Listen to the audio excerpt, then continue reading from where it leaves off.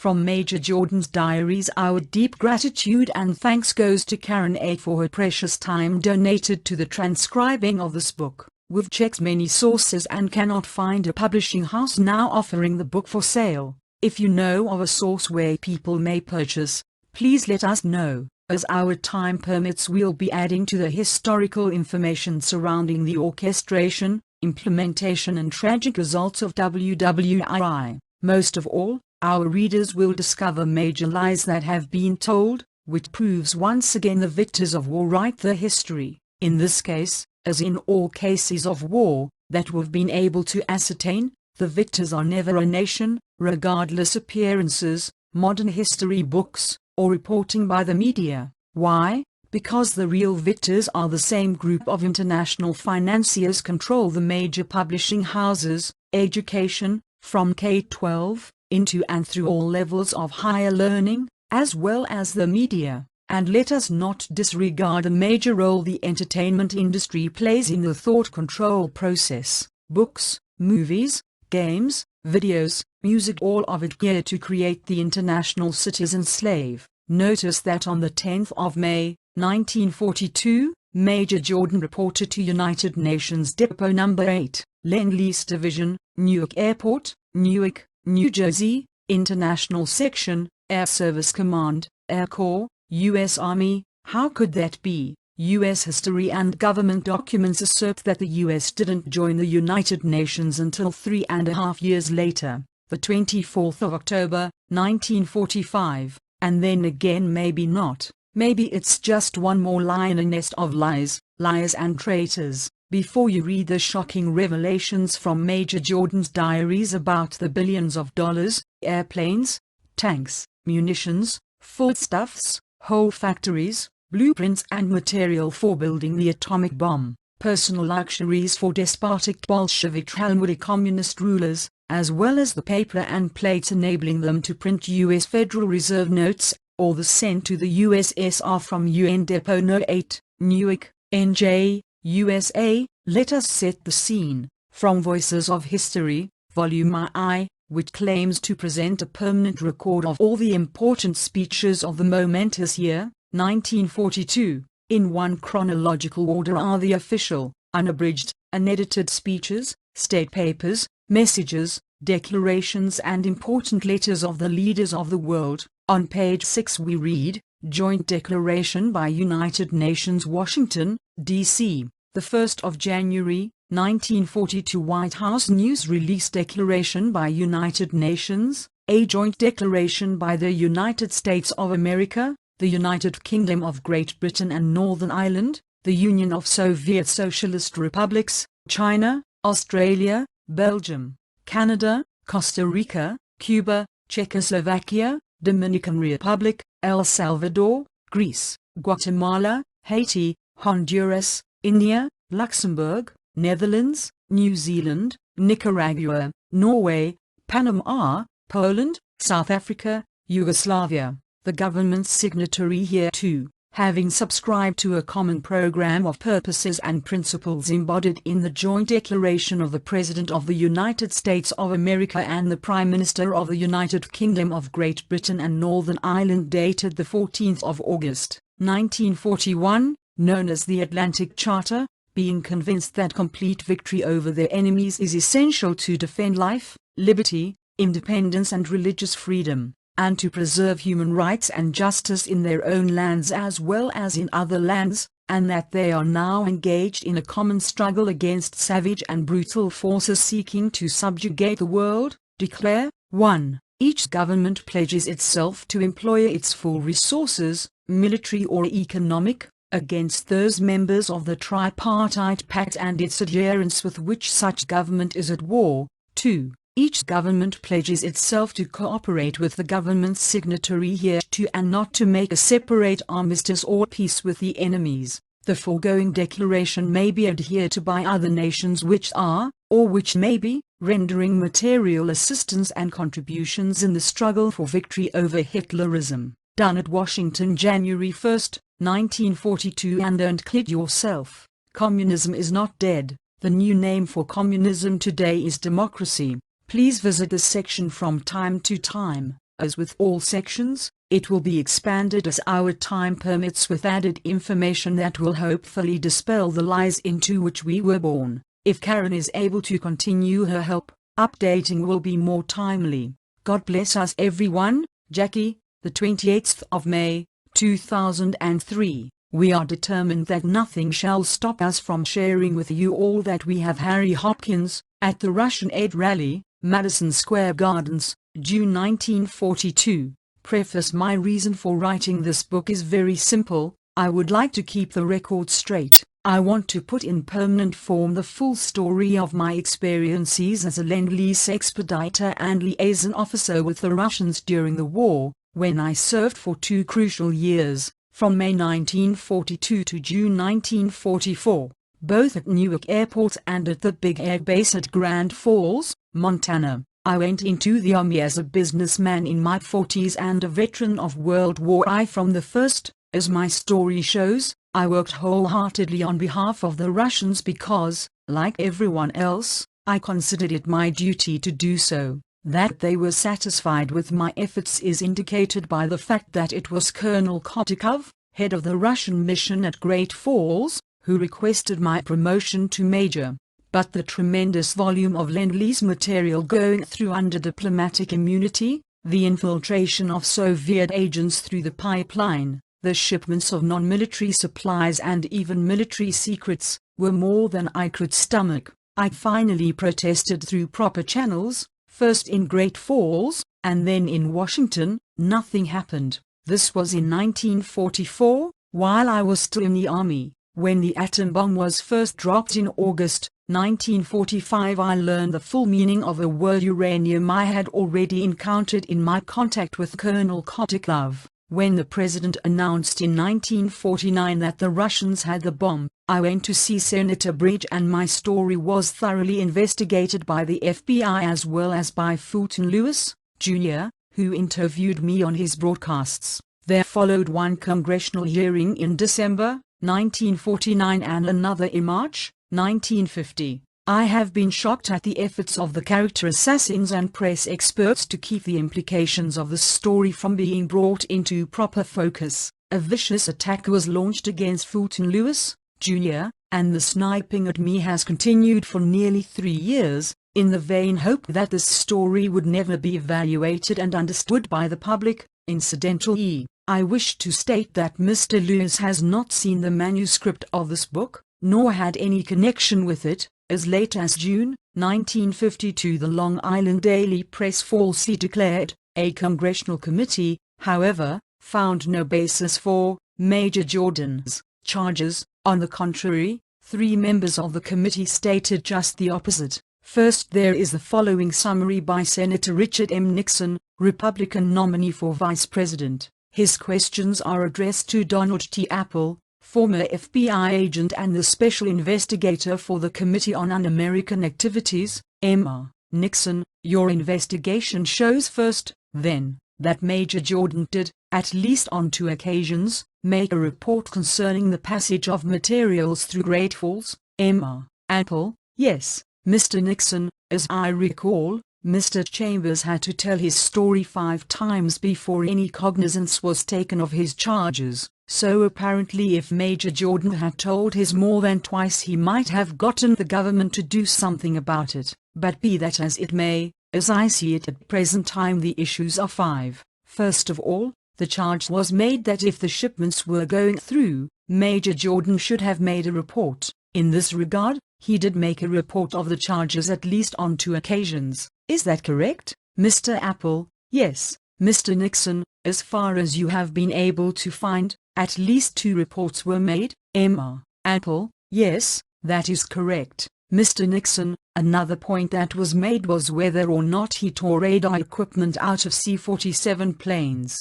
As I understand, this particular phase of his story was questioned in the article in Life magazine, in which they said that the report that Mr. Jordan ripped out radar equipment from C-47s was preposterous, and they quoted his superior officer, Meredith, in that respect, and it was further said that as a matter of fact no C-47s were equipped with radar at the time mentioned by Major Jordan. The investigation of the committee, in addition to your own, has shown, 1. That the C-47s equipped with radar and going to Russia did go through Great Falls, and 2. That Mr. Jordan specifically asked permission of Colonel Jitzinger in Daytona to tear the radar equipment out of a specific plane on one occasion. Mr. Apple, that is correct, and he received that permission from Colonel Jitzinger. Mr. Nixon, then on the point of whether Mr. Jordan did or did not tear radar out of a plane, your investigation substantiates Major Jordan. Mr. Apple, that is correct. Mr. Nixon, another point that Major Jordan made was that certain documents were going through Great Falls under diplomatic immunity, that he broke into the cases, examined the documents, and that some of the material in there which he examined consisted of plans, secret material, and so on, which it would be assumed would not be regarded under diplomatic immunity. I think it is quite clear from your testimony that that phase of Major Jordan's testimony stands up. Is that correct, Mr. Apple? Well, we do know, we are in contact with a witness, a former employee of the Russian Purchasing Commission, who helped pack one pouch of so-called diplomatic mail that went through, and we know it contained material highly secretive on industrial and war developments. Mr. Nixon, is it the intention of the staff, then, to present the witness, Viktor A. Kravchenko, who may be able to substantiate, at least in part, Major Jordan's testimony that secret material was going through? Emma Apple, that is correct. Emma Kravchenko's testimony is quoted on pages 257-67. Emma Nixon, on the point of the so-called shipments of uranium the shipments went through. Is that correct? Emma Apple, 2 specific shipments of uranium oxide and uranium nitrate and shipments of heavy water have been completely documented to include even the number of the plane that flew the uranium and heavy water to Great Falls. Mr. Nixon, and the final point is the matter of Mr. Hopkins having attempted to expedite the shipments. Major Jordan's testimony on that was that his notes, written at the time, showed the initials HH on one of the consignments which he broke into. Your investigation has shown no correspondence of Mr. Hopkins in which he used the initials HH. Is that correct, Emma Apple? That which we reviewed. Mr. Nixon, I understand that. My point is that as far as the investigation you have been able to make is concerned, you as yet have been unable to substantiate Major Jordan's story on that point. Is that correct, Emma Apple? Yes, Mr. Nixon, but you have substantiated it on the 4 other points I mentioned. Mr. Apple, generally, yes. Mr. Nixon, that is all. Representative Harold H. Velt, also a member of the committee, put this question to the investigator: was Major Jordan's story, as far as your investigation was concerned, ever discredited by any of the witnesses whom you contacted? Emma Apple, no. Finally, Representative Bernard W. Kearney of New York State made this statement: listening to the testimony here, it seems to me the only one who did do his duty was Major Jordan. On 2 separate occasions, Major Jordan not only brought all this to the attention of his superior officers, but as a result conferences were held by various government agencies named. Then it was dropped, with regard to the Hopkins note and the Hopkins telephone call, which are fully discussed in Chapter 6. I realize that there is only my word for them, but suppose that a letter of Hopkins signed HH existed, would that prove my charge that I saw a particular note on White House stationery in a black suitcase on a plane headed for Russia? Of course not. Why, then, have some persons insisted that producing such a signature is necessary, when such evidence would prove nothing? Perhaps because they were impelled to raise a smokescreen. My point was that my notation of the signature, reproduced in center section of this edition, was HH, just as President Roosevelt sent Hopkins memos addressed HH, see Roosevelt and Hopkins by Robert Sherwood, page 409. Since I have neither the letter itself or the transcript of the phone call, I have only my word to offer. I ask the reader only one thing: please reserve your judgment until you finish this book. I'm not a professional soldier though, I have served in 2 wars. I'm a businessman who volunteered in the interests of my country. There is no reason, fortunately, for me to pull punches because of any pressures which can be applied to me. I have called the plays as I saw them. I most sincerely acknowledge the assistance of those who have helped me with this volume: Colonel William Elridge, Paul R. Berryman, John Frank Stevens, and Colonel Theodore S. Watson and his friends for their advice and insistence that I take leave of my business and spend the 2 years of effort necessary, and the writer whom a good friend of mine prevailed upon to undertake the Herculean job of sorting, rewriting, checking and preparing the data. I have used Richard L. Stokes, General Robert E. Wood and Eldon Martin of Chicago.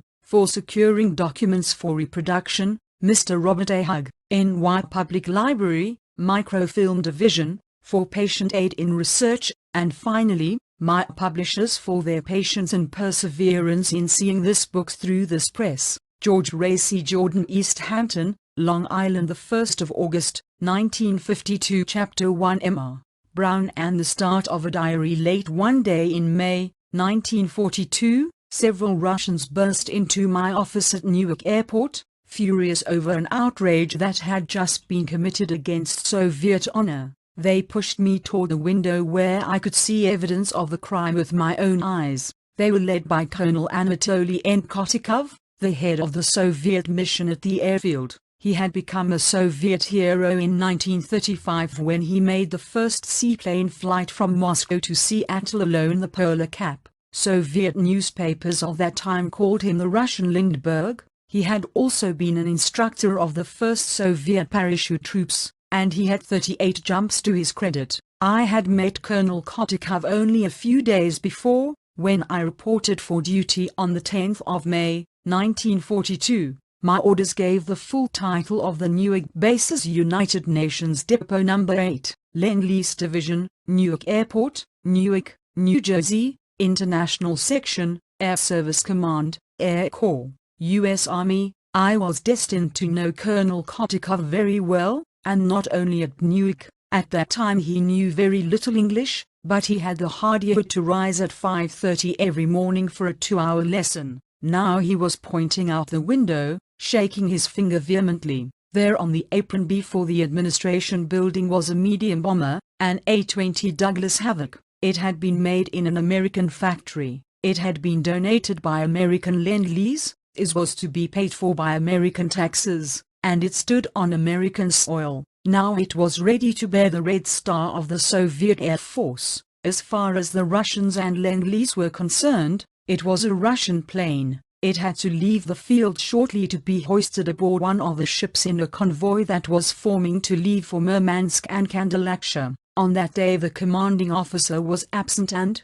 as the acting executive director, I was in charge. I asked the interpreter what outrage had occurred. It seemed that a DC-3, a passenger plane, owned by American Airlines, had taxied from the runway and, in wheeling about on the concrete plaza to unload passengers, had brushed the Havoc's engine housing. I could easily see that the damage was not too serious and could be repaired, but that seemed to be beside the point. What infuriated the Russians was that it be tolerated for 1 minute that an American commercial liner should damage, even slightly, a Soviet warplane. The younger Russians huddled around Colonel Kotikov over their Russian-English dictionary, and showed me a word, punish. In excited voices they demanded, punish, pilot. I asked what they wanted done to the offending pilot. One of them aimed an imaginary revolver at his temple and pulled the trigger. You're in America, I told him. We don't do things that way.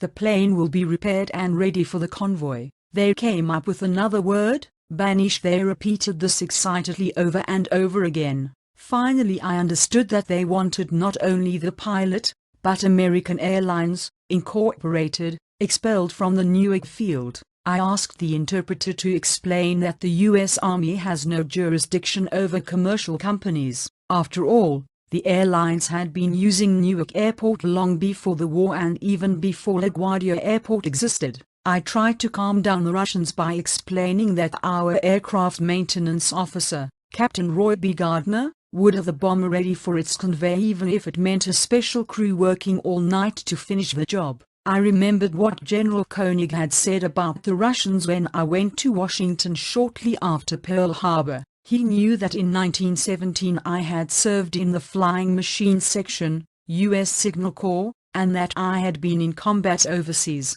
When he told me there was an assignment open for a Lend-Lease liaison officer with the Red Army Air Force, I was eager to hear more about it. It's a job, Jordan, that calls for an infinite amount of tact to get along with the Russians, the general said. They are tough people to work with, but I think you can do it. Thus I had been assigned to Newark for the express purpose of expediting the Lend-Lease program. I was determined to perform my duty to the best of my ability. I was a retread, as they called us, veterans of World War I, and a mere captain by the age of 44, but I had a job to do and I knew I could do it. The first days had gone reasonably well and I rather liked Kotikov, but there was no denying it, the Russians were tough people to work with. As my remarks about repairing the bomber on time were being translated, I noticed that Colonel Kotikov was fidgeting scornfully. When I finished, he made an abrupt gesture with his hand. "I call Mr. Hopkins," he announced. It was the first time I had heard him use this name. It seemed such an idle threat, and a silly one. What did Harry Hopkins have to do with Newark Airport? Assuming that Kotikov carried out his threat, what good would it do? Commercial planes, after all, were under the jurisdiction of the Civil Aeronautics Board. "Emma Hopkins fix," Colonel Kotikov asserted. He looked at me and I could see now that he was amused, in a grim kind of way. "Emma Brown will see Mr. Hopkins." "No," he said, smiling. The mention of Emma Brown puzzled me, but before I had time to explore this any further, Kotikov was barking at the interpreter that he wanted to call the Soviet embassy in Washington. All Russian long-distance calls had to be cleared through my office, and I always made sure that the journals, which could be extraordinarily long at times, were put through collect. I told the operator to get the Soviet embassy, and I handed the receiver to Kotikov. By this time the other Russians had been waved out of the office, and I was sitting at my desk. Colonel Kotikov began a long harangue over the phone in Russian, interrupted by several trips to the window. The only words I understood were American Airlines, Hopkins, and the serial number on the tail, which he read out painfully in English. When the call was completed, the colonel left without a word. I shrugged my shoulders and went to see about the damaged Havoc. As promised, it was repaired and ready for hoisting on shipboard when the convoy sailed. That, I felt sure, was the end of the affair. I was wrong. On the 12th of June the order came from Washington, not only ordering American Airlines off the field, but directing every aviation company to cease activities at Newark forthwith. The order was not for a day or a week. It held for the duration of the war, though they called it a temporary suspension. I was flabbergasted. It was the sort of thing one cannot quite believe, and certainly cannot forget. Would we have to jump whenever Colonel Kotikov cracked the whip? For me, it was going to be a hard lesson to learn. Captain Gardner, who had been at Newark longer than I, and who was better versed in what he called the push-button system, told me afterwards that he did not waste a second after I informed him that Colonel Kotikov had threatened to call Mr. Hopkins. He dashed for the best corner in the terminal building, which was occupied by commercial airlines people, and staked out a claim by fixing his card on the door. A few days later the space was his. I was dazed by the speed with which the expulsion proceedings had taken place. First, the cab inspector had arrived. Someone in Washington, he said, had set off a grenade under the Civil Aeronautics Board. He spent several days in the control tower, and put our staff through a severe quiz about the amount of commercial traffic and whether it was interfering with Soviet operations. The word spread around the field that there was going to be hell to pay. Several days later, the order of expulsion arrived. A copy of the order is reproduced in Chapter 9 of this edition, a masterpiece of bureaucratic language. I had to pinch myself to make sure that we Americans, and not the Russians, were the donors of Lend-Lease. After all, Jordan, I told myself, you don't know the details of the whole operation. This is only one part of it. You're a soldier, And besides, you were warned that this would be a tough assignment. At the same time, however, I decided to start a diary, and to collect records of one kind and another, and to make notes and memos of everything that occurred. This was a more important decision than I realized. Keeping a record wasn't exactly a revolutionary idea in the Army. I can still see Sergeant Cook, at Kelly Field, Texas, in 1917, with his sandy thatch and ruddy face, as he addressed me, a 19-year-old corporal, from the infinite superiority of a master sergeant in the regular army. Jordan, if you want to get along, keep your eyes and your ears open, keep your big mouth shut, and keep a copy of everything. Now I felt a foreboding that one day there would be a thorough investigation of Russian Lend-Lease. I was the only one cog in the machinery, yet because of the fact that I couldn't know the details of high-level strategy, I began the Jordan Diaries. These diaries consist of many components. The first was started at Newark, and later grew into 2 heavy binders stuffed with an exhaustive documentation of Army orders, reports, correspondence, and names of American military persons. It covers the Soviet Lend-Lease movement by ship from Newark, and by air from Great Falls and Fairbanks from early in 1942 to the summer of 1944. The record is not only verbal but pictorial. Among many photographs there are 8 which commemorate the visit to Great Falls of the most famous member of any World War I outfit, Captain Eddie Rickenbacker. A sort of annex, or overflow, contains oddments like a file of Tail Wines, newspaper of the 7th Ferrying Group. The second section, also begun in Newark, is a small book with black leather covers. In this I entered the name, rank and function of every Russian who came to my knowledge as operating anywhere in the United States. The catalogue identifies 418 individuals, not a few of whom were unknown to the FBI. Mr. Hoover's men were interested enough to photostat at every page of this book. The list proved to be of value, I was told, in tracing communist espionage in America during the war. Incidentally, this ledger opens with what authorities have praised is a very complete roster of Soviet air bases, 21 in all, with mileages, from Bering Strait across Siberia to Moscow. The third part, a sizable datebook in maroon linen, is the only one that follows the dictionary definition of a diary as a record or register of daily duties and events. It is a consecutive notation of happenings, personal and official, during 9 months of 1944, but we are 2 years ahead of ourselves, and we shall come to that period later. Unofficial explanation of the expulsion of the airlines from Newark Airport was necessary for public consumption, but the one given could hardly have been more preposterous. The cab press release stated, all air transport service at the Newark, NJ Airport was ordered suspended immediately by the Civil Aeronautics Board today. The board attributed the suspension to the reduced number of airplanes available and the necessity for reducing stops as a conservative move. We at the airport were told there was too much commercial airplane traffic. The public was told that the ban was imposed because there were now fewer planes, and the idea that conservation resulted from the ban was absurd. The planes now stopped at LaGuardia, which they hadn't before, instead of at Newark. On the 12th of June, the day of the ban, the identity of the M.R. Brown mentioned by Colonel Kotikov was revealed. His name was Molotov. Front pages revealed that he was the president's overnight guest at the White House. The newspapermen all knew that Molotov had been in Washington from the 29th of May to the 4th of June, traveling incognito as M.R. Brown. One reporter asked Stephen Early, "Why didn't you call him M.R. Red?" At Early's request they had imposed a voluntary censorship on themselves, and the visit was called the best-kept secret of the war. At one point during this period, Molotov visited New York, though I don't know whether Colonel Kotikov saw him then. He obviously knew all about Molotov's movements. Late in the evening of Molotov's first day at the White House, Harry Hopkins made an entry in his diary. "I think it is shocking," Hopkins wrote. "I suggested that Molotov might like to rest." Hopkins wrote, "Litvinov acted extremely bored and cynical throughout the conference.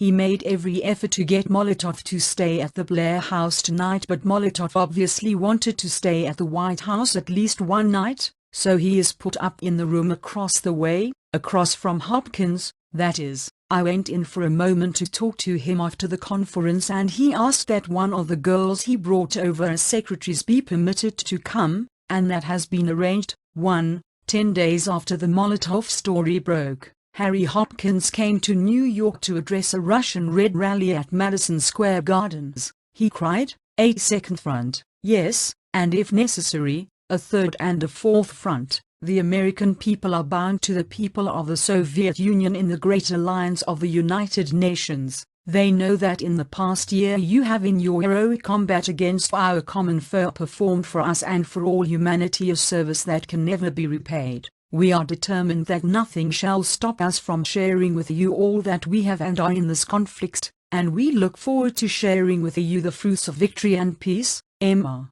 Hopkins concluded, "Generations unborn will owe a great measure of their freedom to the unconquerable power of the Soviet people." 2. Sources Chapter 1 Chapter 2 The bomb powder folders. In my capacity as liaison officer, I began helping the Russians with necessary paperwork and assisted them in telephoning various factories to expedite the movement of supplies to catch particular convoys. I soon got to know Eugene Rodsovich, the field man who visited the plants and reported daily by phone as to possible expectations of deliveries. As Colonel Kotikov communicated with many different officials of the Soviet Government Purchasing Commission, their names became more and more familiar to me. For instance, Mr. Iwe Eriman, a member of the commission, was in charge of raw materials. Others were B.N. Fomin, in charge of powder and explosives in the military division, N.S. Formachev, assistant chief to Mr. Eriman in the chemical division under raw materials,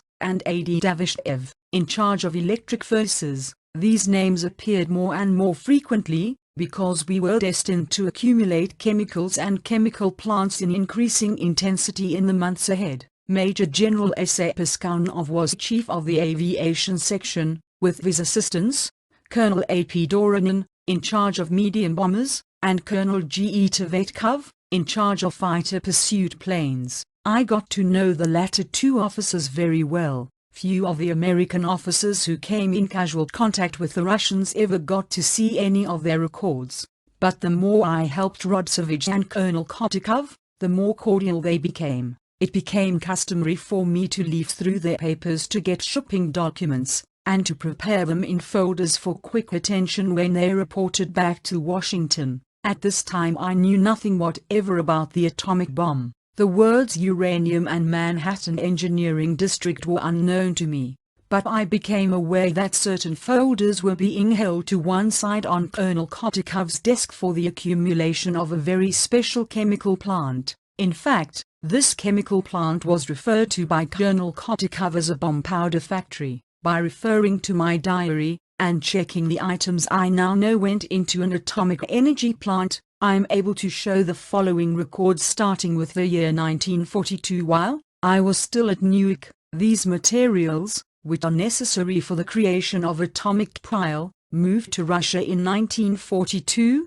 graphite, natural, flake, lump or chip, costing American taxpayers $812,437, over $13 million worth of aluminum tubes, used in the atomic pile to cook or transmute the uranium into plutonium, the exact amount being $13,041,152. We sent 834,989 pounds of cadmium metal for rods to control the intensity of an atomic trial. The cost was $781,472. The really secret material, thorium, finally showed up and started going through immediately. The amount during 1942 was 13,440 pounds at a cost of $22,848. On the 30th of January, 1943 we shipped an additional 11,912 pounds of thorium nitrate to Russia from Philadelphia on the SS John C. Fremont. It is significant that there were no shipments from 1944 and 1945, due undoubtedly to General Grove's vigilance. Regarding thorium, the Smith Report, page 5, says, the only natural element which exhibit this property of emitting alpha or beta particles are, with a few minor exceptions, those of very high atomic numbers and mass numbers, such as uranium, thorium, radium, and actinium, that is, those known to have the most complicated nuclear structures. It was about this time that the Russians were anxious to secure more diesel marine engines, which cost about $17,500, and were moving heaven and earth to get another 25 of the big ones of over 200 horsepower variety. Major General John R. Dean, chief of our military mission in Moscow, had overruled the Russians' request for any diesel engines because General MacArthur needed them in the South Pacific. But the Russians were undaunted and decided to make an issue of it by going directly to Hopkins, who overruled everyone in favor of Russia. In the 3-year period, 1942-44, a total of 1,305 of these engines were sent to Russia. They cost $30,745,947. The engines they had previously received were reported by General Dean and our military observers to be rusting in open storage. It is now perfectly obvious that these diesels were post-war items, not at all needed for Russia's immediate war activity. Major General Dean, an expert on Russian Lend-Lease, has this to say in his excellent book, The Strange Alliance, which bears the meaningful subtitle, The Story of Our Efforts at Wartime Cooperation with Russia. With respect to Russian aid, I always felt that their mission, that is, the mission of Harry Hopkins and his aide, Major General James H. Burns, was carried out with a zeal which approached fanaticism. Their enthusiasm became so ingrained that it could not be tempered when conditions indicated that a change in policy was desirable. When the tide turned at Stalingrad and a Russian offensive started which ended only in Berlin, a new situation was created. We now had a Red Army which was plenty cocky and which became more so with each successive victory. The Soviet leaders became more and more demanding. The fire in our neighbor's house had been extinguished and we had submitted ourselves to his direction in helping to extinguish it. He assumed that we would continue to submit ourselves to his direction in helping rebuild the house, and unfortunately we did. He allowed us to work on the outside and demanded that we furnish the material for the inside, the exact use of which we were not allowed to see. Now that the house is furnished, we have at best only a nodding acquaintance. 1. It is true that we never knew the exact use to which anything sent under Russian Lend-Lease was put, and the failure to set up a system of accountability is now seen to have been an appalling mistake. But could anything be more foolish than to suppose that the atomic materials we sent have not been used for an atomic bomb which materialized in Russia long before we expected it? The British let us inspect their installations openly, and exchanged information freely. The Russians did not. Our government was intent on supplying whatever the Russians asked for, as fast as we could get it to them, and I was one of the expediters. And when I saw our government, I mean of course Harry Hopkins, the man in charge of Lend-Lease, and his aides, we in the army knew where the orders were coming from, and so did the Russians. The push-button system worked splendidly. No one knew it better than Colonel Kotikov. One afternoon Colonel Kotikov called me to the door of the hangar. He pointed to a small plane which bore a red star in a white circle. "Who owns this?" he asked. I recognized it as a Texaco plane, and explained that it belonged to an oil firm, the Texaco Company. What right had the Texas Company, he asked, to usurp the red star? He would phone Washington and have it taken away from them immediately. I grabbed his arm and hastily explained that the state of Texas had been known as the Lone Star State long before the Russian Revolution. I said that if he started a fight about this star, the state of Texas might declare war on Russia all by itself. Kotikov wasn't really sure whether I was joking, but he finally dropped the idea of phoning. I always remember with amusement that this was one of the few times that Harry Hopkins was not called upon for help. The various areas of Russia that were being built or rebuilt were apparent from the kind of supplies going forward on Lend-Lease. Many of the supplies were incredibly long-range in quantity and quality. Here are some of the more important centers: Soviet city, nature of U.S. Lend-Lease material Chelyabinsk, tractor and farm machinery Cherkik,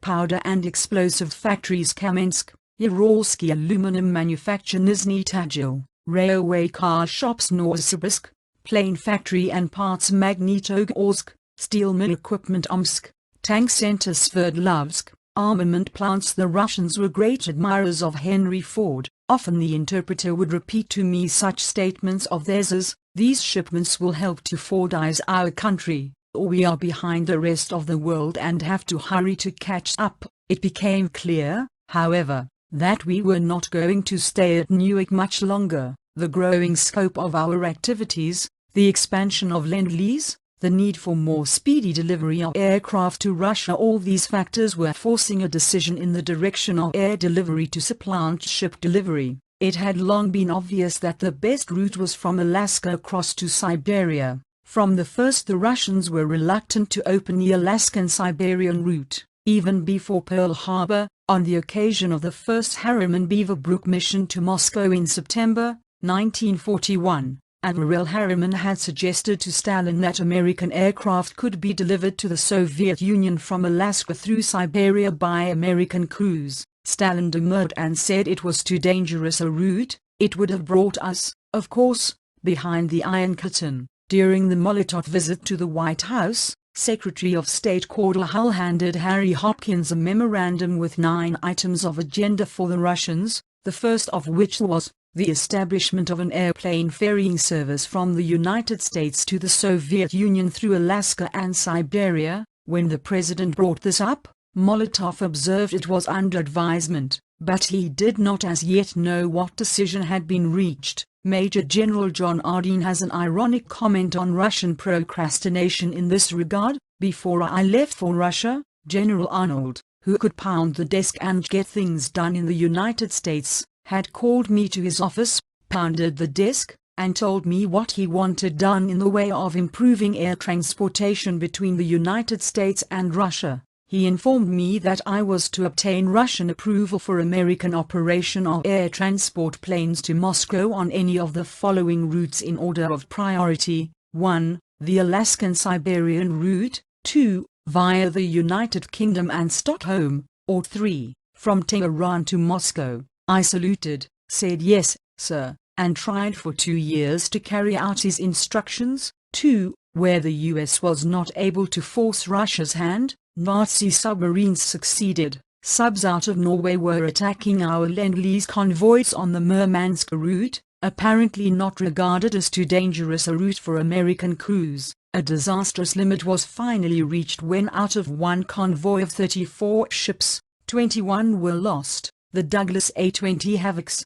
which were going to the bottom of the ocean, were more important to Stalin than human lives. So first we started flying medium bombers from South America to Africa, but by the time they got across from Africa to Tiflis, due to sandstorms the motors had to be taken down and they were not much use to the Russians, nor were we able to get enough of them on ships around Africa to fill Russian requirements for the big offensive building up for the Battle of Stalingrad. Finally, Russia sent its okay on the Alaskan-Siberian route. Americans would fly the planes to Fairbanks, Alaska. Americans would set up all the airport facilities in Alaska. Soviet pilots would take over on our soil. Soviet pilots only would fly into Russia. The chief staging point in the US was to be Gore Field in Great Falls, Montana. A few years before the war, General Royce, who had been experimenting in cold weather flying with a group of training planes called Snowbirds,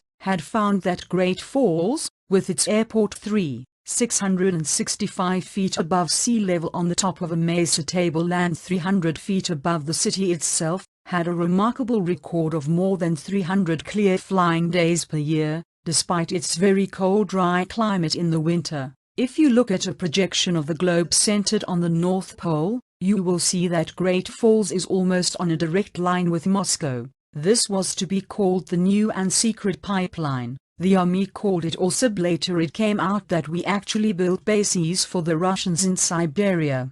Colonel Maxwell E. Erdőfi, the famous airport builder, and crews from the Alcan Highway project were ordered to Russia and kept in isolation and under Soviet guard as they built Siberian airports. I find no record anywhere of this work having been changed to Lend-Lease. Sources Chapter 2 Chapter 3 We moved to Montana. It was the coldest weather in 25 years when the route was mapped out. First of all, Major General Farlett Bradley flew experimentally by way of the old Goldfield airstrips of Canada. With the Russians he scratched out a route from Great Falls through Fairbanks, Alaska and across Siberia to Kubyshev and Moscow. It is the coldest airway in the world across the Yukon to Alaska and through the pole of cold in Siberia, but it worked. Colonel, then Captain, Gardner, our troubleshooter at Newark, was one of the first to go ahead to Montana. Then Lieutenant Thomas J. Cockrell arrived at Great Falls in charge of an advance cargo to make arrangements for the housing and quartering of troops of the 7th Ferrying Group of the Air Transport Command, which was moving from Seattle. Gorefield was at that time known as the Municipal Airport of Great Falls. Although it had been selected as the home of the 7th, actual construction of barracks and accommodations had not been started. The Great Falls Civic Center was therefore selected as a temporary home, with headquarters, barracks, mess hall and other facilities combined under the roof of the huge municipal structure. The ice arena was also used as a combination barracks and mess hall, and temporary headquarters were established in the office of Mayor Ed Shields and the offices of other city officials. For nearly 4 months, the Civic Center remained the home of the 7th Ferrying Group,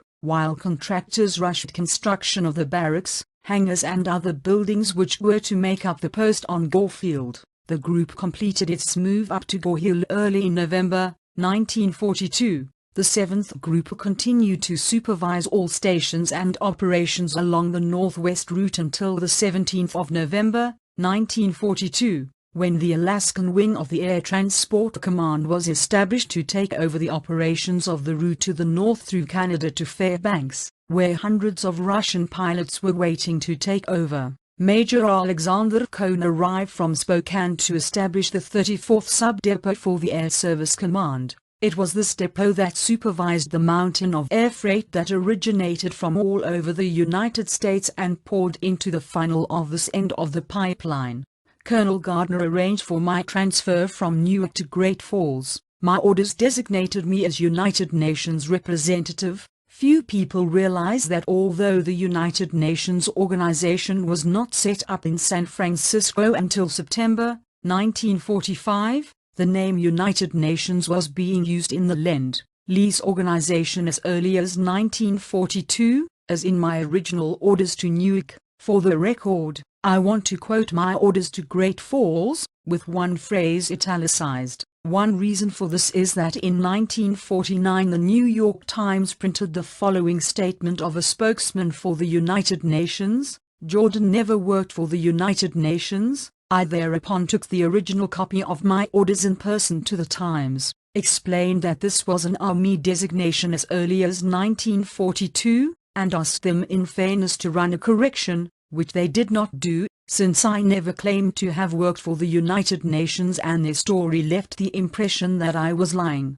Here are my orders, with the original Army abbreviations: Army Air Forces Headquarters, 34th Sub-Depot Air Service Command Office of the Commanding Officer Cap George H. Orden, 04682488, AC, having reported for duty the Star Papa 1, so number 50, AAF, ASC, HQ New York Air Served Post Area Command, Newark Airport, NJ, dated the 2nd of January 1943, is hereby ASC United Nations Representative, 34th Sub-Depot, Great Falls, Montana, effective this date. By order of Lieutenant Colonel Meredith. These official orders activating my post were preceded on January 1 by Presidential Directive. This directive was addressed to the commanding generals of the Air Transport, Material, and Air Service Commands, through Colonel H. Ray Page, Chief, International Section, Air Staff, who worked directly under General Arnold. This directive gave first priority for the planes passing through our station, even over the planes of the United States Air Force. It was extremely important in all my work. I quote the crucial first paragraph: Army Air Forces Headquarters, Washington, the 1st of January, 1943. Memorandum for the Commanding General, Air Service Command. Subject: Movement of Russian airplanes. 1. The President has directed that airplanes be delivered in accordance with protocol schedules by the most expeditious means. To implement these directives, the modification, equipment and movement of Russian planes have been given first priority, even over planes for U.S. Army Air Forces, by command of Lieutenant General Arnold Richard H. Ballard, Colonel, GSC Assistant Chief of Air Staff. A4. The following story illustrates the importance of first priority and indicates how few people, even in the armed services, were aware of it. One day a flying colonel arrived at Great Falls and asked for clearance to Fairbanks, Alaska. He was told that his plane could not leave for the 4 days it would take to comply with the winterization orders enabling his plane to fly the cold route. He immediately demanded sufficient mechanics to do the job in a few hours. I pointed out that this would require mechanics who were working on Russian planes. "I know I'm just an Air Force colonel," he muttered, "and I hate to discommode Uncle Joe, but I'm afraid, Captain, that this American plane will have to take precedence over the Russian planes." It isn't often that a captain can contradict a colonel.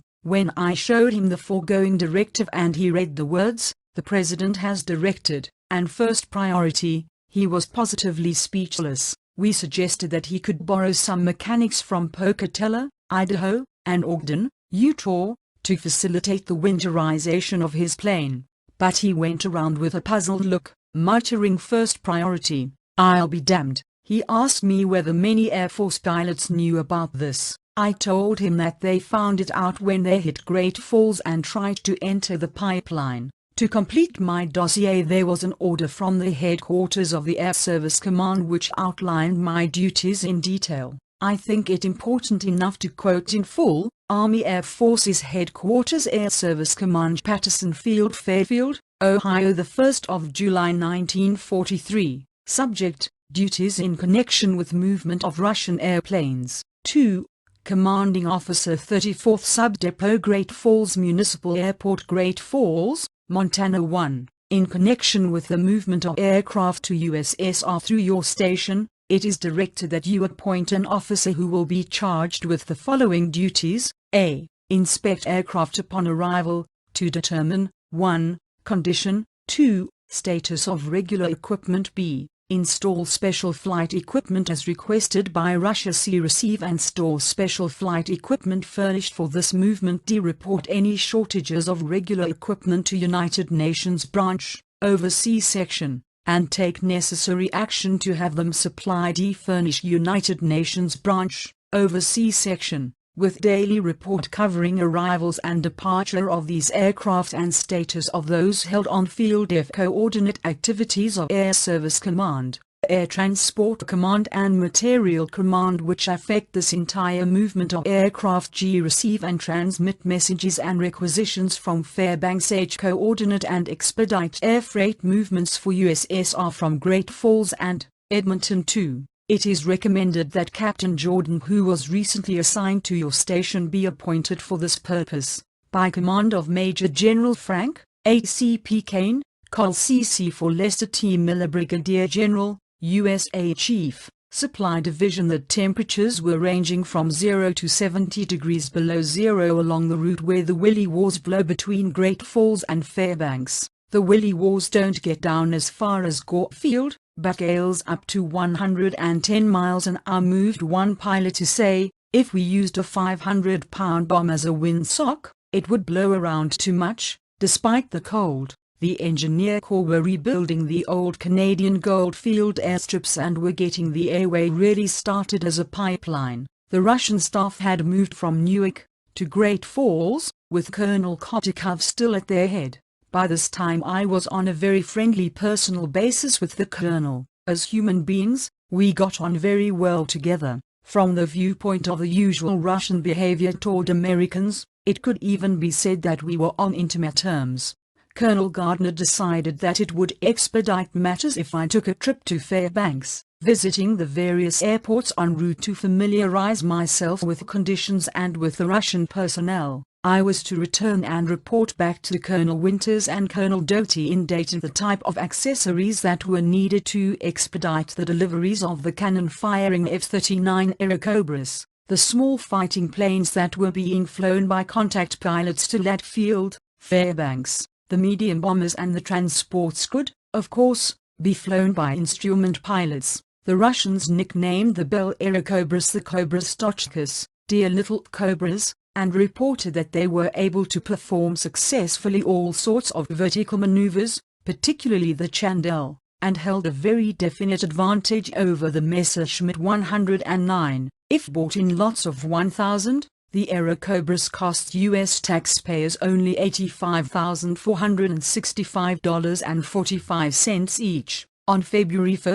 1943, I departed from Great Falls for Fairbanks. Chapter 4: How my Alaskan report helped the Russians. On the day of my departure, Colonel Kotikov came down to the runway to see me off. He saw my Gaffney boots, lined with sheepskin, and looked horrified. "You Americans know nothing about cold," he muttered, hustling me into a car. We raced to his quarters, and he insisted on lending me his own Russian boots made of felt with leather soles. Unlike sheepskin, felt never gets damp from perspiration. It also balloons down in a spread, making it possible to walk on snow without breaking through. I had good reason to be grateful to the colonel for the boots. As we drove back to the plane, Colonel Kotikov informed me with a pleasant grin that his wife was on her way from Russia to join him at Great Falls. It had been my experience that only the favored few could get their wives to join them from the Soviet Union. I had more reason than ever to consider that I was working with an important member of the Russian hierarchy.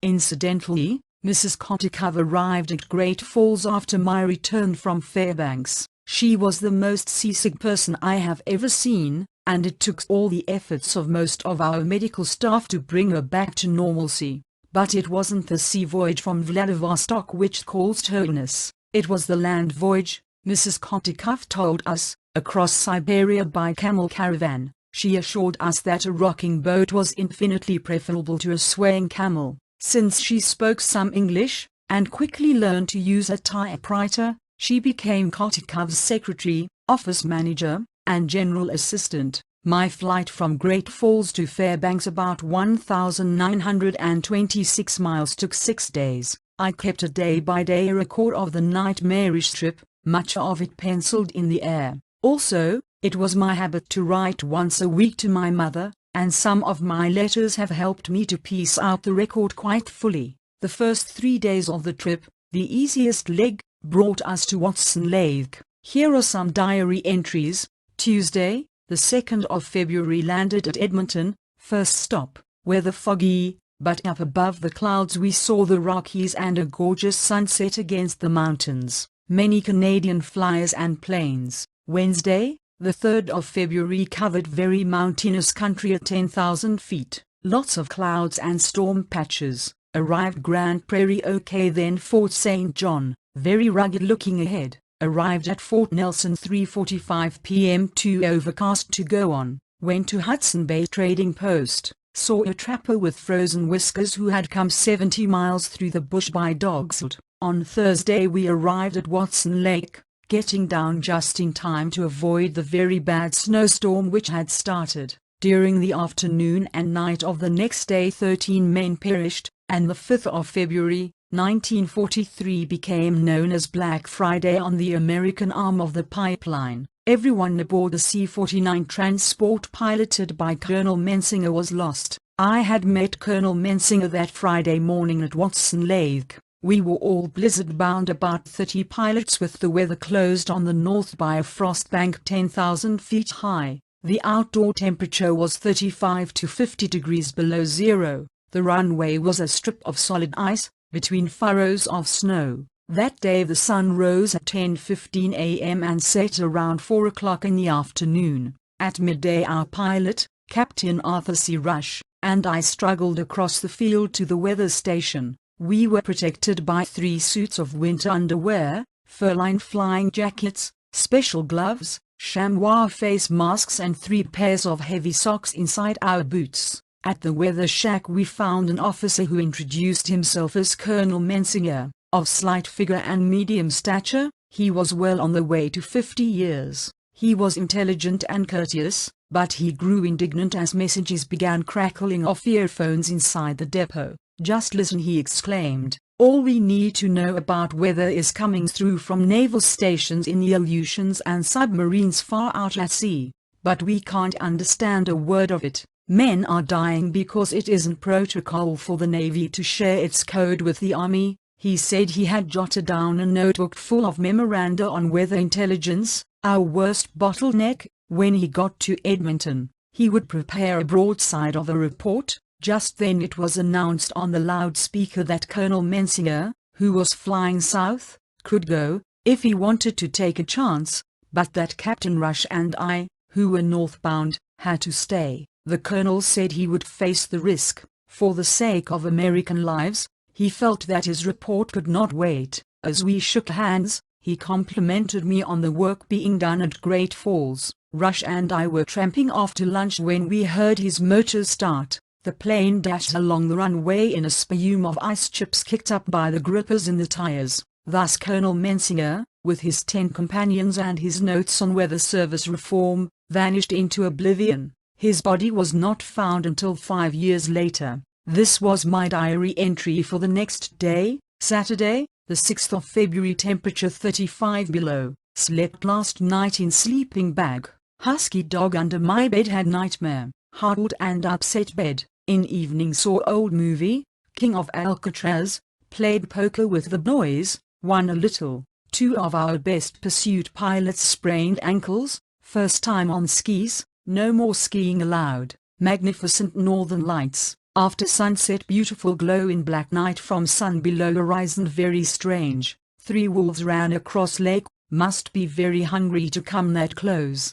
Colonel Mensinger's plane and another plane reported lost. Others went up, looked for fires or signals. Nothing seen. On Monday our enforced stay at Watson Lake ended, but we were in for a much greater ordeal. We began the 6-hour flight from Watson Lake to Fairbanks by crossing an area that became known as the $1 Million Valley, because planes worth more than that sum were lost there. It was the 220-mile run from Watson Lake to Whitehorse, the next airfield to the north. We went up to 14,000 feet to break out of the frost bank. It had been 54 below zero when we left the ground. At nearly 3 miles up we estimated the temperature at 70. Then our heater froze. We knew we were in for it. This is what I later wrote from Fairbanks to my mother. That trip from Watson Lake was a horror. I never knew a person could be so cold. I nearly lost a couple of toes, and my heels are still sore.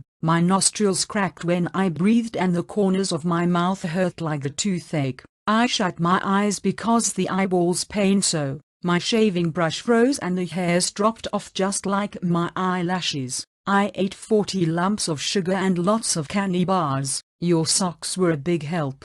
The pilot couldn't see out of the window because of his breath freezing on the pane. So we flew by instruments until the end, when we used lighter fluid to wash a hole to land by. When our plane put down in Fairbanks, the first person aboard was a Russian girl of middle height, a mechanic, with a flat Slavic face and with the shoulders and torso of a wrestler. She took one look at me and screamed. I was told later that my mouth resembled icy slush. My nose and cheekbones were covered with frost and my eyes were staring like glass. I couldn't stand erect, because my knees were bent as if crippled with rheumatism. So were my elbows. I was almost insensible. After all, I was 45 years old, and couldn't take it like pilots in their 20s. Without inhibitions, the generous girl seized my head with her brawny arms and hugged it to her warm bosom. She held it there until I could feel pins and needles, which showed that the tissues were warming back to life.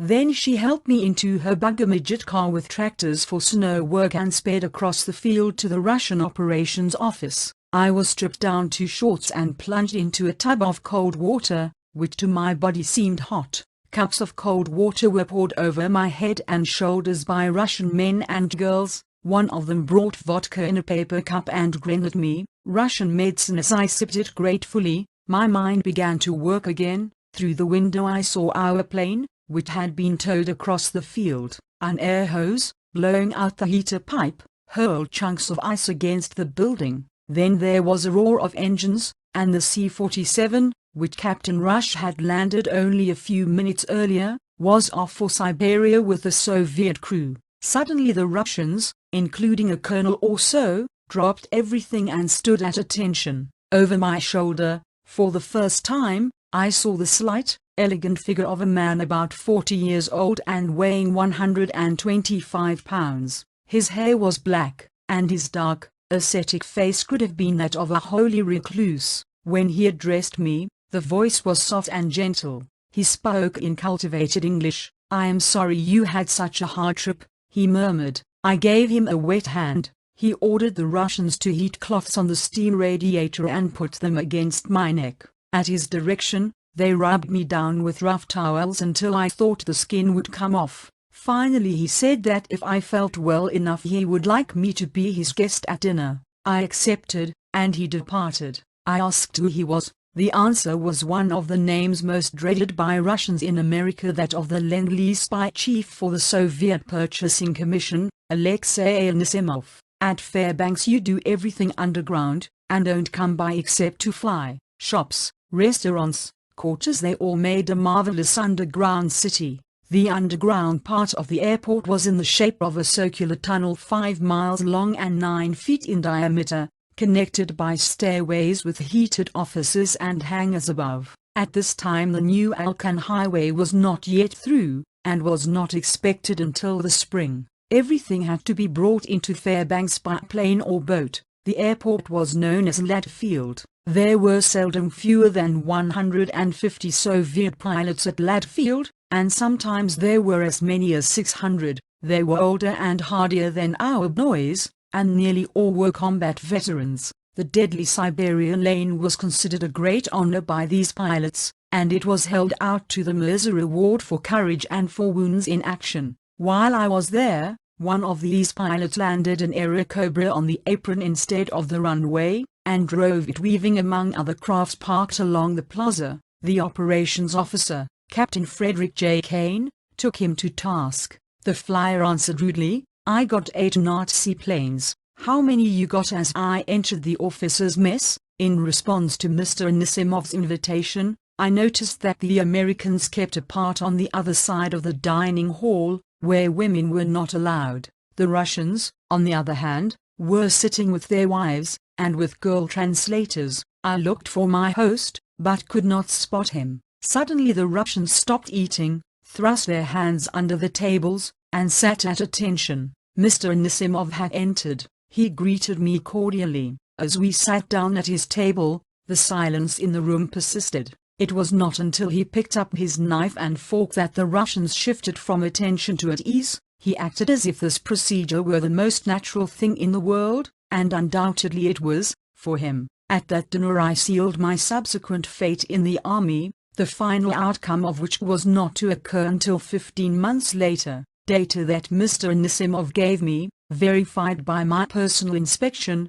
formed the basis of the Alaskan report which I made on my return to Great Falls. This report touched off a drastic reorganization in the Northwest area. It also brought upon me the wrath of Colonel Dale V. Gaffney, commander of Ladd Airfield and chief of the cold weather testing unit at Fairbanks, who was Anisimov's bite-noir. In the big shake-up which my report subsequently sparked, the Russian movement was transferred to the AAP's Alaskan Brigadier General and became my commanding officer. Thus was fulfilled the prophecy of a friend who called me from right field as soon as he read my Alaskan report. "It's nice to have met you," he said. "I'll see you in civilian life sometime. Don't you know you've cut your own throat?" My official jugular had 15 months to go as I sat at the dinner table with Mr. Anisimov and he outlined his complaints.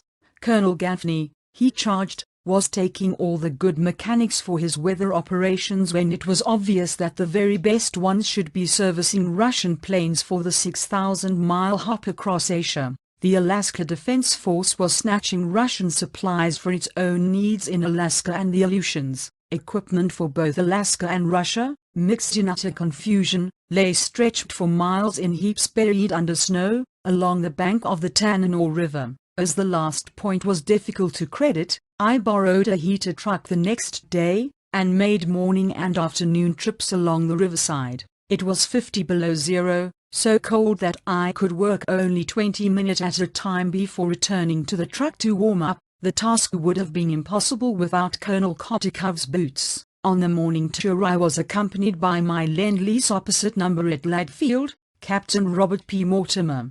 Captain Mortimer originated a suggestion that delighted the Russians. It came in a letter addressed to me in Great Falls some days later. Do you think you could put any cargo, say 400 or 500 pounds, in each of the A-20s and B-25s that are coming up here? Thereafter we loaded 250 pounds of freight on every B-25 and 320 pounds on every A-20. Since they could make the run to Moscow in 2/3 of the time needed by transport craft, Colonel Kotikov used the bombers for AAA priority shipments. Captain Mortimer told me that a building previously used for storing Russian goods had been taken from him by the Alaska Defense Force, and that all materials reaching Fairbanks had been combined in one giant pool. There was no inventory, and he was having trouble locating supplies scheduled for Russia. A quotation from my Alaskan report speaks for itself. We drove about 5 miles through woods along a tortuous road. I found the supply pool not in buildings and segregated to bins, but strung along the river bank in different piles. Some were under tarpaulins and all era under much snow. We got out several times, probed the snow away with sticks and looked at the boxes. We saw many generators, complete mobile depot units, complete instrument shops in crates, unwrapped tires of different sizes and thousands of boxes of aircraft parts buried so deep in snow that it was difficult to know whether we were scraping the true bottom.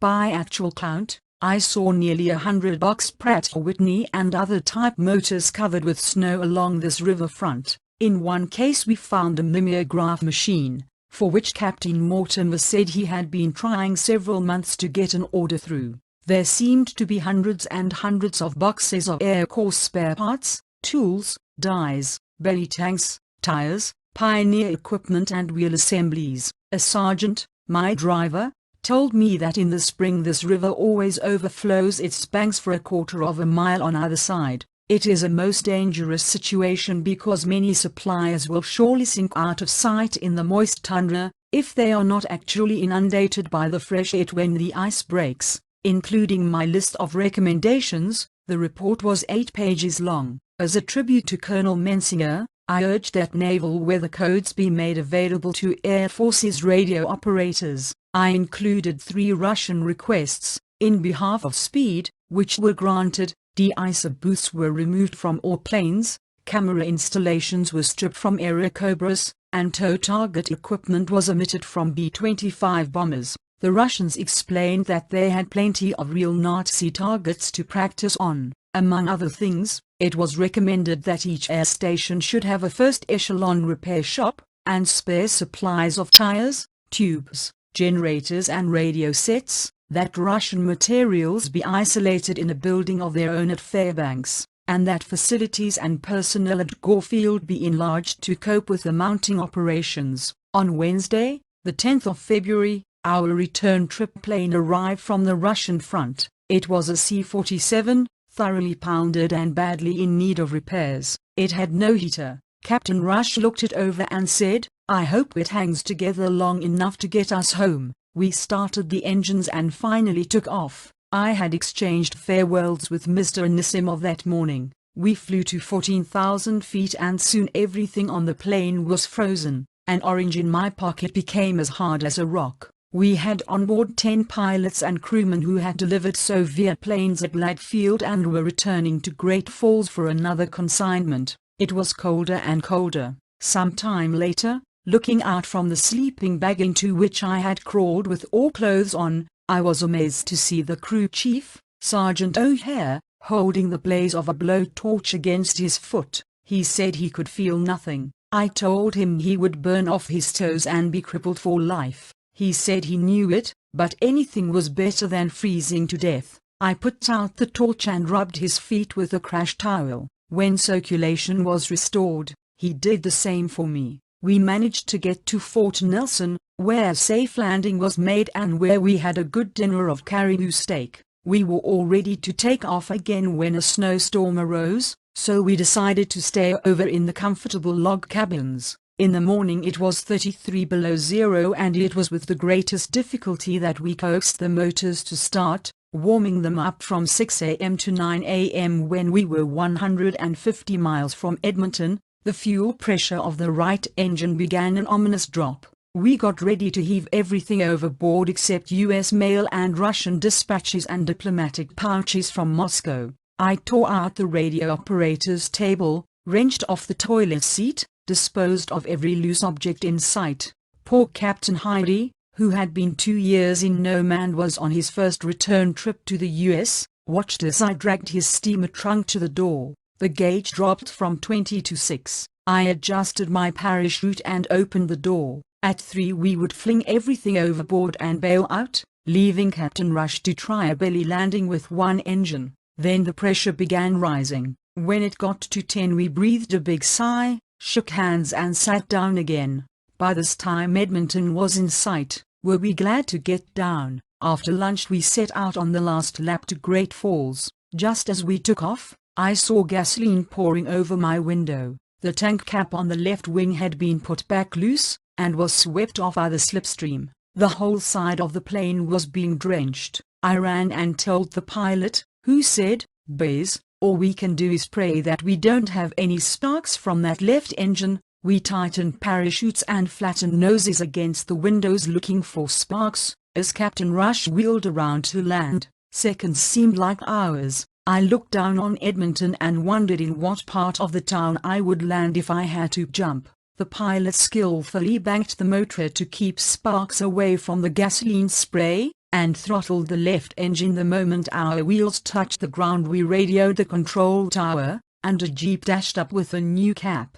We not only screwed it on, we wired it down. By then we were looking at another sunset, and flew homeward by the light of the stars. It was around midnight of Friday, the 12th of February, when we got back to Great Falls. All my life I had heard of the frozen north. Now I knew what a terror it is. On the morning of the 17th of February I laid my Alaskan report before Colonel Meredith, a rugged veteran who had been trained at West Point. He read it through with minute care, word by word. Then he demanded incredulously, "You want me to endorse this?" I answered yes. The report was what I sent to Fairbanks to get. "I thought you wanted to be a major," he said. "Evidently you've given up all hope of promotion." But instead of handing the papers back, he called a stenographer to take a memo for Lieutenant Colonel P.I. Doty, Chief of the United Nations Branch, Patterson Field, Fairfield, Ohio. At that moment I admired more than ever the type of officer developed by the U.S. Military Academy. Colonel Meredith was a close friend of Gaffney, but this is what he dictated. The attached report of Captain Jordan has been read and carefully noted. It is strongly recommended that constructive action based on findings in the attached report be inaugurated immediately, at the next rating of officers, which took place every 3 months.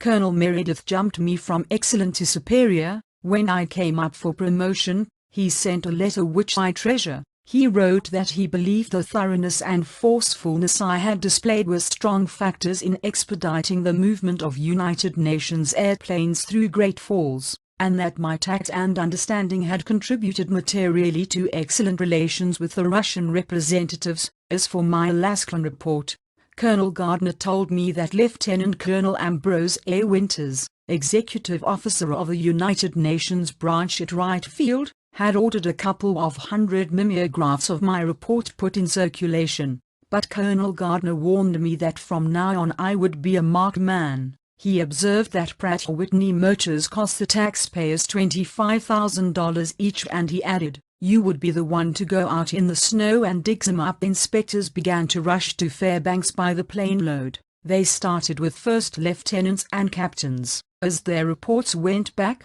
confirming mine, the rank ascended to majors and lieutenant colonels. Arriving at last was a full colonel named Hugh J. Nair, who afterwards became a major general. He was chief of the Headquarters Air Service Command at Fairfield, and had been empowered to settle the matter once and for all.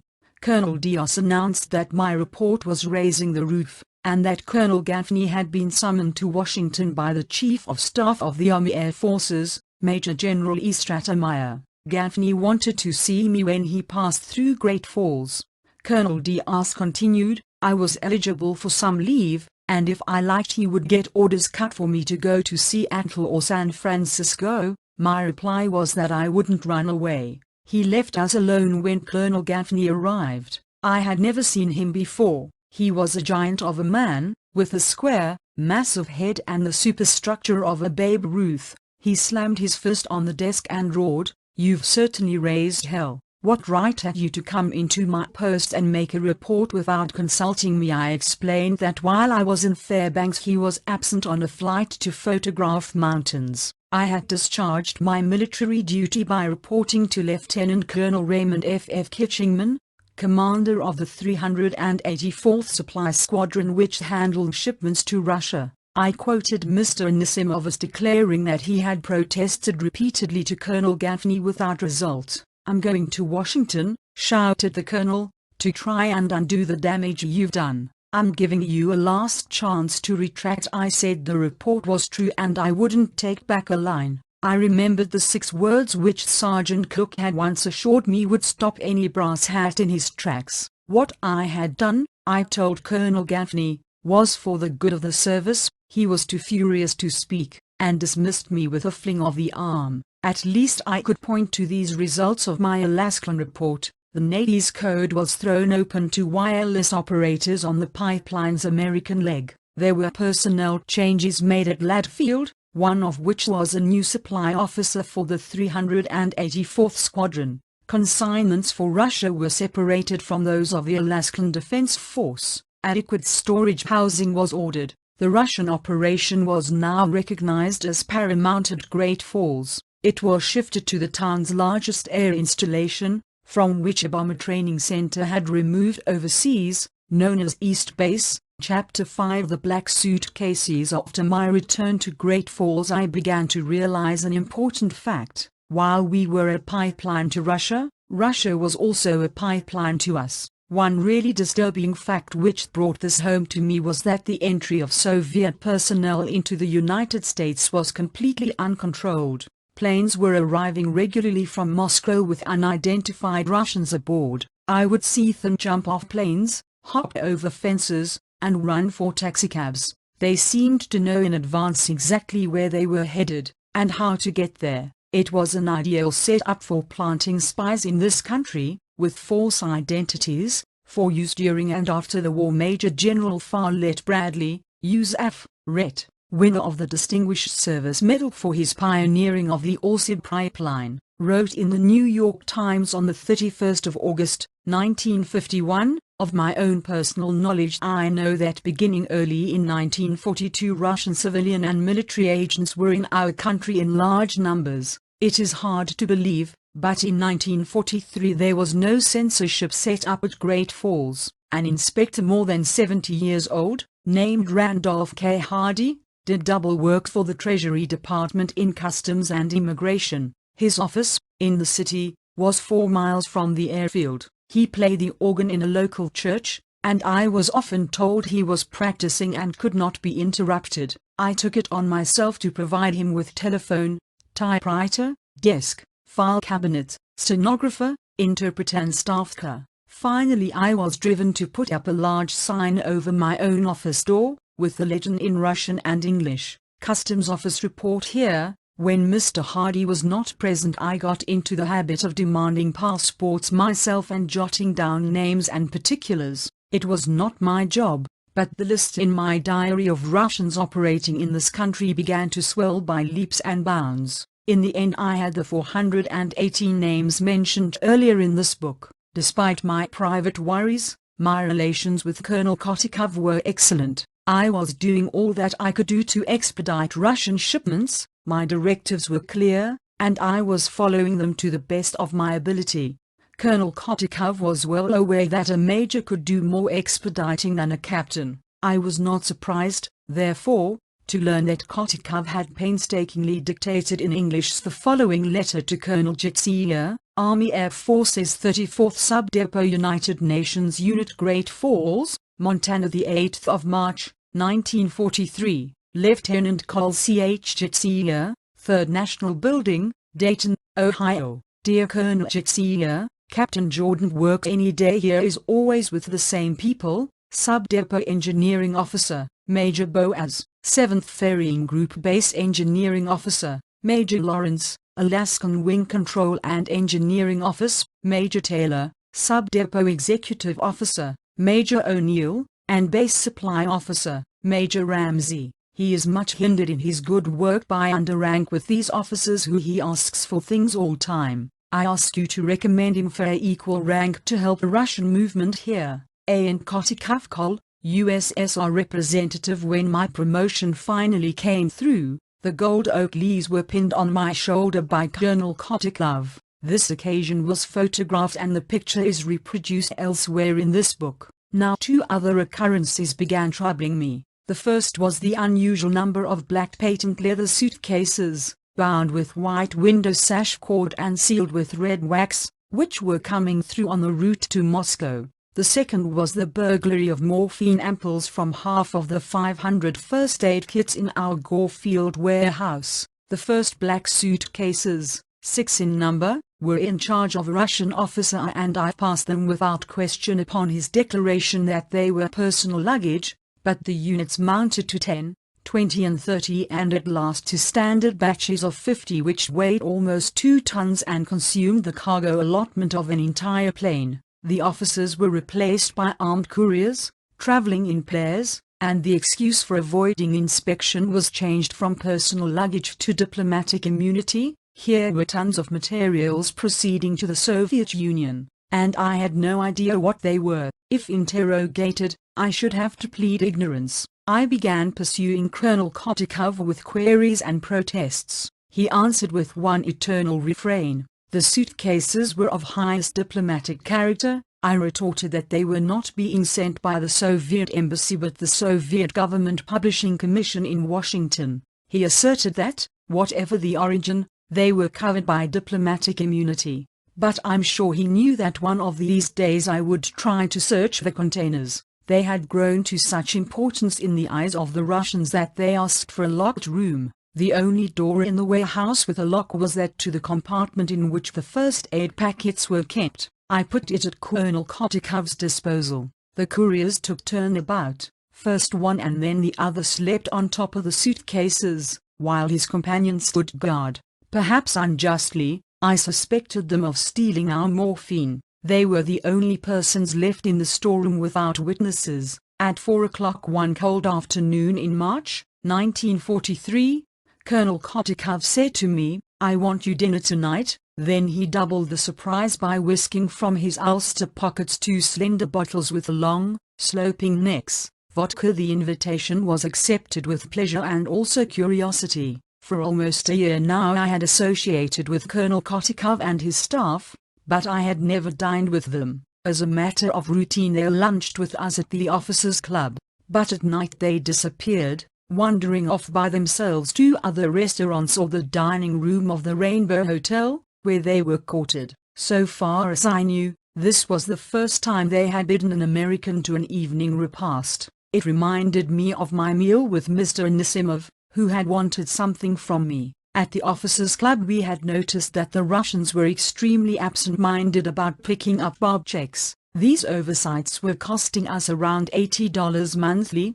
and we decided to remedy the situation. In the club were several slot machines, for which the Russians had a passion. We decided to set aside one machine to cover their libations. Thanks to the one-armed mechanical bandit, we contrived after all to make them settle for their liquor. Now, of a sudden, they asked me to dinner and were offering vodka, free, as an allurement. I could not help wondering why. Acting on a hunch, I excused myself from riding to town with Colonel Kotikov in his Pontiac. I decided I would take my staff car, which had a soldier driver. In case of need, I prefer to have mobility. I was directed to join the party at 7 o'clock at a restaurant in Great Falls, North Carolina Pines. There was not much time, so I hastened to ask our maintenance chief whether the Russians were planning any flights. He answered yes, they had a C-47 staged on the line, preparing to go. It was being warmed up with Nelson heaters, large canvas bags, fed with hot air, which were made to slip over motors and propellers. Winter temperatures at the airfield could be as severe as at Fairbanks, ranging from 20 to 70 degrees below zero. Oil would sometimes freeze as hard as stone, and 2 to 4 hours were required to thaw out an engine. The Russians wielded a high hand at the air base, but I had one power they respected. Though Lend-Lease planes were delivered to them at Great Falls, they were flown by American pilots as far as Fairbanks. No American pilot could leave without clearance, and I had authority to ground any plane at any time. In my absence, permission was given by the flight officer of the day. I called the control tower, gave the telephone number of the restaurant, and issued a positive order that no cargo plane was to be cleared for Russia except by myself. Occupied by these thoughts, I drove to Carolina Pines. It was on the second floor of a big frame structure, with an outside stairway like a fire escape. The gathering consisted of 5 Russians and a single American, myself. Colonel Kotikov acted as host, and among the guests was Colonel G. Tsvetkov, head of the Fighter Pursuit Division of the Soviet Purchasing Commission. When Colonel Kotikov produced his vodka bottles, I decided it would be only civil, in this minute corner of Russia, to do as the Russians did. I'm practically a total abstainer. My yearly ration would average no more than 1 bottle of scotch. Lucky for me, the vodka supply was limited. Small wine glasses were handed about, instead of the usual goblets. Our host offered the first pledge to the great Stalin. We tossed the liquid fire into our throats, and I imitated the others by holding my glass upside down, at arm's length. The refill was instantaneous, and the second toast was to Novikov. I asked who he was. The great Field Marshal A. Novikov, I was told. Commander-in-Chief of the Red Army Air Forces. The third name was Pokrishkin. I had never heard of him either, and fond he was. Colonel Alexander Pokrishkin, Soviet ace, with 48 German planes to his credit. Since the Russians had failed to do so, I made bold at this point to suggest a toast to President Franklin D. Roosevelt. It was drunk with a will, so as the second pledge, in honor of my chief, General Henry H. Arnold, commander of the U.S. Army Air Forces. With the vodka under our belts, we moved 2 chairs about the table. But at 8:30 o'clock, when we were 2/3 finished, the waitress handed me a message in pencil. It notified me to call the control tower at once. At a public telephone, in the corridor, I learned that the C-47 had warmed up and that a couple of newly arrived couriers were demanding clearance. Without returning to the dining room, I threw on my greatcoat, scuffled down the stairs and ordered the driver to race full speed for the hangars, 4 miles away. It was midwinter in Great Falls. Snow was deep on the ground, and stars glittered frostily in the crystal sky. The temperature that night was about 20 degrees below zero. As we neared the Lend-Lease plane, there loomed up, in its open door, the figure of a burly, barrel-chested Russian. His back was propped against one jamb of the portal. An arm and a leg were stretched across the opposite side. I clambered up and he tried to stop me by pushing hard with his stomach. I pushed back, ducked under his arm, and stood inside the cabin. It was dimly lighted by a solitary electric bulb in the dome. Faintly visible was an expanse of black suitcases, with white ropes and seals of crimson wax. On top of them, reclining on one elbow on a blanket, was a second Russian, slimmer than the first, who sprang to his feet as I entered. They were mature men, in the 40s, and wore beneath leather jackets the inevitable blue suits of Russian civilians. Under each coat, from a shoulder holster, protruded the butt of a pistol. It had been no more than a guess that a fresh installment of suitcases might be due. My first thought was, another bunch of those damn things. The second was that if I was ever going to open them up, now was as good a time as any. With signs I made the Russians understand what I intended to do. Promptly they went insane. They danced, they pushed at me with their hands and shrieked over and over the one English word they appeared to know. It was diplomatique. I brushed them aside and took from my pocket a metal handle containing a safety razor blade which I carry in preference to a pocket knife. Sensing its purpose, the lean courier flung himself face down on the suitcase, with arms and legs outspan to shield as much as possible with his body. I dragged one of the containers from under him, and he leaped up again as I started to saw through the first cord. At this sight their antics and shouts redoubled. While opening the third suitcase, I had a mental flash that brought sweat to my forehead. The Russians were half mad with fury and terror. They were on both sides of me, in front and behind. Supposing, in desperation, one of them shot me in the back, there would be no American witness, and my death could be passed off as a deplorable accident. I called to a Yank soldier who was on patrol duty 30 feet away. He crunched over through the snow. Bending down from the plane, I asked whether he had had combat experience. He answered that he had, in the South Pacific. I stooped lower and murmured, "I'm going to open more of this baggage. I want you to watch these two Russians. Both are armed. I don't expect any trouble, but if one of them aims a gun at me, I want you to let him have it first. Understand?" After a moment's thought, he looked me in the eye and said, "Sir, is that an order?" I replied that it was an order. He clicked the bolt of his rifle to snap a cartridge into the chamber and brought the weapon to ready. He was tall enough for his head to clear the dorsal. The muzzle was pushed forward to command the interior. One courier jumped from the plane and sprinted for the hangars, where there were telephones. The other, his face contorted as if to keep from crying, began reknotting the cords I had severed. There was little trouble getting into the suitcases because the Russians had bought the cheapest on the market. They had no locks, but only pairs of clasps. All were consigned to the same address. The entry on the bill of lading read, Director, Institute of Technical and Economic Information, 47 Chkalovskaya,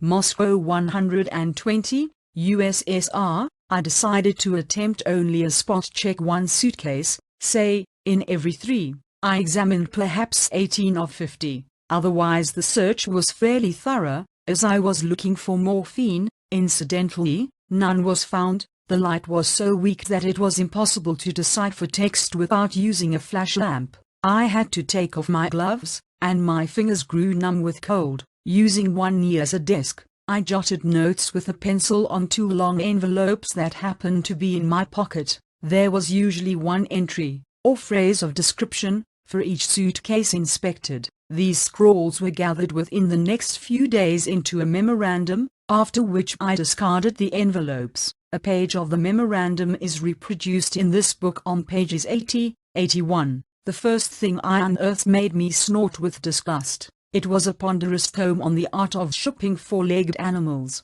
Was this the kind of twaddle American pilots were risking their lives to carry? But in the back I found a series of tables listing railroad mileages from almost any point in the United States to any other. Neatly packed with the volume were scores of road maps, of the sort available at filling stations to all comers. But I made a note that they were marked strangely. Taken together, they furnished a countrywide chart, with names and places, of American industrial plants. For example, Pittsburgh entries included Westinghouse and Blawnox. The next suitcase to be opened was crammed with material assembled in America by the official Soviet news organ, the TASS Telegraph Agency. A third was devoted to Russia's government-owned Amtorg Trading Corporation of New York. One yielded a collection of maps of the Panama Canal Commission, with markings to show strategic spots in the canal zone and distances to islands and ports within a 1,000-mile radius. Another was filled with documents relating to the Aberdeen Proving Ground, one of the most sensitive areas in the war effort. Judging by their contents, various suitcases could have been labeled under the heads of machine tools, oil refineries, blast furnaces, steel foundries, mining, coal, concrete, and the like. Other folders were stuffed with naval and shipping intelligence. There seemed to be hundreds of commercial catalogs and scientific magazines. I noted that they were letters from Yakov M. Lomokin, Afterwards, as Soviet Consul General in New York, he played a part in the Madame Kosenkin Leap for Freedom incident which forced him to quit the country. There were also sheets of information about Mexico, Argentina and Cuba. There were groups of documents which, on the evidence of stationery, had been contributed by departments of Agriculture, Commerce and State. All such papers had been trimmed close to the text, with white margins removed. I decided this was done either to save weight, or to remove secret, confidential or restricted stamps that might have halted a shipment, or for both reasons. I distinctly remember 5 or 6 State Department folders, bound with stout rubber bands. Clipped to each was a tab.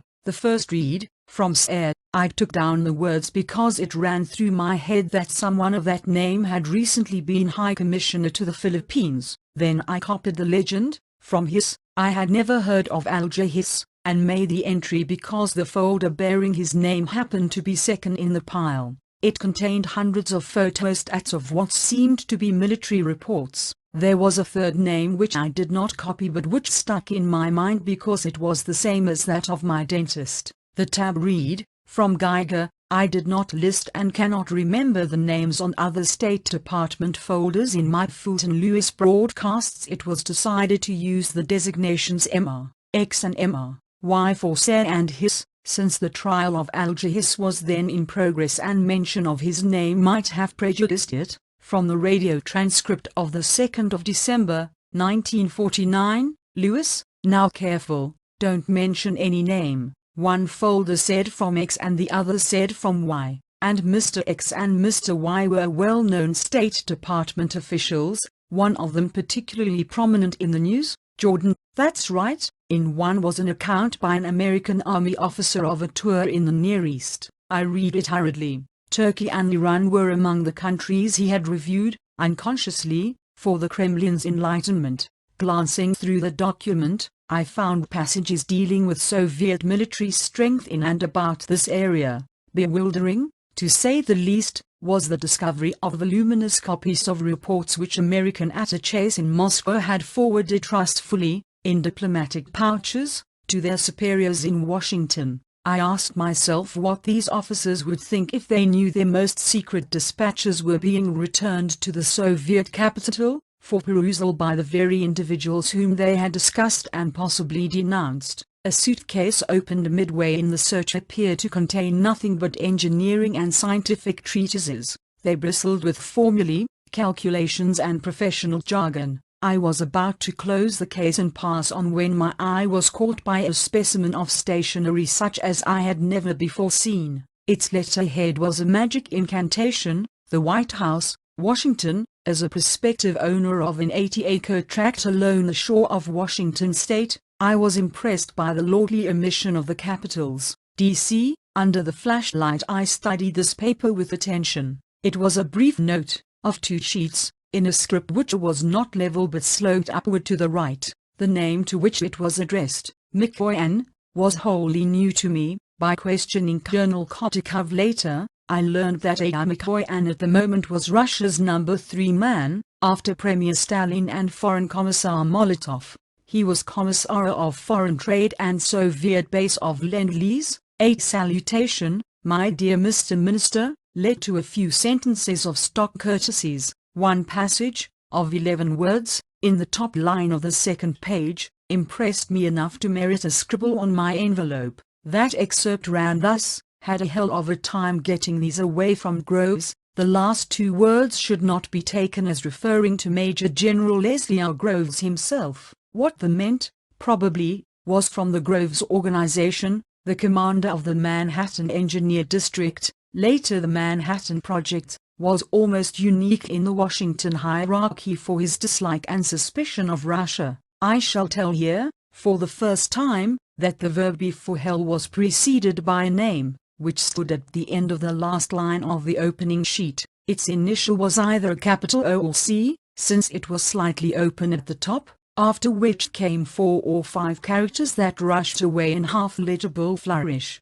After poring over it minutely, I came to the conclusion that the word had to be either Oscar if the initial letter was an O, or carry if the initial letter was a C. The full quotation would therefore read, Oscar, or Carrie, had a hell of a time getting these away from Groves. The first thing I had done, on finding the White House note, was to flip over the page to look for a signature. I penciled it on my envelope as HH. This may not have been an exact transcription. In any case, my intention is clear. It was to chronicle, on the spot, my identification of the author as Harry Hopkins. It was general usage at Great Falls or elsewhere to refer to him as Harry Hopkins, without the middle initial. President Roosevelt, incidentally, adopted the same abbreviation as mine in December 1941. The president's notation, in his own handwriting, was as follows: HH speed up,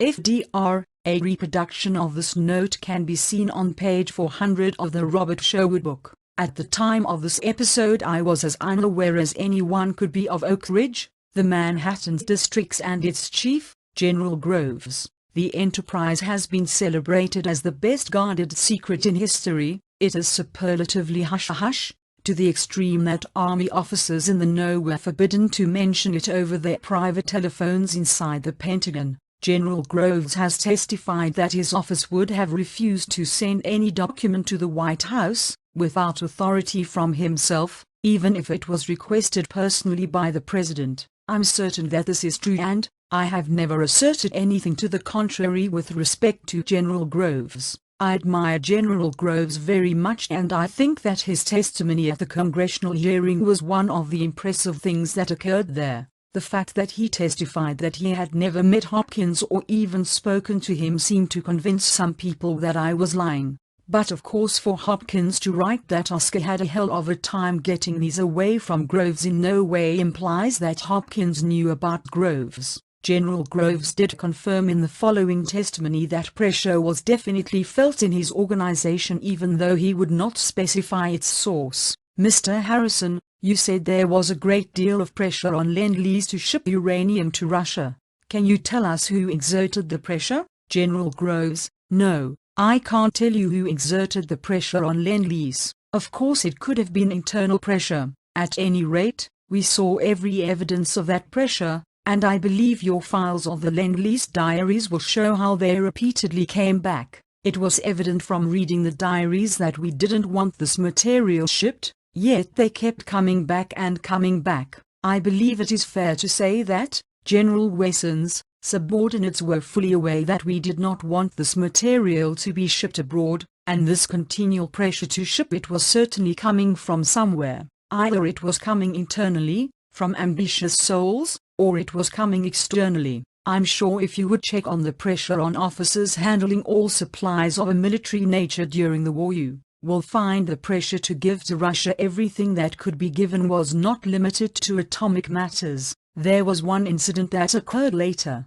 I was reminded this morning by one of my former people of how delighted we were when we managed to get some materials away from the Russians. It was a major accomplishment, and the only thing we got away from them was time. We were very anxious, in connection with the gaseous diffusion plant, to get certain equipment. If it had not been obtained, that plant would have been delayed in its completion. The Russians had a plant on the way. Of course, when I say they had it, you know who paid for it. That plant, some of it was boxed on the dock when we got it, and I still remember the difficulties we had in getting it. One of the agreements we had to make was that we would replace the equipment, and use all our priorities necessary to get it replaced quickly. That particular plant was oil refinery equipment, and in my opinion was purely post-war Russian supply, as you know much of it was. I give you that as an example of what people interested in supplying American troops had to contend with during the war.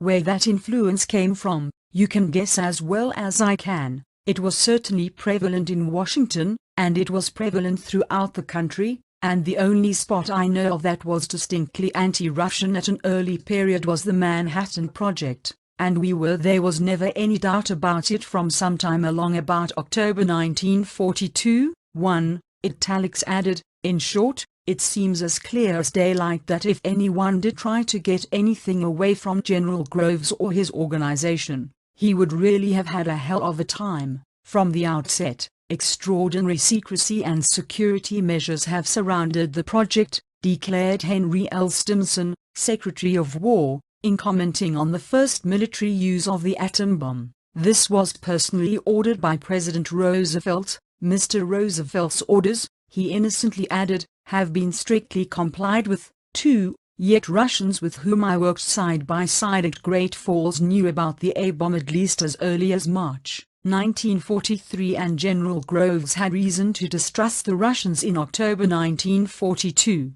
In common with almost all Americans, I got the first hint of the existence of the atom bomb from the news of Hiroshima, which was revealed on the 6th of August, 1945 by President Truman. In a later chapter I recount my futile visit to Washington in January 1944 to bring to the attention of the highest authorities what seemed to be a treacherous violations of security in the pipeline. I got exactly nowhere in the State Department or elsewhere. It was not until I heard the announcement of the atomic blast in Russia on the 23rd of September, 1949, that I finally had the good fortune of meeting Senator Bridges and Fulton Lewis, but more of that later. It was after 11 o'clock and my checking job was virtually done, when Colonel Kotikov burst into the cabin of the plane. He wanted to know by whose authority I was committing this outrage and bellowed that he would have me removed. I answered that I was performing my duty, and just to show how things stood, opened 2 or 3 extra suitcases in his presence. I left the C-47 and with a nod of thanks dismissed my sentinel. As I crossed the field toward the barracks, Colonel Kotikov fell in beside me. No doubt he reflected that he was in no position to force an issue. He may also have realized that I understood the gravity of almost nothing I had seen. All that mattered to him was getting the suitcases off to Moscow. Anxiously he inquired what I intended to do. If I had known what I do today, I should have grounded the transport, but in the end it went on its way to Russia. Colonel Kotikov asked me to open no more suitcases until instructions came from the War Department. He said he hoped he would not have to get me transferred. I expected to be fired, and went so far as to pack my gear. But I received no communications from the War Department, and gathered at last that Colonel Kotikov had made no complaint. Perhaps, I began to think, he did not dare. I reported to Colonel George F. O'Neill, security officer of the 34th Sub-Depot at Gorefield, about the 50 suitcases I had examined. He was interested enough to pass the story on to his superior officer in Spokane. There was no reply, even after Colonel O'Neill made a second attempt. Apparently it was not considered good form to cast reflections on the integrity of our ally. Sources Chapter 5 Chapter 6 Don't make a big production. Colonel Kotikov's first concern, each morning, was to visit the chart room in the operations office. A huge map, showing the route from Great Falls to Fairbanks, had been mounted on the magnetized steel wall which held in position small metal markers, on each of which hung a tag bearing the number of each plane en route. The markers were moved forward by a WAC assistant, on a ladder, in accordance with teletype advice coming in.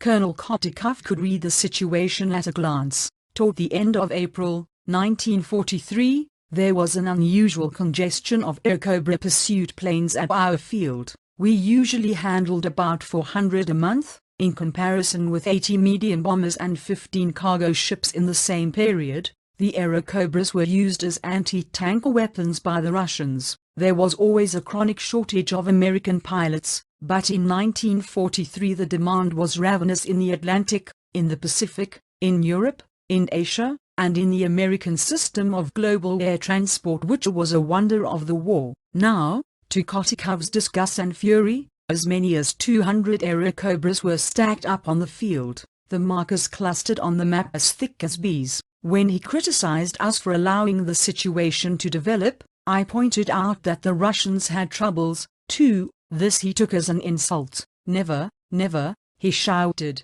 Does Russia have shortage of pilots? He said he could order 10,000 Russian pilots to Great Falls in a matter of days, and you'll have to feed them, he said with satisfaction. He made life miserable for Colonel L. Ponton Diaz, commander of Gorefield. We've got to have more pilots, he yelled. Colonel Diaz assured him that the problem had been taken personally in hand by Major General Harold L. George, Chief of the Air Transport Command, and the head of his Alaskan wing, Brigadier General William H. Tunner. The Russians' contempt was supreme. "Bah! Promises," he snarled. And then, all of a sudden, something happened. 2 days later, out of inbound craft tumbled strange new flyers, bewildered and annoyed. Some had been snatched from well-earned rest between trips to Ireland. Others hailed from bases in Puerto Rico, Long Beach, Boca Raton, Oklahoma City. Test pilots had been plucked from right field. There were even a few prodigies with instrument certificates. Such defiers of storm and darkness were rare as hen's teeth. The group totaled about 20, in contrast to the mere 3 General Tunner had scraped together. Few of the pilots had ever heard of Great Falls, and all were dumbfounded by its extensive facilities and operations. "What the hell's going on here?" they muttered. Some were disturbed at finding they were to pilot Airacobras to Alaska, almost a synonym for the North Pole. Scarcely one had driven a pursuit plane since flight training days, so we set up a refresher course in take-offs and landing. After a short time the emergency squad vanished as if it had never been. Word was prompt to arrive at headquarters of the Air Transport Command, and there was an uproar. It was absolutely forbidden to procure pilots except through ATC, which alone could judge the whole situation and decide which emergency was most critical in the entire war effort. Colonel Diaz informed me had been reproved for going outside channels, and asked whether I was the one who called in the extra pilots. Colonel Kotikov, to whom I appealed, promptly stated that he was responsible. He had simply got tired of waiting and gone straight to Mr. Hopkins, so that's how it was. Colonel Diaz scowled bitterly. One morning a few weeks later, I was standing at my usual post beside Colonel Kotikov's desk. At his elbow lay a stack of folders with which I had long been acquainted. They were held together with elastics. On the outside binder was pasted a typewritten label in English, "Experimental Chemicals." While telephoning to Washington, the colonel would often cry out, "Chemicals!" I would fetch the sheaf of documents from his wife, who as his secretary kept them in a locked drawer. This portfolio was the apple of his eye. Mrs. Kotikov took it home every night. I sometimes stopped by the Pennsylvania apartments in the morning and drove them to work. I once saw Mrs. Kotikov drag the dossier from a hiding place under the mattress, while her husband was pulling on his handsome bits of black leather. When the chemical dossiers were complete and ready for Moscow, together with kindred folders on metals, Kotikov refused to trust them to an ordinary messenger. His courier was a luminary of the Soviet Purchasing Commission, Seaman Vasilenko, who was known in this country as an expert chemist but turned out to be Russia's authority on pipes and tubes. The gaseous diffusion plant at Oak Ridge and the Hanford Plutonium Works use many miles of pipes. My diary later showed that Vasilenko flew from Great Falls in a special plane carrying about 4,000 pounds of diplomatic mail. He and the cargo were protected by 3 Russian guards, whom I recorded as Leonid Ryakanin, Evgeny Kojevnikov and Georges Nikolaev. See pages 158, 159, Chapter 15. Conclusion. After Vasilenko's arrival from Washington, Colonel Kotikov led him to an Airacobra standing about 1 city block's distance from the nearest building, with an open view on every side. They spread the papers out on one of the wings of the plane, and the 2 men discussed them for an hour.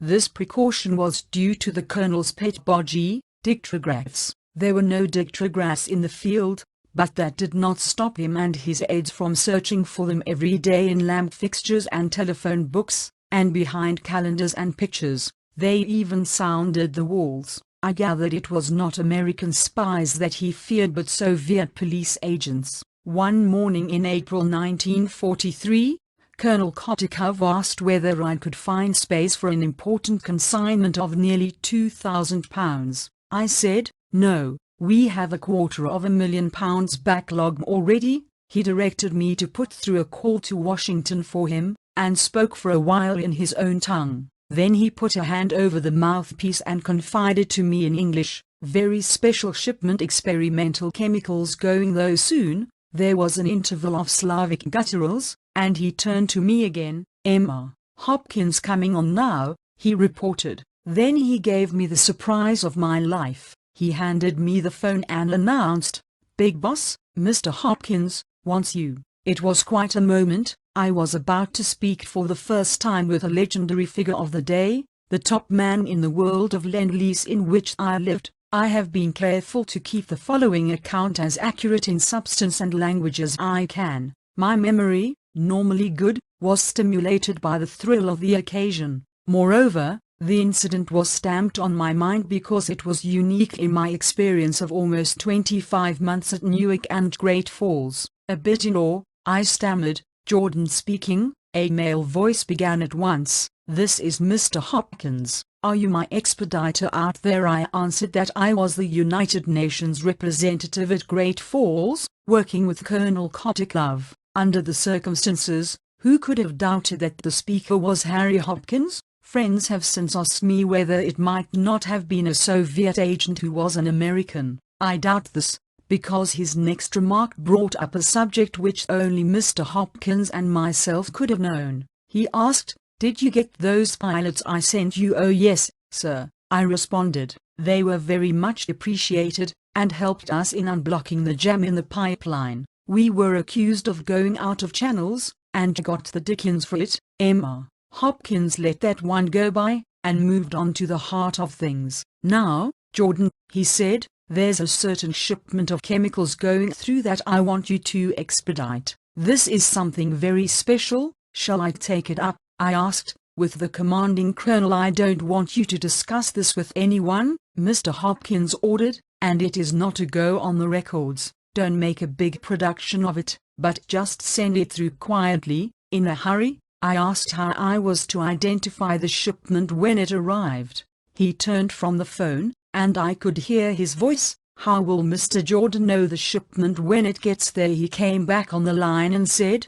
"The Russian colonel out there will designate it for you. Now send this through as speedily as possible, and be sure you leave it off the records." Then a Russian voice broke in with the demand for Colonel Kotiklov. I was full of curiosity when Kotiklov had finished, and I wanted to know what it was all about and where the shipment was coming from. He said there would be more chemicals and that they would arrive from Canada. "I show you," he announced. Presumably, after the talk with Mr. Hopkins, I had been accepted as a member of the lodge. From his bundle on war chemicals the colonel took the folder called bomb powder. He drew out a paper sheet and set a finger against one entry. For a second time my eyes encountered the word uranium. I repeat that in 1943 it meant as little to me as to most Americans, which was nothing. This shipment was the one and only cash item to pass through my hands, except for private Russian purchases of clothing and liquor.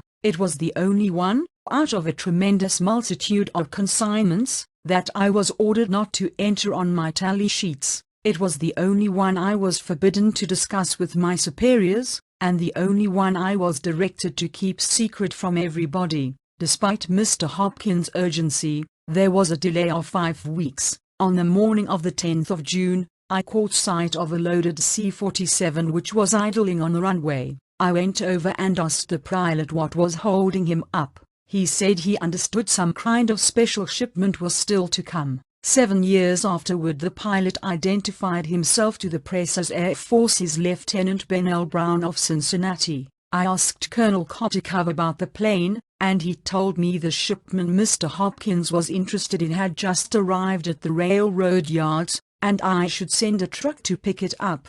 The consignment was escorted by a Russian guard from Toronto. I set down his name, and copied it later in my diary. It was Vladimir Analfreev.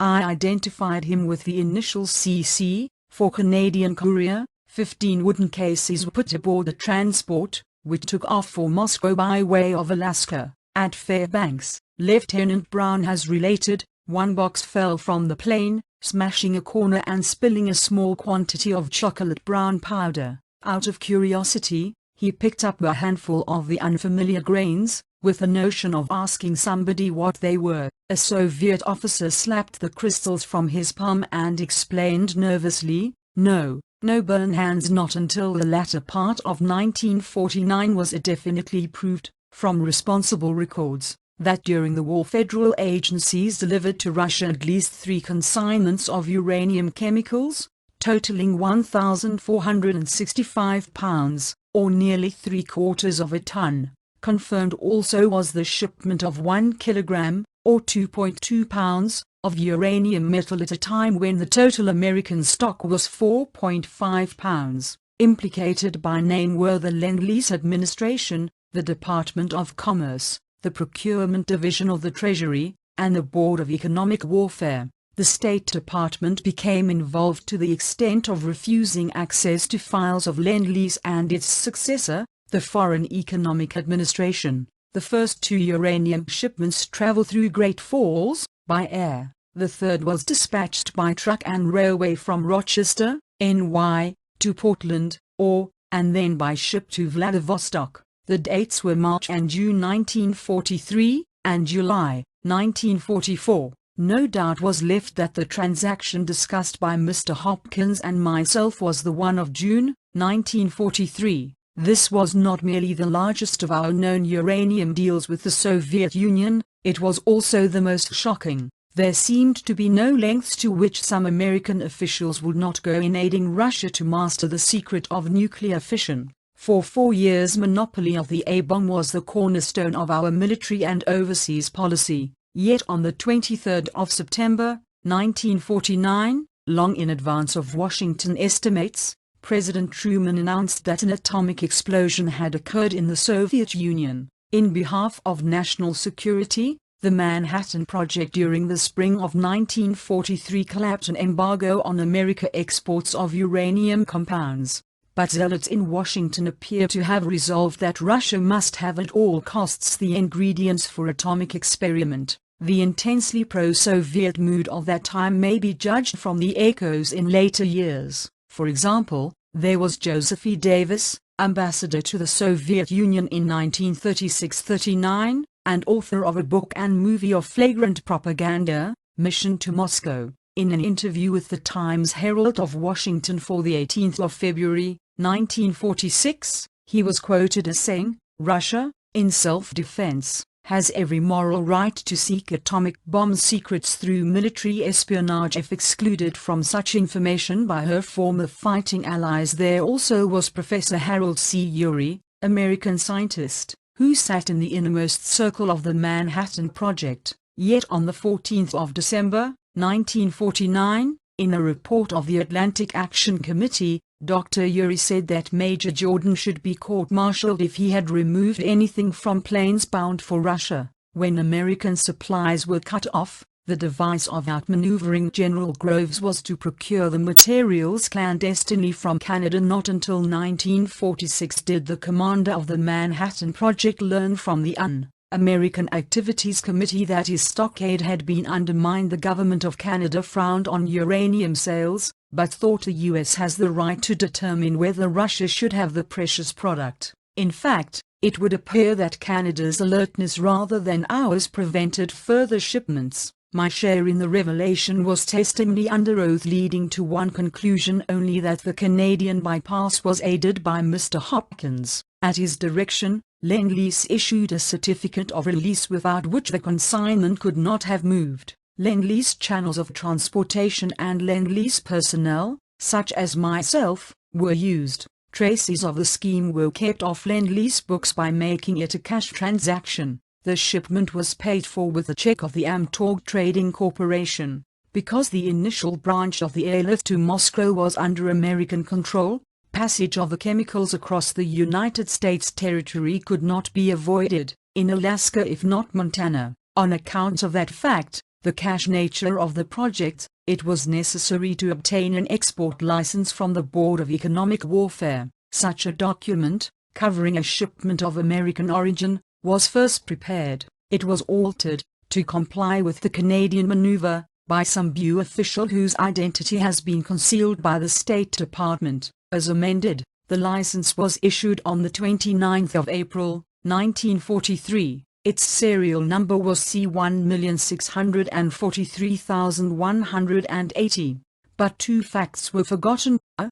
Public carriers use invoices, and b. The Air Force kept tallies not only at Great Falls but Fairbanks. By diligent searching, freight and airway bills yielded incontestable proof that 15 boxes of uranium chemicals were delivered at Great Falls on the 9th of June, 1943, and were dispatched immediately, in a Lend-Lease plane, to the Soviet Union. The shipment originated at El Dorado Mining and Refining Limited, of Great Bay Lake, and was sent through Port Hope, Ontario. It was authorized by a Canadian Arms Export Permit, No. of 1666. The carrier was the Chicago, Milwaukee, St. Paul and Pacific Railway. Listed as consignee was Colonel A.N. Kotikov, resident agent of the Soviet Government Purchasing Commission at Gorefield, Great Falls. The story behind the story is as follows. On the 1st of February, 1943, Herman H. Rosenberg of Chemeter, Incorporated, New York City, received the first inquiry about uranium ever to reach his office. The applicant was the Soviet Purchasing Commission, which desired 220 pounds of uranium oxide, 220 pounds of uranium nitrate, and 25 pounds of uranium metal. At that date Oak Ridge was under construction, but would not be in operation for another year. 6 days earlier the War Production Board had issued General Reference Order M285, controlling the distribution of uranium compounds among domestic industries like glass, pottery and ceramics. A loophole was left by overlooking the export of such materials for war purposes. The Russians claimed that they had urgent military need for uranium nitrate in medicinal research and for uranium oxide and metal alloys in hardening gun barrel steel. There was nothing for the US to do but grant an okay, since we did not want to imply that we were suspicious of Russia's request. Uranium metal was unavailable. On the 23rd of March, at Rosenberg's instance, the S.W. Shutter Chemical Company of Denver shipped 4 crates, weighing 691 pounds, to Colonel Kotikov at Great Falls. The Burlington Railroad's bill of lading described the contents merely as chemicals, but it was accompanied by a letter from Rosenberg to Kotikov designating the contents as 220 pounds of uranium nitrate and 200, not 220, pounds of uranium oxide. Since it was a Lend-Lease transaction, defrayed with American funds, no export license was required. The cargo was dispatched without friction along the pipeline, but the War Production Board, from which clearance had been sought, alerted the Manhattan Project. It was too late to halt the Shattuck sale. General Groves reluctantly approved it on the ground that it would be unwise to tip off Russia as to the importance of uranium chemicals, a fact with which Moscow was only too familiar. During the investigation, I was embarrassed by the questions as to why tables of exports to the Soviet Union contained no mention of uranium. The Shattuck consignment was legitimate. It had been authorized by Lend-Lease, the War Production Board, and the Manhattan Project. Some months later I ran into John F. Moynihan, formerly of the Newark News editorial staff, a second lieutenant at the Newark airport when I was there. He had risen to colonel as a sort of reverse press agent for General Groves. His duty was not to foster publicity but prevent it. "I heard you floundering about," he said, "and wished I could tell you something you didn't know. I was sent to Denver to hush up the records in the Shattuck matter. It was hidden under the phrase, salts and compounds, in an entry covering a different metal." General Groves moved rapidly to stop the leak through which the Shattuck boxes had slipped. By early April he had formed a nationwide embargo by means of voluntary contracts with chemical brokers. They promised to grant the United States first right to purchase all uranium oxide, uranium nitrate and sodium uranate received by the contractors. The uranium blackout was discovered by Rosenberg when he tried to fill another order from the Soviet Purchasing Commission, for 500 pounds each of uranium nitrate and uranium oxide. On the 23rd of April, 1943, Rosenberg was in touch with the Canadian Radium and Uranium Corporation of New York, which was exclusive sales agent for El Dorado Mining and Refining Limited, a producer of uranium at Great Bay Lake. An agreement to fill the Soviet order was negotiated with such dispatch that in 4 days Rosenberg was able to report victory to the Purchasing Commission. The shipment from Ontario to Great Falls and Moscow followed in due course. The Port Hope machination had the advantage, among other things, of bypassing the War Production Board, which was sure to warn the Manhattan Project if it knew the facts, but could only be kept in ignorance because its jurisdiction ran only south of the border. General Groves was advised at once of the Soviet application for 1,000 pounds of uranium salts. He was not disturbed, being confident the embargo would stand. After declining to endorse the application, he approved it later in the hope of detecting whether the Russians would unearth uranium stocks which the Manhattan Project had overlooked. American industries were consuming annually, before the war, upwards of 200 tons of uranium chemicals. We had no expectations, General Groves testified the 7th of December, 1949, of permitting that material to go out of this country. It would have been stopped. 1. So far as the United States was concerned, the embargo held fast. The truth that it had been sidestepped by means of resort to Canadian sources did not come to the General's knowledge until 3 years later. Another violation of atomic security was represented by the third known delivery to Russia, in 1944. It proved to be uranium nitrate. During May of that year, Colonel Kotikov showed me a warning from the Soviet Purchasing Commission to look out for a shipment of uranium, weighing 500 pounds. Which was to have travel priority. The colonel was soon returning home. As the climax of his American mission, he proposed to fly the precious stuff to Moscow with his own funds. Disguised as a commercial transaction within American territory, the deal was managed by Lend-Lease, Chemeter and Canadian Radium and Uranium abandoned in favor of the Procurement Division of the Treasury Department, although the Treasury, under regulations, had no authority to make uranium products available to the Soviet Union. Contractors were asked to bid, and the winner was Eastman Kodak Company. Somewhere in this process, the expected 500 pounds shrank to 45. Eastman Kodak reported the order to the War Production Board as a domestic commercial item. Whatever the motive, it was determined not to send the compound by air. After a Treasury inspection in Rochester, the McDaniel Trucking Company drove it to the Army Ordnance Depot at Terre Haute, Industrial. Arriving the 24th of July, the shipment turned up in freight car number 97,352 of the Erie Railroad, and got to North Portland, or, on the 11th of August. By means of shifts not yet divulged, the uranium nitrate found itself aboard a Russian steamship, Kashestroy, which left for Vladivostok on the 3rd of October. Colonel Kotikov, who had planned a triumphal entry into Moscow with a quarter-ton of bomb powder as a trophy, gave up the project in disgust on learning that the shipment would be only 45 pounds from the hearings of the Un-American Activities Committee, the 5th of December, 1949, page 932, M.R.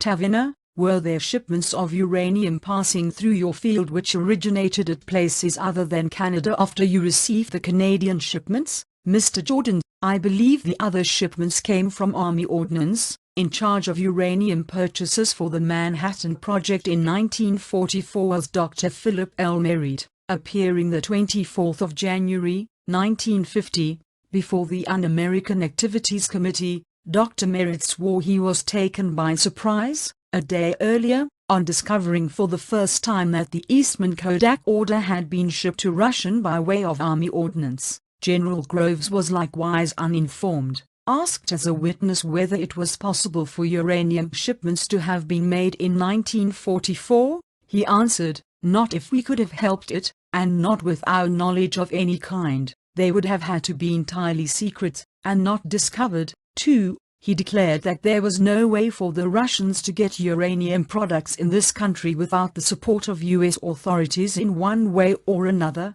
3. The Soviet Purchasing Commission appears to have had instructions to acquire without fail 25 pounds of uranium metal, which can be extracted from uranium salts by a difficult process requiring specialized equipment. Supported or advised by Lend-Lease, the Commission for a whole year knocked at every available door, from the Chemical Warfare Service up to Secretary Stimson. As a matter of fact, uranium metal was then non-existent in America, and for that reason had not been specified in the Manhattan Project's embargo or named as a strategic material. Stimson closed a series of polite rebuffs with a letter of the 17th of April, 1944, to the chairman of the Purchasing Commission, Lieutenant General Leonid Rudenko.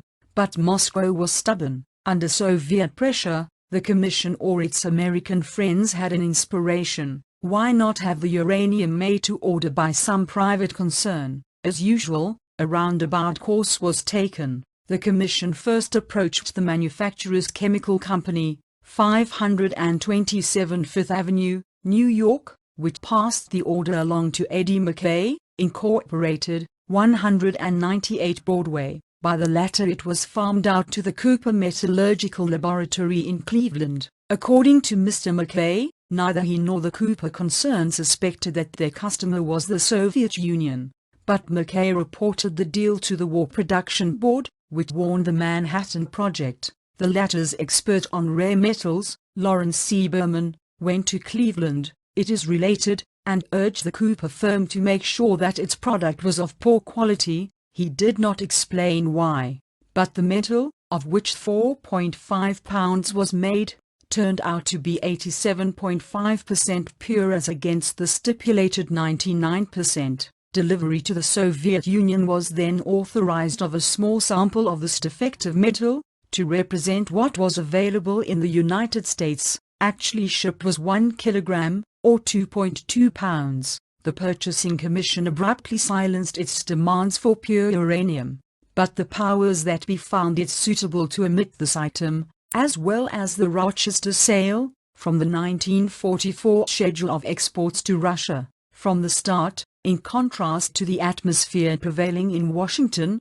the Manhattan Project was declared by General Groves to have been the only spot I know that was distinctly anti-Russian. 4. Attempts at espionage in New York, Chicago and Berkeley, California, were traced back to the Soviet embassy. They convinced General Groves in October, 1942, that the enemies of our atomic safeguards were not Germans or Japanese, but Russians. Suspicion of Russia was not very popular in some circles. In Washington, he stated, it was popular at Oak Ridge, and from 1 month of the time I took over we never trusted them one iota. From that time on, our whole security was based on not letting the Russians find out anything. 5. That the Russians found out everything from Alpha to Omega, has been established by volumes of proof. Through trials in Canada, England and the United States there has been revealed the existence of an espionage network so enormously effective that Russia, scientists calculated, should have been able to make a bomb considerably before September 1949. The network chief was the former Soviet vice consul in New York, Anatoly Yakovlev, who fled in 1946. In light of these disclosures, there stands in plain view the answer to a mystery that troubled James F. Burns, Secretary of State, at the Potsdam Conference. Following a session of the Big Three, on the afternoon of the 24th of July, 1945, Harry S. Truman walked round the large circular table to Joseph Stalin's chair. We had perfected a new bomb, he said, more powerful than anything known. Unless there was an early surrender, we would use it against Japan. Stalin's only reply, writes Mr. Burns, was to say that he was glad to hear of the bomb and he hoped we would use it. I was surprised at Stalin's lack of interest. I concluded that he had not grasped the importance of the discovery. I thought that the following day he would ask for more information about it. He did not. 6. On the contrary, Stalin probably knew more about the bomb than Truman and Burns together. Perhaps he was struck speechless by the simplicity of his American guests. What did they take him for? He may have been thinking, not to have informed himself to the last particular regarding a weapon bound to revolutionize war. As someone remarked bitterly, if we ever hear of Stalin's death, we know that he died laughing. Sources Chapter 6 Chapter 7 The story of heavy water. One morning in November, 1943, Colonel Kotikov protested against the manner in which a C-47 had been packed. He showed me tiers of large bottles, the necks and stoppers, secured with wire, protruded from wooden crates. Alternate bottles had been loaded bottom up to conserve space. The colonel insisted that they all had to be topside down, with each bottle lashed down separately. "We must repack," he ordered. Though all our loading was done by a crew of American civilians, freight was checked in the warehouse, from duplicate manifests, by a young Russian non-com, Senior Sergeant Andrei Vinogradsky. He was a mysterious character whom we suspected of spying on Colonel Kotikov for me. Fairbanks' host, Alexei Anisimov. The sergeant seemed to understand little English, and communicated with the air stevedores through signs and interpreters. I gave orders to repack the cargo. It may be that Sergeant Vinogradsky pointed to the wrong entry, or that crewman mistook the line to which his finger pointed. At any rate, one of them astonished me by asking, "What is it that heavy water stuff?" "Heavy water," I echoed, for I had never heard the expression. "Yes," said the worker, "that was what was listed on the manifest." Thereafter, for all of us, such cargoes were heavy water, on this and other transports.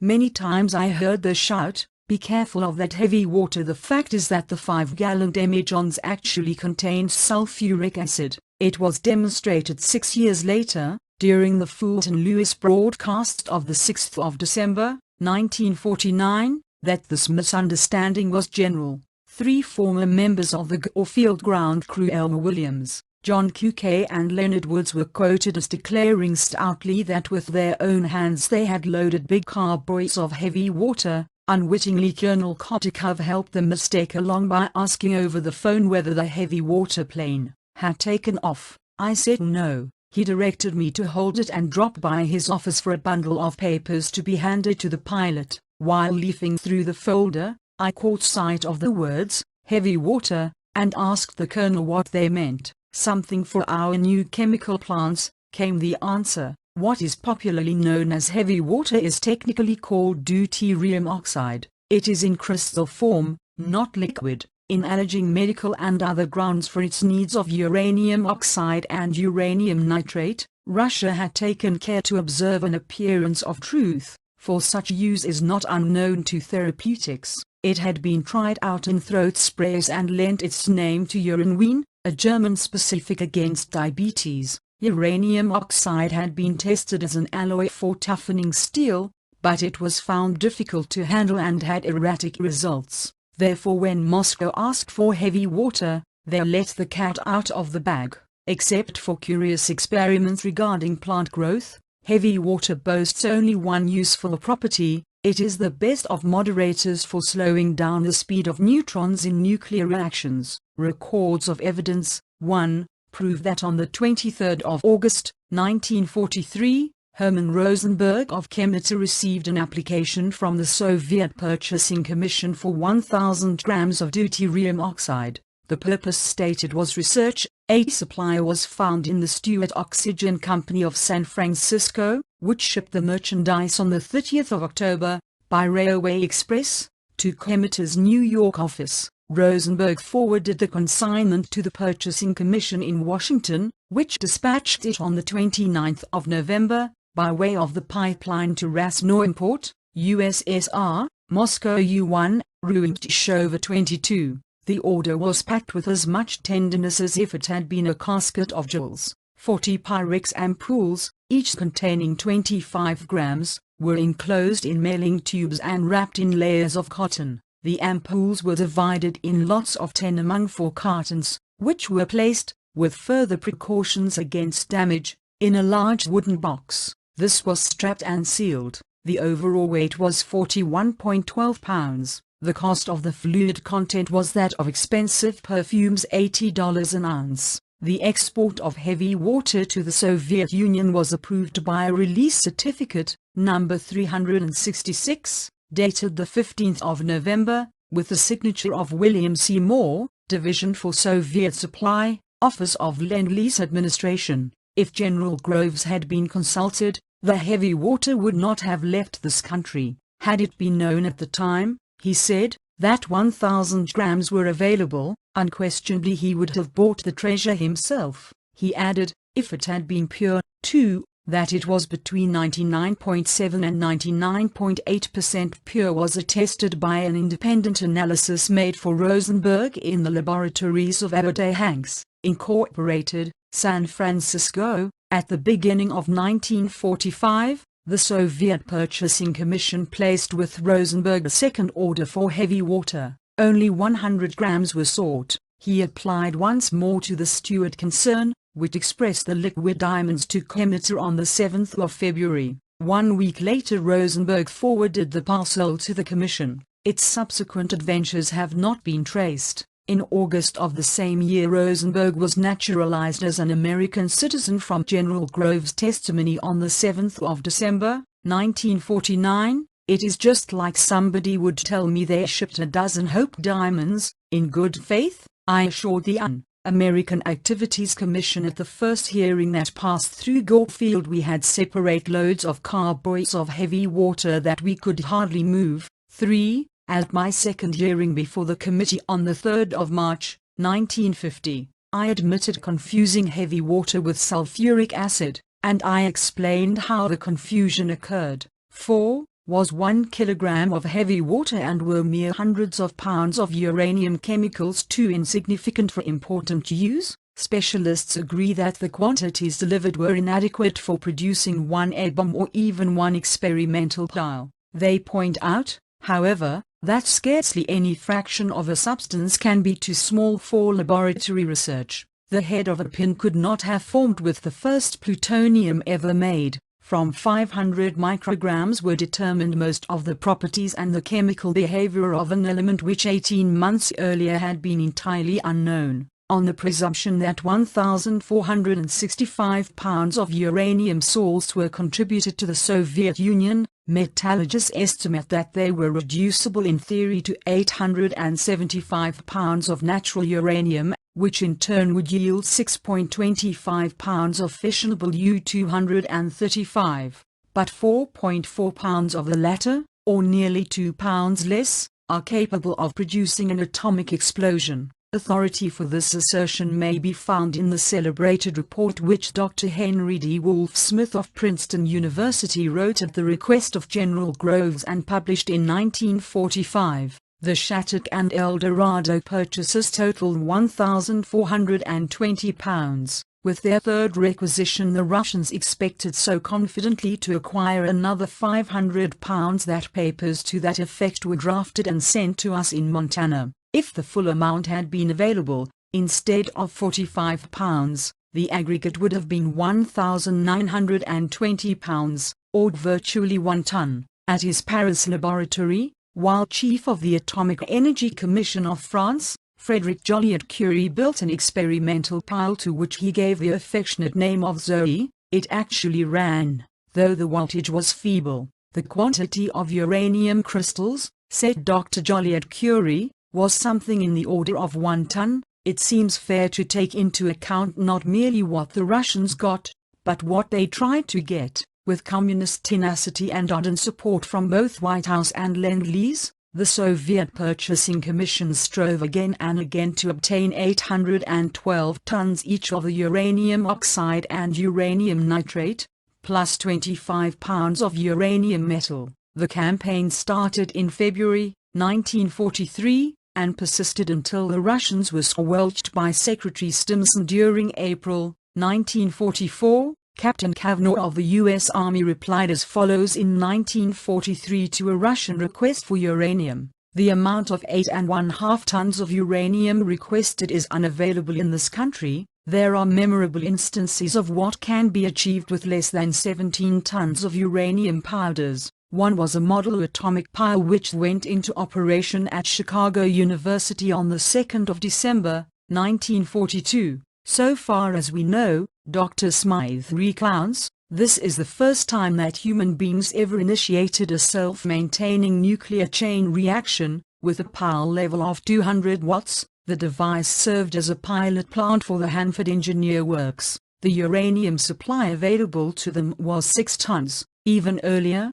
before the Manhattan Project was dreamed of, a group of scientists at Columbia University began a course of hazardous experiments under the leadership of two foreign-born savants, Leo Szilard of Hungary and Enrico Fermi of Italy. They were so ill-supported with cash that 10,000 pounds of uranium oxide had to be rented at a nominal fee of 30 cents a pound from Boris Prigel, president of the Canadian Radium and Uranium Corporation of New York, who was later unjustly made a scapegoat by the press for the secret Canadian shipment. Here was done all the preparatory work moving toward the eventual creation of the first man-made elements in history, Neptunium-93 and Plutonium-94. From the group's creative imagination rose in time the vast plutonium plant at Hanford, Washington, and, in a large sense, America's atom bomb itself. The materials of that triumph were not 17 but 10 tons of uranium compounds.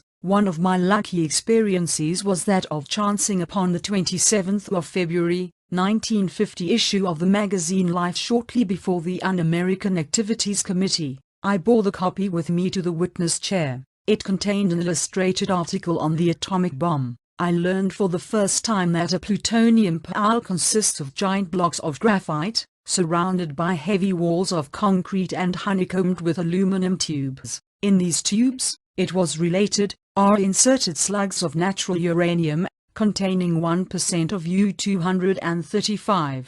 The intensity of the operation was declared to be governed by means of cadmium rods, graphite, cadmium, aluminum tubes. Where had I met the words before? In the Russian Lend-Lease figures which I had added to the Jordan diary. Re-examining those pages, I discovered that during the 4-year period 1942-45 we contributed to the Soviet Union 3,692 tons of natural graphite, 417 tons of cadmium metals and tubes in an entry designating 883 tons of aluminum tubes, see Chapter 9, Anatoly B. Gromov, First Secretary of the Soviet Embassy and Chief of the NKVD in the U.S., granted my request for the Soviet lists of Lend-Lease figures. In view of my work with the Russians at Great Falls, the figure for cadmium was arresting in view of its extreme scarcity in this country and because of the fact that it occurs, so far as we know, sparsely if at all in the Soviet Union. Under war stimulus,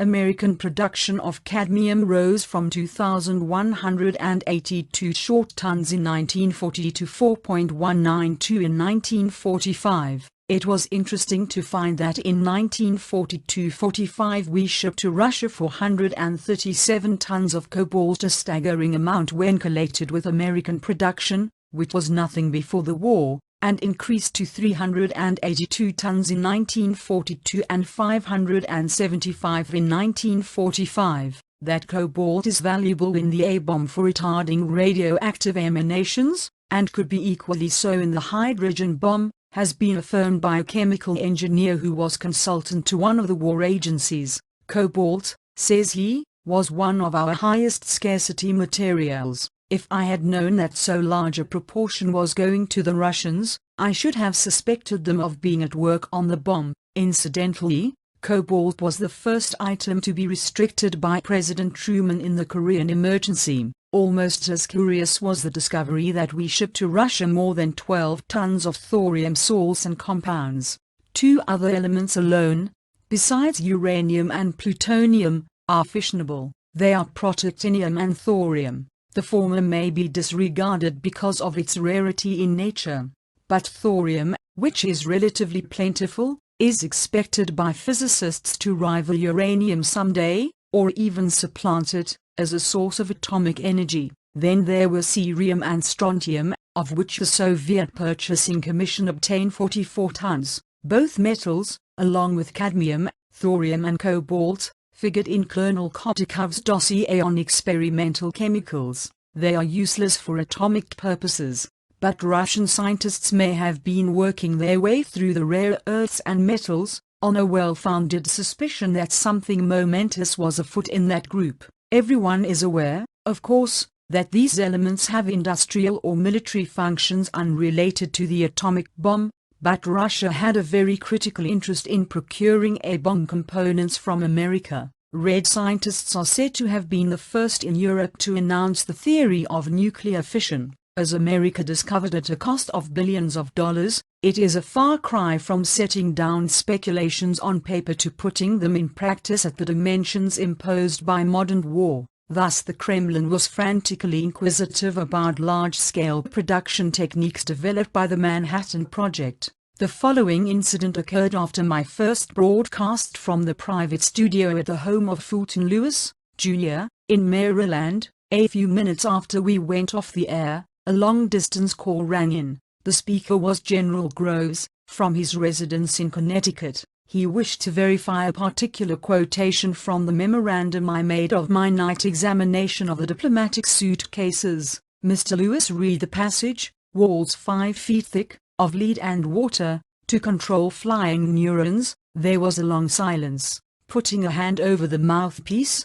the commentator remarked, "I think the general must have fallen out of his chair. One ground for minimizing my evidence is a claim that Russia had abundant uranium of its own, in connection with massive radium deposits in the former area of Turkestan, the Kazakh Republic and the state of Tanutuva, north of Mongolia. More than 30 years ago, it is said, Soviet physicists worked out the correct formula for separating uranium from radium. On the other hand, as atomic experts are fond of pointing out, you can never have too much uranium. If a blunder occurred, such objections proceed. It was no the shipment of minor quantities of uranium compounds to the Soviet Union, but the publication of Dr. Smith's book, which told not only how to make a nuclear bomb but how not to make one. The chief atomic authority of Norway, Gunnar Arnes, is cited as having pronounced that the indiscretion of this publication saved Russia and every other country 2 years of research.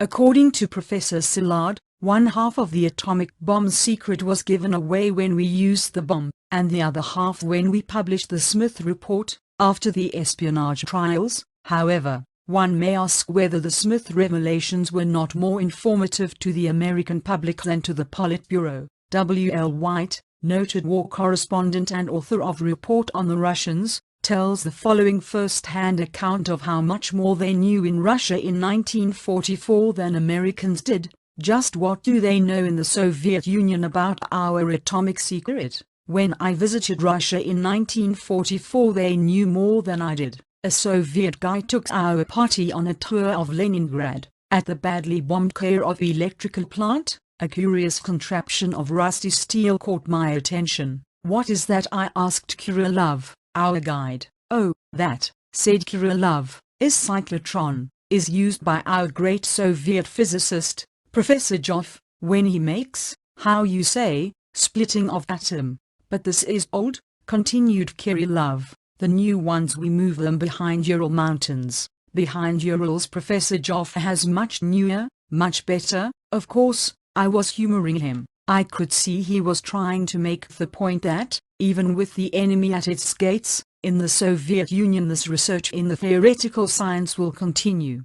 But Kirillov doggedly went on, "Behind Urals we have many big things. We have, like you call in America, Manhattan Project. You know this?" "Yes, oh, of course," I said. "We have lots of war projects in New York." "Not in New York," said Kirillov, looking at me intently. "Manhattan Project, you know of this, but Manhattan," I said, "is a part of New York." "Of course I know Manhattan. I live there." It was not until an entire year passed and the atomic bomb went off at Hiroshima that I understood, at last, exactly what that poor, stammering Kirillov had been trying to ask me. 5. In any event, it is heartening to know that, on the whole, our uranium embargo stood firm. Moscow was prevented from winning its grand objective of 17 tons, in contrast to the delivery of 15 tons of uranium chemicals to Great Britain, which the Manhattan Project authorized.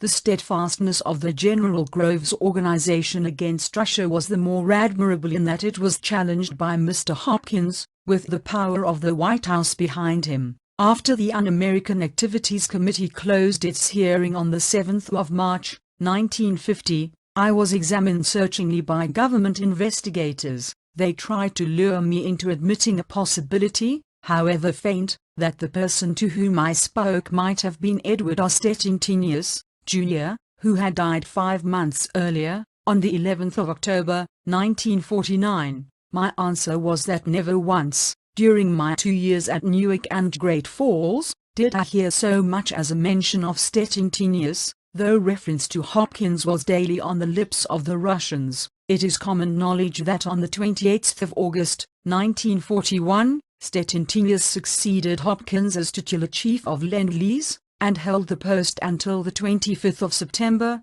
1943, when the agency was merged with kindred bodies into the Foreign Economic Administration, with Leo A. Crowley as administrator. But even the official biographer of Mr. Hopkins does not hesitate to write, Hopkins knew that policy governing Lend-Lease would still be made in the White House and that the president would continue to delegate most of the responsibility to him. Stettintinius was his friend and they could work together, and that was that. 6. Another effort to clear Hopkins was based on the supposition that he acted in ignorance of what it was all about. Even if he helped the Russians to get A-bomb materials, the implication ran, it was as the unsuspecting tool of Soviet cunning. The Hopkins papers for Mr. Sherwood's book were organized by Hopkins' longtime friend, Sidney Hyman. A fortnight after my first broadcasts, he was quoted as affirming that, until Hiroshima, Harry Hopkins had not the faintest understanding of the Manhattan Project, and didn't know the difference between uranium and uranium.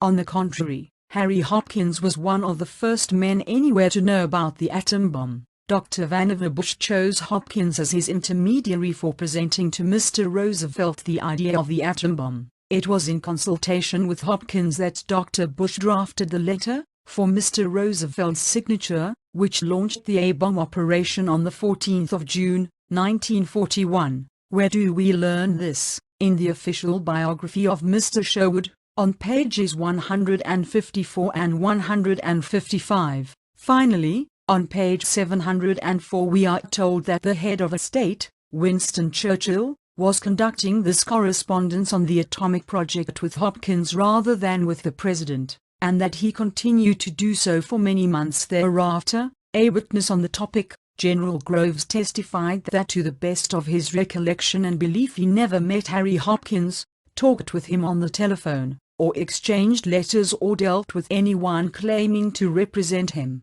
But the general thought it incumbent to remark, I do know, of course, that Mr. Hopkins knew about this project. I know that. 8. An early symptom of White House obsession for reassuring Stalin has been described by General Dean, in letters to American war agencies, dated the 7th of March, 1942, Mr. Roosevelt ordered that preferential position, in the matter of munitions, should be given to the Soviet Union over all other allies and even the armed forces of the United States. Then and there, decided the former chief of the U.S. military mission to Moscow, was the beginning of a policy of appeasement of Russia from which we have never recovered and from which we are still suffering. 9. This obsession was also observed by William G. Bullitt, during a conversation in which Mr. Roosevelt outlined his Russian policy. From 3 years' experience as an ambassador to Moscow, Mr. Bullitt answered with reasons, now wholly vindicated, why the program was sure to fail. Bill, I don't dispute your facts, said Mr. Roosevelt. They are accurate. I don't dispute the logic of your reasoning. I just have a hunch that Stalin is not that kind of man. Harry Hopkins says he's not, and that he doesn't want anything but security for his country. And I think that if I give him everything that I can and ask nothing from him in return, noblesse oblige, he won't try to annex anything and will work with me for a world of peace and democracy. 10. Sources Chapter 7 Chapter 8 A look at Lend-Lease. In his 21st report to Congress on Lend-Lease operations, President Truman says, total Lend-Lease shipments to the Soviet Union amounted to $9.50 billions. 1. It is this figure of $9.50 billions, covering shipments only, that I intend to examine. I'm sure that most people are under the impression that by far the greater amount of Russian Lend-Lease shipments were munitions. But from the government's own figures in the 21st report, we learn that the contrary is true. The lesser part, or 49%, was for munitions. The greater part, or 51%, was for non-munitions. Here are the figures. Munitions $4,651,582,000, 49%. Non-munitions $4,826,084,000, 51%. Total $9,477,666,000, 100%. What exactly is meant by munitions and how much did we spend in each classification? The 21st report breaks down all Russian munitions under Lend-Lease into those 5 classifications, with the following expenditures: all munitions 1, aircraft and parts $1,652,236,000, 2, motor vehicles and parts $1,410,616,000, 3,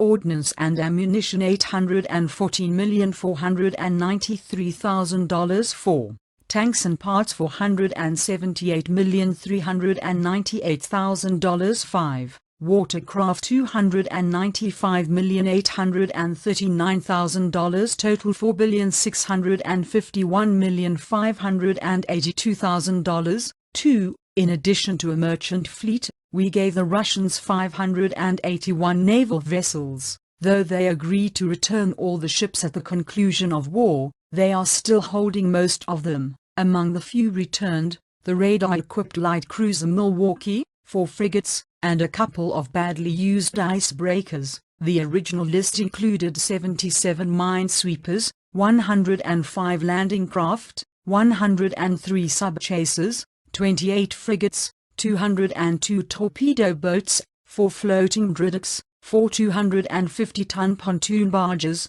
3 icebreakers, 15 river tugs, and the light cruiser. Few citizens, if any, would cavil at the sums expended in any of the foregoing categories. Most, like myself, would probably say well spent. But now let's take a look at the greater category, the 51% of non-munitions. We find they break down into all non-munitions petroleum products $111,075,000, agricultural products $1,674,586,000, industrial materials and products $3,040,423,000, total $4,826,084,000. 3. Since we gave the Russians planes, tanks, ships and motor vehicles, it is easy enough to grant them petroleum products. The necessary oil and gas and fuel are a justifiable wartime expenditure,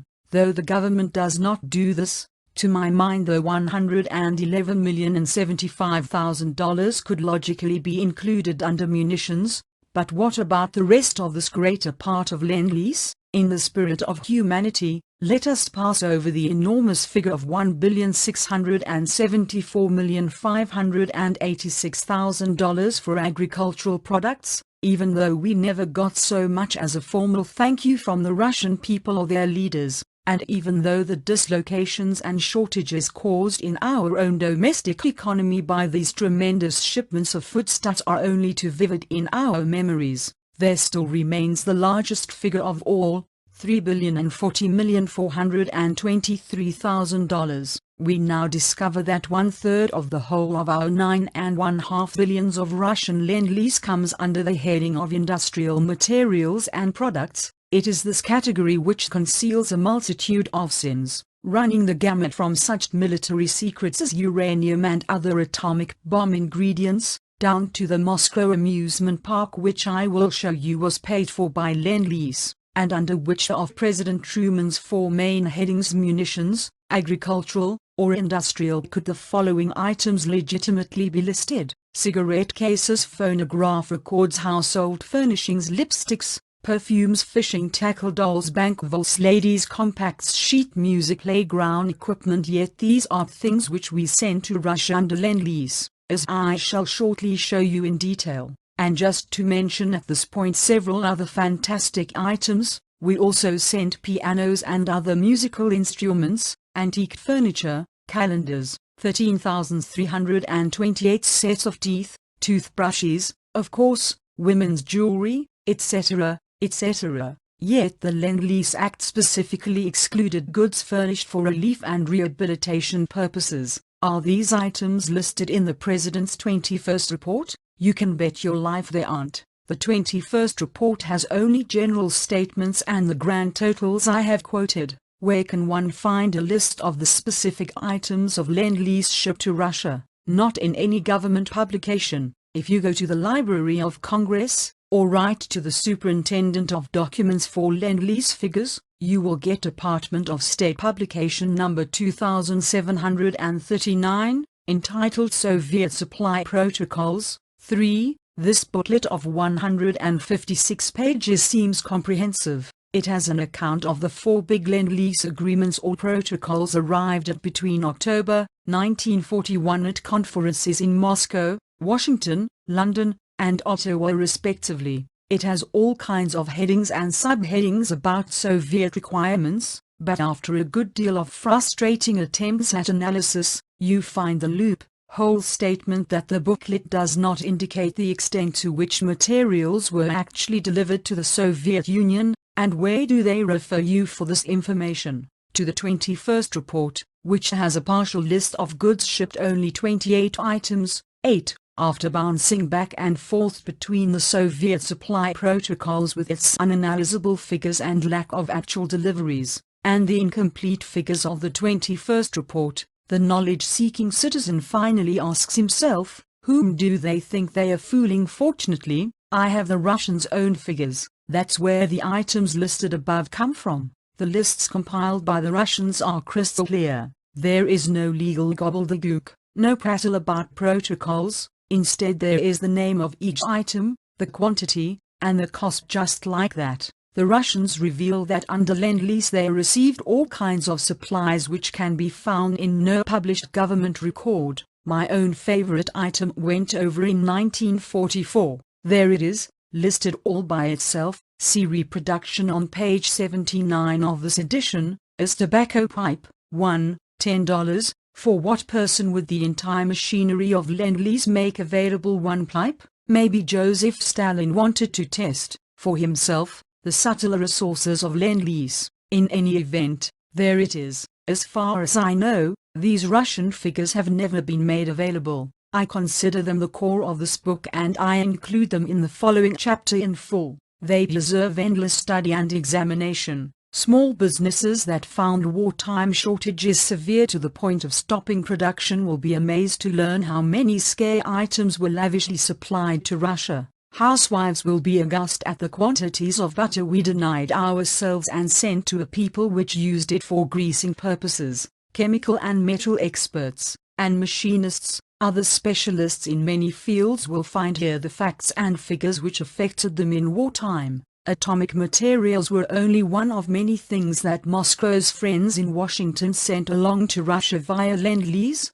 in violation of the spirit and letter of the law, in defiance of our country's security and safety. The United States Master Lend-Lease Agreement with Russia declared, the government of the United States of America will continue to supply the Union of Soviet Socialist Republics with such defense articles, defense services, and defense information as the President of the United States of America shall authorize to be transferred or provided. Under the Lend-Lease law, the President had full power to decide what defense assistance the Russians were to get. He delegated that power to Harry Hopkins, with the result that in addition to defense supplies, the Russians got whatever they asked for, unless someone lower in the hierarchy tried to prevent it. Take the case of copper. American copper resources became so critical during the war that bus bars of the metal, on electric panel boards, were replaced with conductors of silver, borrowed from the treasury's vaults at West Point. Brass, an alloy of copper and zinc, was scarce enough to warrant serious debate over substituting steel in shell cases. With such facts in mind, Lend-Lease shipments of copper, brass and bronze to the Soviet Union, divulged in the Russian lists, seem terrifying. They aggregated 642,503 tons, valued at $283,609,967. 7/10 of all our copper donations to Russia consisted of wire and cable. In January 1942, Donald M. Nelson was named chairman of the War Production Board. According to Robert E. Sherwood, he owed the appointment to Harry Hopkins, who recommended Nelson after talking Mr. Roosevelt out of his notion of a three-man committee: Nelson, Wendell Willkie and William O. Douglas. But Nelson, knowing the needs of American aircraft production, rebelled against Russia's enormous requisitions of copper wire. Soviet agents appealed to Hopkins, who ordered Nelson to give what they wanted. Despite his personal obligation, the chairman was patriotic enough to refuse, and did so a second time when the command was repeated. Thereupon, Hopkins arranged a meeting at the White House, where the president went to work on the WPB chief. Mr. Roosevelt suggested that he would take it as a personal favor if Nelson let the Russians have all the copper wire they requested. What they obtained was enough telephone wire to circle the globe 50 times. The allotment of copper wire and cable to Russia in 1942 was 32,355 tons. After 3 more years the total was 219,403 tons, rated at $108,115,726. Immediately after Pearl Harbor, the Navy needed to repair our damaged battleships and placed a high priority order for copper wire suitable for battleship use. The Navy, however, did not have a priority high enough to secure the wire they needed, because an order for Russian copper wire had a higher priority. The American Steel and Wire Company plant at Worcester, Mass., continued to rush through the Soviet order, which amounted to nearly 1 million miles of copper wire. This was obviously intended for the post-war rehabilitation of Russian cities, because the wire, which was on spools, was packed in separate soft pine boxes and placed in storage on a 20-acre lot in Westchester County, New York, where it remained until the war was nearly over before it was shipped to Russia for rehabilitation of their communications system. About the same time a store arose in the Ordnance Division of the War Department, which had been sending to Russia quantities of artillery shell cases. The Russians announced that they wished to make their own cases, and demanded the requisite metal sheets and machinery, including hydraulic presses and annealing furnaces. American experts protested on 2 grounds. The process left a scrap amounting to 45% of the original brass which could be melted down into other sheets. In view of the shortage, it was felt that the surplus should be kept in the United States instead of being donated to Russia. More important was the fact that delivery of presses and furnaces would hand over to possible future enemies the know-how of a vital branch of our munitions industry. Objections of the War Department and the War Production Board were overruled by the White House. The gift of the self-contained unit, a plant for fabricating shell cases, brings us to a new dimension of Soviet lend-lease. Before the Russians, like a mail-order catalog, had been spread the total array of American products and resources. In order to receive, they had merely to ask. If bills were ever rendered, they need not pay. We also send machine tools and apparatus for precision tests, lathes and power tools for metal working, machinery for textiles, wood pulp and paper, woodworking, typesetting and printing, and cranes, hoists, derricks, elevators, air compressors, coal cutters and rock drills. The thought is disconcerting that each machine may have been copied and bred multitudes of its kind. From individual machines Soviet hunger sharpened to demand entire factories. The 21st report acknowledges the delivery to Russia of 1 tire plant, 1 aluminum rolling mill and an unstated number of pipe fabricating works. General Groves testified that the Manhattan Project, in the nick of time, snatched from boxes on an American wharf the equipment for an oil refinery going to Russia. But the agency had to promise their use of all its priorities for replacing the equipment at the earliest moment. The following installations, mostly described as complete, are among those for which the American government, under Lend-Lease Act, pledged delivery to the Soviet Union: 1 repair plant for precision instruments $550,000, 2 factories for food products, $6,924,000, 3 gas generating units, $21,390,000, 1 petroleum refinery, with machinery and equipment, $29,050,000, 17 stationary steam and 3 hydroelectric plants, $263,289,000. They even got more than $88 million as charity. Hopkins' experience as a relief administrator was well known to the Russians. When they applied to Hopkins, they got relief even though it was in direct violation of the Lend-Lease Act. According to their records, the items are officially listed as relief or charity. In 1942 they received $10,457,417. In 1943 it went to $19,089,139. In 1944 the total was $25,479,722. In 1945 it was $33,674,825. The total for 4 years for this handout alone, $88,701,103. 8. The women of Russia have every reason to be well dressed, even today, thanks to Mr. Hopkins. In the 3 years 1942-44 we sent the Russians dress goods costing more than $152 millions of satin twill, and ribbons, braids and trimmings, costing millions more, a grand total of $181 millions for women's apparel. 9. In the same period the Russian army got only $21 millions of uniform material. Among other things I found in the black suitcases at Great Falls were blueprints of the leading industrial plants of the country. I opened one suitcase, as an example, and found the complete plans for a General Electric plant at East Lynne, Mass. I have since inquired about this plant and have found that it was under constant heavy guard, since it was at this plant that our new plane turbochargers are being made. Armed guards to keep Americans out, but all the blueprints sent to our most dangerous enemy before the plant was built. We also found blueprints of the Electric Board Corporation, of Groton, Con, where our new atomic submarines are being built. During the summer of 1943 there was another load of diplomatic suitcases. Following the routine I had set up, I opened 3, one at each end of the plane and one at the center.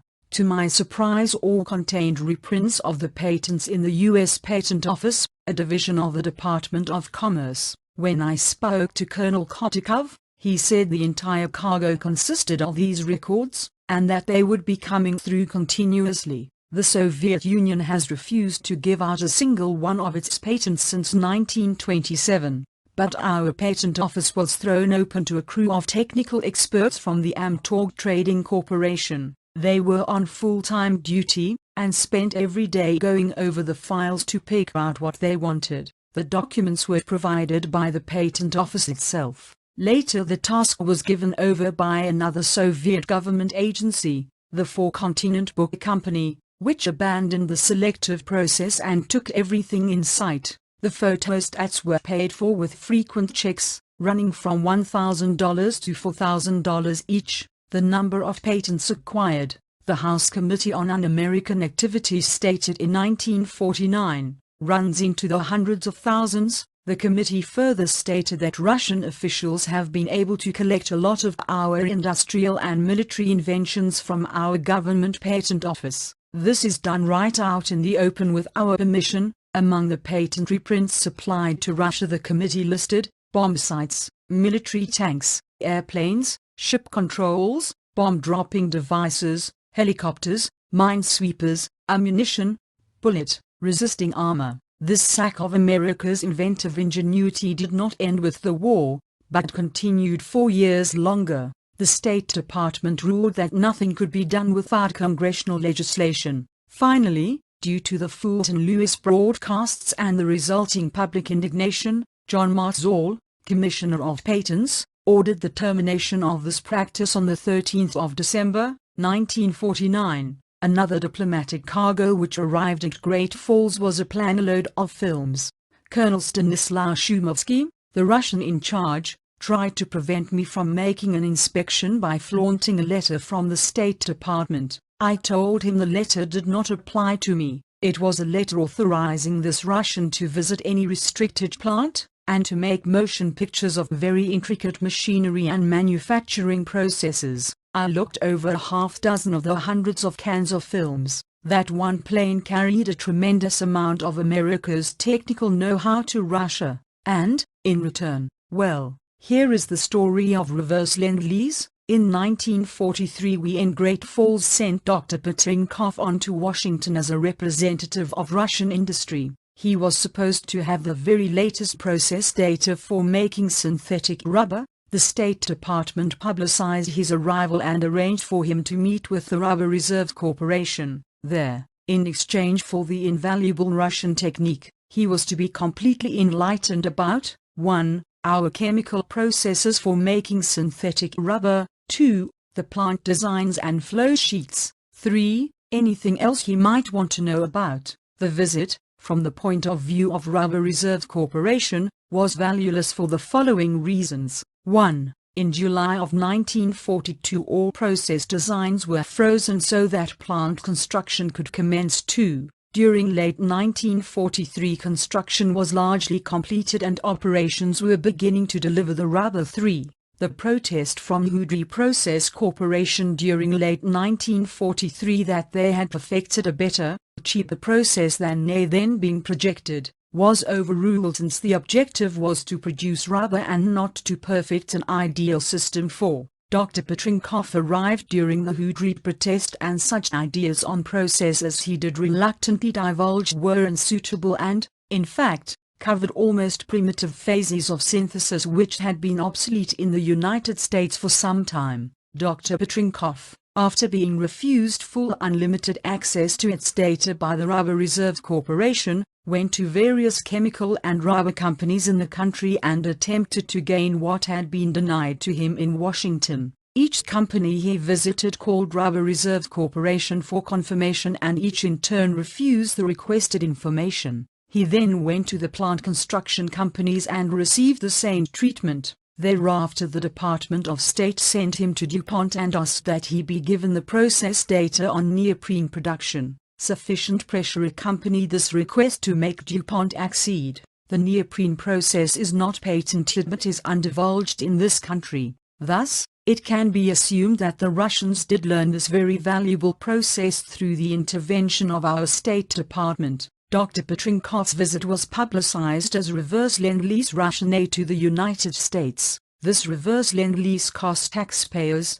5 plants for synthetic rubber and its constituents, $27,500,000, 2 neoprene rubber factories, 1 factory each for styrene, Hoodry methylbutadiene, and Hoodry catalysts. The neoprene and butadiene plants had a capacity of 40,000 tons annually, which is probably the reason the Soviet press announced recently that they now lead the world in synthetic rubber production. In his ardor for the Soviets, Hopkins never hesitated to seize upon supplies urgently demanded by other agencies, even when the issue was military success on the Western Front. Colonel H. E. Rounds, a wartime member of the Supply Committee of the Combined Chiefs of Staff, has stated to me that interventions of this kind were so frequent that they came to be regarded as all but invariable. The general feeling, Colonel Rounds said, was that in a given supply problem the Russians repeatedly came first. When Harry Hopkins stood up in Madison Square Gardens on the 22nd of June, 1942 and said to the Russian people, "We are determined that nothing shall stop us from sharing with you all that we have," he knew exactly how he was going to do this. It was to be through Lend-Lease, over which he had such absolute personal control that nothing could stop him from sharing with the Soviet Union all that we had. Sources Chapter 8 Chapter 9 The greatest mail order catalog in history. 8 complete, itemized list of Lend-Lease shipments is unobtainable from any agency or group of agencies of our government. However, the Russians kept their own lists which I, as a liaison officer, was allowed to consult and copies of which I finally acquired. They list the dollar value of every item, though not always the exact quantity, with annual totals as follows: 1942 $1,422,853,332 1943 $2,955,811,271. 1944 $3,459,274,155. 1945 $1,838,281,501. The grand total for 4 years is some $9.60 billions, which compares with the President's figure of $9.50, for shipments only, in the 21st report. But the complete Russian record is much more revealing than any partial or protocol requirement list the public has been allowed to see. I would have preferred to give the Russian figures for each of the 4 years, because there are many interesting comparisons, such as the thorium shipments which stopped after 1943. Space limitations prevented this. Faced with the choice of listing some items with all the breakdowns, or cumulative totals for all the items, I chose the latter. If any readers would like to have the yearly breakdowns on specific items, I will be glad to provide them from my worksheets. At the start I have grouped all the materials, chemicals, metals, minerals suitable for use in an atomic pile. I have not listed here the millions of dollars worth of mining, ore crushing, and construction equipment which we sent to Russia. Informed readers may also find materials suitable for use in the hydrogen bomb elsewhere in the lists. Item quantity cost in dollars: atomic materials, beryllium metals 9,681 pounds, $10,874. Cadmium alloys 72,535 pounds, $70,029. Cadmium metals 834,989 pounds, $71,466. Cobalt ore and concentrate 33,600 pounds, $49,782. Cobalt metal and cobalt bearing scrap 806,941 pounds, $1,190,774. Uranium metal 2.2 pounds, aluminum tubes 13,766,472 pounds, $13,041,152. Graphite, natural, flake, lump or chip 7,384,282 pounds, $812,437. Beryllium salts and compounds 228 pounds, $775. Cadmium oxide 2,100 pounds, $3,080. Cadmium salts and compounds, NES 2 pounds, $19. Cadmium sulfate 2,170 pounds, $1,374. Cadmium sulfide 16,823 pounds, $17,380. Cobalt nitrate 51 pounds, $48. Cobalt oxide 17,800 pounds, $34,832. Cobalt salts and compounds NES 11,475 pounds, $7,112. Cobaltic and cobaltous sulfate 22 pounds, $25. Deuterium oxide, heavy water, $1,100. GRSNES stands for not especially specified. Throughout, these lists continue on page 83. Pages 77 through 110 are copies of written orders, etc., along with many pages of details itemizing goods sent through Lend-Lease to Soviet Russia. These pages will be scanned in here, as soon as our webmaster receives them via mail. Jackie, when you read the out-of-print book titled From Major Jordan's Diaries, you will understand the purpose of the Lend-Lease Act. Here is an excerpt from his preface. But the tremendous volume of Lend-Lease material going through under diplomatic immunity, the infiltration of Soviet agents through the pipeline, the shipments of non-military supplies and even military secrets, were more than I could stomach. I finally protested through proper channels, first in Great Falls, and then in Washington. Nothing happened. This was in 1944, while I was still in the Army. Jackie, the 26th of May, 2003 Lend-Lease Act, the 11th of March 1941, an act further to promote the defense of the United States, and for other purposes, be it enacted by the Senate and House of Representatives of the United States of America in Congress assembled,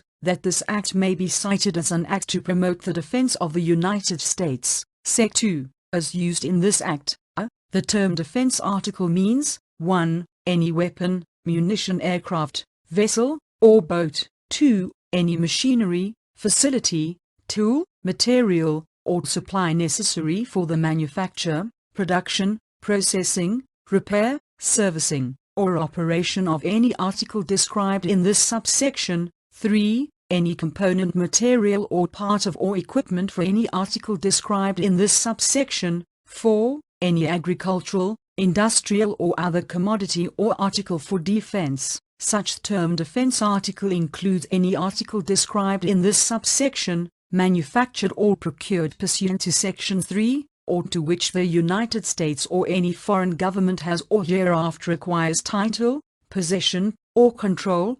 B. The term defense information means any plan, specification, design, prototype, or information pertaining to any defense article. Sec. 3.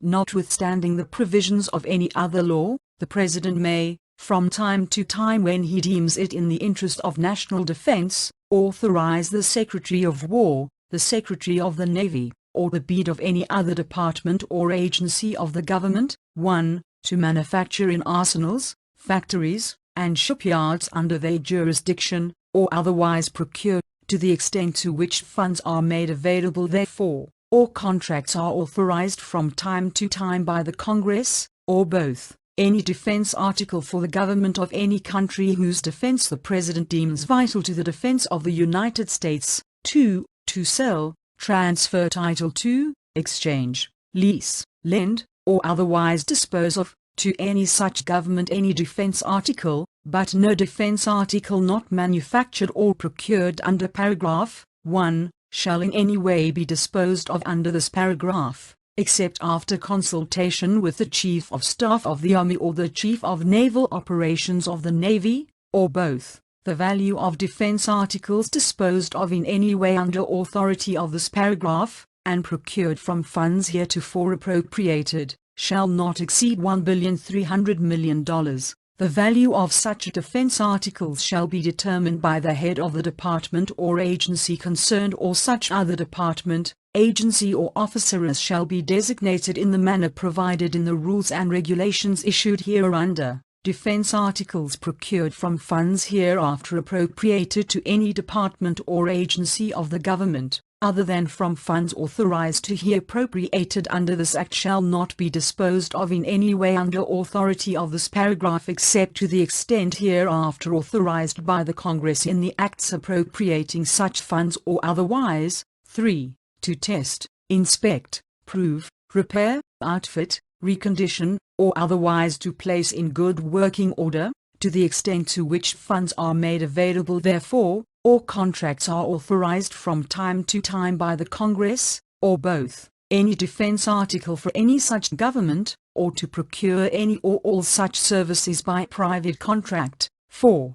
To communicate to any such government any defense information pertaining to any defense article furnished to such government under paragraph 2 of the subsection. 5. To release for export any defense article disposed of in any way under this subsection to any such government. B. The terms and conditions upon which any such foreign government receives any aid authorized under subsection A shall be those which the President deems satisfactory, and the benefit to the United States may be payment or repayment in kind or property, or any other direct or indirect benefit which the President deems satisfactory. C. After the 30th of June, 1943, or after the passage of a concurrent resolution by the two houses before the 30th of June, 1943, which declares that the powers conferred by or pursuant to subsection A are no longer necessary to promote the defense of the United States. Neither the President nor the head of any department or agency shall exercise any of the powers conferred by or pursuant to subsection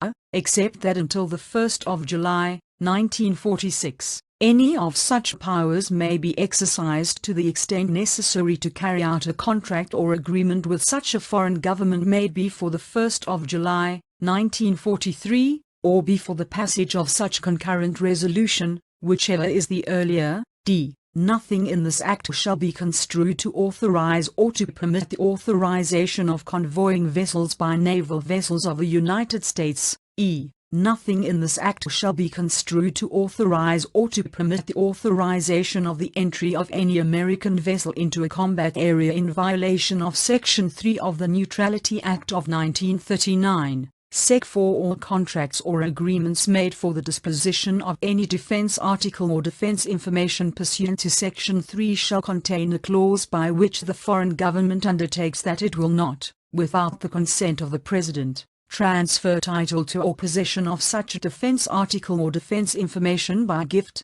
sale, or otherwise, or permit its use by anyone not an officer, employee, or agent of such foreign government. Sec. 5. The Secretary of War, the Secretary of the Navy, or the head of any other department or agency of the government involved shall, when any such defense article or defense information is exported, immediately inform the department or agency designated by the President to administer Section 6 of the Act of the 2nd of July, 1940, 54 Stat. 714 of the quantities, character, value, terms of disposition and destination of the article and information so exported. B. The President from time to time, but not less frequently than once every 90 days, shall transmit to the Congress a report of operations under this Act except such information as he deems incompatible with the public interest to disclose. Reports provided for under this subsection shall be transmitted to the Secretary of the Senate or the Clerk of the House of Representatives, as the case may be, if the Senate or the House of Representatives, as the case may be, is not in session. Sec. 6. There is hereby authorized to be appropriated from time to time, out of any money in the Treasury not otherwise appropriated, such amounts as may be necessary to carry out the provisions and accomplish the purposes of this Act. B. All money and all property which is converted into money received under Section 3 from any government shall, with the approval of the Director of the Budget, revert to the respective appropriation or appropriations out of which funds were expended with respect to the defense article or defense information for which such consideration is received, and shall be available for expenditure for the purpose for which such expended funds were appropriated by law, during the fiscal year in which such funds are received and the ensuing fiscal year. But in no event shall any funds so received be available for expenditure after the 30th of June, 1946. Sec. 7. The Secretary of War, the Secretary of the Navy, and the head of the department or agency shall in all contracts or agreements for the disposition of any defense article or defense information fully protect the rights of all citizens of the United States who have patent rights in and to any such article or information which is hereby authorized to be disposed of, and the payments collected for royalties on such patents shall be paid to the owners and holders of such patents. Sec. 8. The Secretaries of War and of the Navy are hereby authorized to purchase or otherwise acquire arms, ammunition, and implements of war produced within the jurisdiction of any country to which Section 3 is applicable, whenever the President deems such purchase or acquisition to be necessary in the interests of the defense of the United States. Sec. 9. The President may, from time to time, promulgate such rules and regulations as may be necessary and proper to carry out any of the provisions of this Act, and he may exercise any power or authority conferred on him by this Act through such department, agency, or officer as be shall direct. Sec. 10. Nothing in this Act shall be construed to change existing law relating to the use of the land and naval forces of the United States, except insofar as such use relates to the manufacture,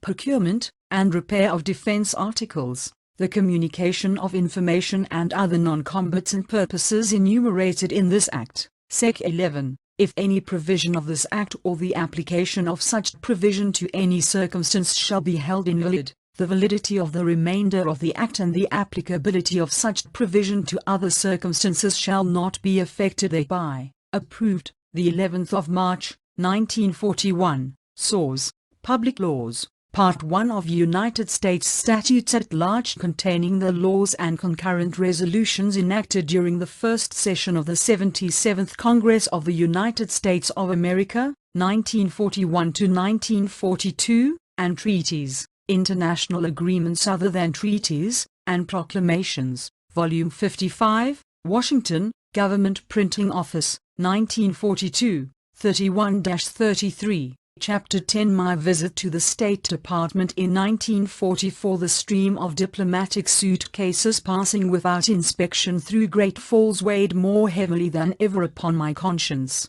During January 1944, I made a special trip to Washington to see whether something couldn't be done. When I explained my intention to Colonel O'Neill, he agreed the matter was important enough for a trip to the capital and promised to issue the necessary orders. I left Great Falls on the 4th of January, 1944, which was my 46th birthday. Because the Colonel and Mrs. Kotikov wished to visit New York at this time, I got first-class transportation. The C-47 in which we traveled belonged to the unsuspecting Colonel Kotikov, and bore the Russian Red Star. Lieutenant Kolbo as was our pilot, and when we landed in Minneapolis we were photographed by the Minneapolis Star. I reached Washington on the afternoon of the 6th of January. The next morning I went to ATC headquarters at Gravelly Point, and spent the day being shuttled back and forth among 8 different offices. On the following morning I appealed to Colonel Page,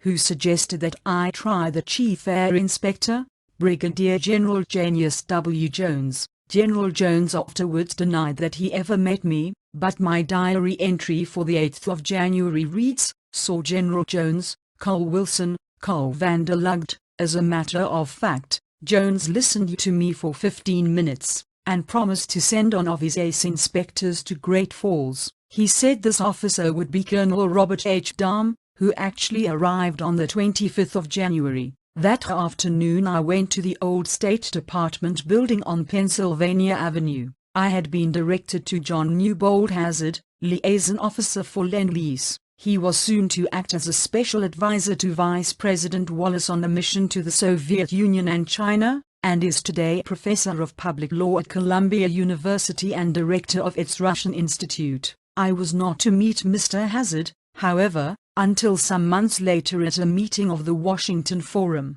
From his private office, after I was announced, came a young assistant. "Major Jordan," he began, "we know all about you, and why you are here. You might as well understand that officers who get too officious are likely to find themselves on an island somewhere in the South Seas, with natural anger." I retorted that I didn't think the State Department had any idea how flagrant abuses were at Great Falls. I said we had virtually no censorship, or immigration or customs inspection. Crowds of Russians were coming in of whom we had no record. Photostats of military reports from American attaches in Moscow were being returned to the Kremlin. Planloads of suitcases, filled with confidential data, were passing every 3 weeks without inspection, under the guise of diplomatic immunity. "But, my dear Major," I was admonished with a jaunty wave of the hand, "we know all about that. The Russians can't do anything, or send anything out of this country, without our knowledge and consent. They have to apply to the State Department for everything. I assure you the department knows exactly what it is doing." Good afternoon. I returned to Great Falls in low spirits, but I took heart from Colonel Bernard C. Hahn, another of General Jones' inspectors, who did not conceal his indignation after I took him over the base and showed him the things I had protested about. "What can we do?" he asked. I replied that the State Department was hopeless, and that our best chance was to call in Army counterintelligence. Colonel Kotikov was displeased when he learned of this turn of events, and let me understand that he knew I was responsible. An overall report was drafted, but has never been made public. Its existence was confirmed to me in 1949 by the FBI, through their questions. On the 28th of March, 1944, however, a report had been prepared by an unidentified special agent of counterintelligence. It ran, in part, as follows: on the 13th of March, 1944, while in the performance of official duties, this agent had occasion to contact Major George Ray C. Jordan, United Nations representative at East Base, Great Falls, Mont. Major Jordan stated that he was desirous of conveying certain information to intelligence authorities. There is an incredible amount of diplomatic mail sent to Russia through Great Falls. All of this was protected from censorship by diplomatic immunity.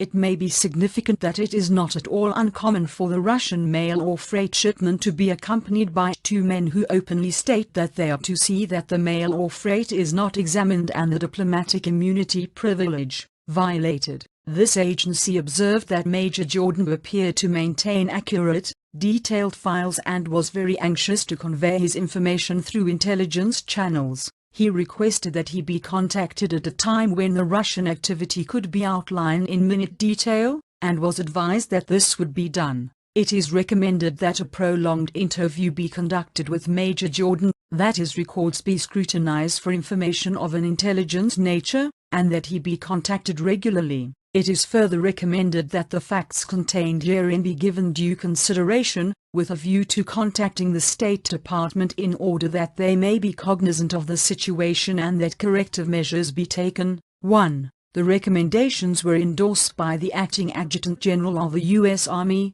Brigadier General Robert H. Dunlop, who urged that their adoption, in his judgment, would result in a more comprehensive enforcement of existing laws and regulations than hitherto has been the case. 2. When the report and endorsement arrived at the State Department, it was necessary to make at least a show of activity. The matter was assigned to Charles E. Bolen, who later became counselor of the department. A specialist on Russia, he acted at Tehran and Yalta as interpreter for Mr. Roosevelt, and at Potsdam as political advisor to Mr. Truman. On the 6th of July, Bolen called a meeting of representatives of the Federal Bureau of Investigation, Office of Censorship, Military Intelligence, Air Transport Command, Immigration and Naturalization Service, Bureau of Customs, Foreign Economic Administration and State Department. If any minutes or memoranda of the session were recorded by the Department of State,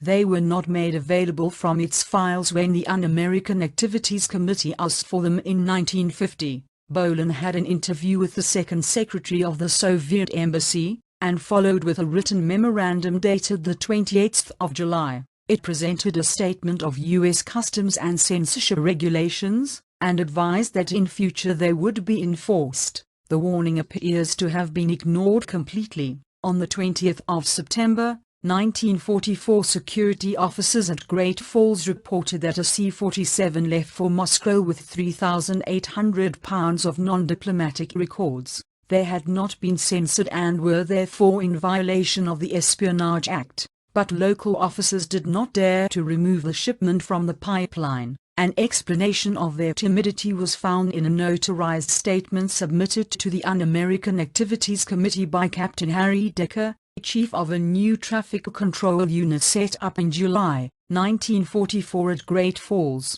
Its function was to make sure that overseas personnel and cargo, in and outbound, were checked by the proper civilian agencies. Customs, Immigration, Censorship and the FBI now had staffs at Great Falls. Captain Decker had learned, as I had too, that it was possible to force the Russians to accept inspection by refusing to clear American pilots flying Soviet planes. Beyond that, nothing could be done. Captain Decker said he had asked again and again for authority to ground any plane bearing contraband persons or freight, and to hold it until the defense was rectified. He was enlightened by a high official of the Department of Commerce, Irving Weiss, who made a trip to Great Falls. Such authority, Weiss told him, could be granted only by a top-echelon decision of the State Department, the Board of Economic Welfare and the President's Protocol Committee. It seemed, Captain Decker observed ruefully, that the power of enforcement lay at very high levels beyond the reach of us there. 3. Needless to say, no enforcement order was issued. By this time, I was no longer at Great Falls. Sources Chapter 10 Chapter 11 The priest who confronted Stalin. Many surprising things turned up on the pipeline, but the most unexpected of all was a priest. Before I tell the story of Father Olemansky, it is necessary to recall some details of the tragic fate of Poland. In a speech on the 22nd of January, 1944, Winston Churchill gave the first clue that the Western powers were planning to deliver Poland, one of their staunchest allies, into Russian hands. The Prime Minister could afford to take a public lead. He had no Polish constituency, while the United States had 3 million citizens of Polish birth or descent. At a run, 4 months earlier, Poland's death sentence had been arranged. It was to be executed at Yalta early in 1945. Prominent roles in the tragedy were played by 2 American citizens who were cleared from Great Falls to Moscow on the 12th and 19th of April, 1944.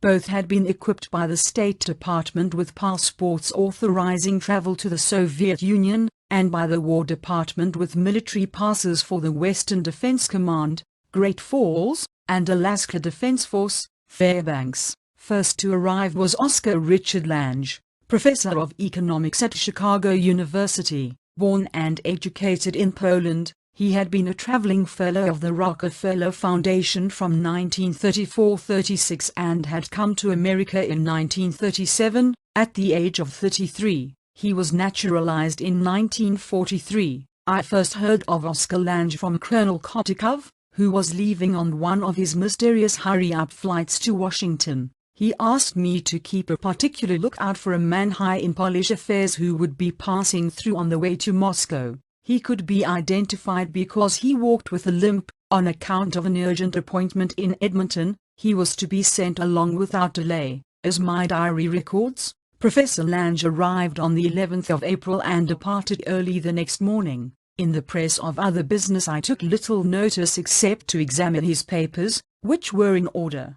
But I sat up when a telegram was forwarded by the Air Base commander. It was from General Marshall, who sent his personal order for the professor's clearance. I thought, this Lange must really be a VIP. Never before, at Great Falls, had such intervention from the Chief of Staff occurred. The second American was Father Stanislaus Olemansky.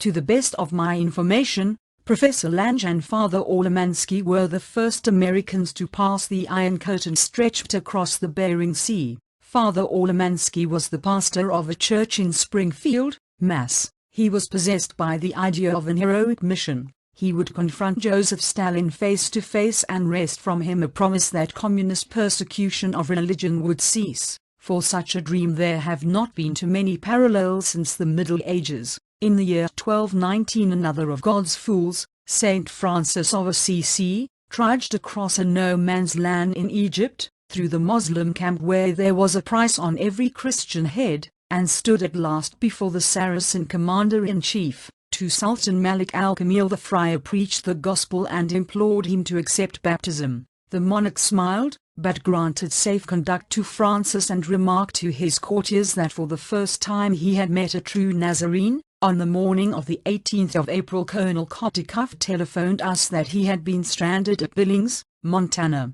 in a B-25 bomber. Colonel Boaz, Major Paul Reed and I flew to the rescue, returning about 2:15 the same afternoon. There in my office, sitting with an air of tranquil patience, was a Catholic priest. He was nearly 6 feet tall and had the build of a husky working man. We shook hands and exchanged names. Quite simply, Father Olemansky said that he was on the way to Moscow. I, Major Jordan, was to put him on a plane. He spoke with the serenity of one who had taken to heart the favorite maxim of Saint Francis of Assisi, cast your care upon God, and he will protect you. Thinking of the fate in store for a priest in Russia, I was horrified. I demanded his credentials, never dreaming he could have any. To my stupefaction, he ordered military passes for the Alaska Defense Force and Western Defense Command, bearing the names of their respective chiefs, Major General Simon B. Buckner and Major General David McCoach, Jr. Next he produced a passport from the State Department empowering him to travel to the Soviet Union by way of Egypt, Iraq and Iran. He also had visas for the 3 countries. I asked why he was in Montana instead of the Near East, the Soviet consulate in New York. He answered, had instructed him to ignore the visas and report to me in Great Falls. I went immediately to Colonel Kotikov, who showed me a wire from the Soviet embassy directing him to facilitate the priest's departure. He was bound for Moscow by personal invitation from Premier Stalin himself. "But it isn't safe," I objected. "Your people have been killing priests by the thousands." Kotikov laughed. "Was years ago, during bad part of revolution. Today, under the great Stalin, religion in Russia very fine." He shrugged off the visas for Egypt, Iraq and Iran. "Stalin wants him. Is visa enough?" he said, full of worry. I went back to Father Orlemansky and asked how it happened that he, a Catholic priest, had been invited to Moscow by Joseph Stalin. He explained that his flock was made up entirely of Poles, by nativity or heritage, and that he had been besieged with questions, which he could not answer, about the fate of the Catholic religion in their homeland. Would it be suppressed? Would it be allowed to survive? Would it be tolerated for an interval and then destroyed? Had the hour not come for trying to bring about good relations between the Vatican and Kremlin? Believing in direct action, Father Orlemansky sat down and wrote an appeal to the one man in the world who had the answers. No letter could have been more providential for Stalin. He was preparing to swallow Poland, a morsel notoriously indigestible. There was urgent need of help from quarters which were Polish and non-communist. Father Orlemansky was both. That he was also an American, and beyond all else a Catholic priest, was too good to be true. It happened that the Springfield cleric had published some writings on the position due to labor in society. The son and pastor of workingmen, and himself no stranger to manual labor, he had advanced ideas on the subject. His writings came into Stalin's hands. The result was one in which the priest saw the hand of God. Through the Soviet consulate in New York he received a cordial invitation to go to Moscow as Stalin's personal guest, for a discussion across the table of the matters cited in his letter. When Mr. Stalin invited me, the priest told a correspondent in Moscow named Harrison E. Salisbury, he sent a message to Mr. Roosevelt and asked him if it was all right for me to come over and, if it was, to fix it up about my travel papers. Out of his native independence, Father Orlemansky responded with demands so uncompromising that they might have served as an example for the White House and State Department. He had the boldness to dictate the 3 conditions under which he would accept Stalin's invitation. 1. He would not travel to Moscow unless there was a sworn understanding that he would talk with Stalin himself. 2. In case of an attempt to elude the promise after he got there, and foist some lesser person upon him, he would take the next plane home. 3. Under no circumstances would he travel with Professor Oscar Lange, who had been suggested as a companion. I told Father Orlemansky that transportation would not be available till the following afternoon, so I phoned for a reservation at the Rainbow Hotel and asked him to tell me about himself. He was 54 years old, and pastor of Our Lady of the Rosary Church on Franklin Street,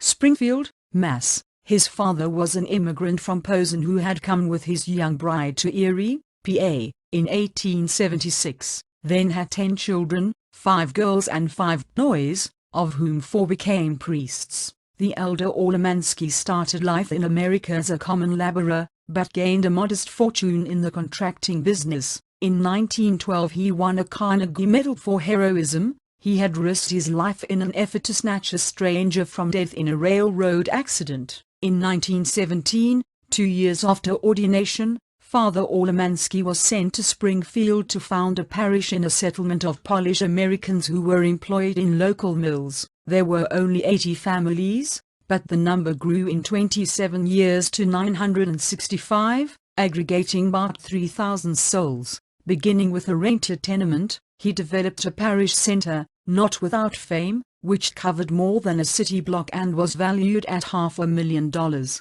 It boasted a school, convent, community house, rectory and an extraordinary new church, dedicated in 1940. Most of the construction was done with their own hands by men and boys of the parish, who gave their work free. As carpenter, plasterer and painter, the priest toiled shoulder to shoulder with the others. He himself designed the church, He finished with an expression that was very old-fashioned and somehow touching in an era of installment buying and public deficits. "There isn't a penny of debt." By this time I began to feel protective toward Father Olemansky. Though not a Catholic, I was moved by his courage, simplicity and faith. I asked whether he had flown before. He had never been on a plane, and had traveled from New York to Great Falls by railway, at his own expense. He had no parachute. "Do I need one?" he asked. "Under regulations, he could not board a plane without it, and it would be useful in getting to the ground,"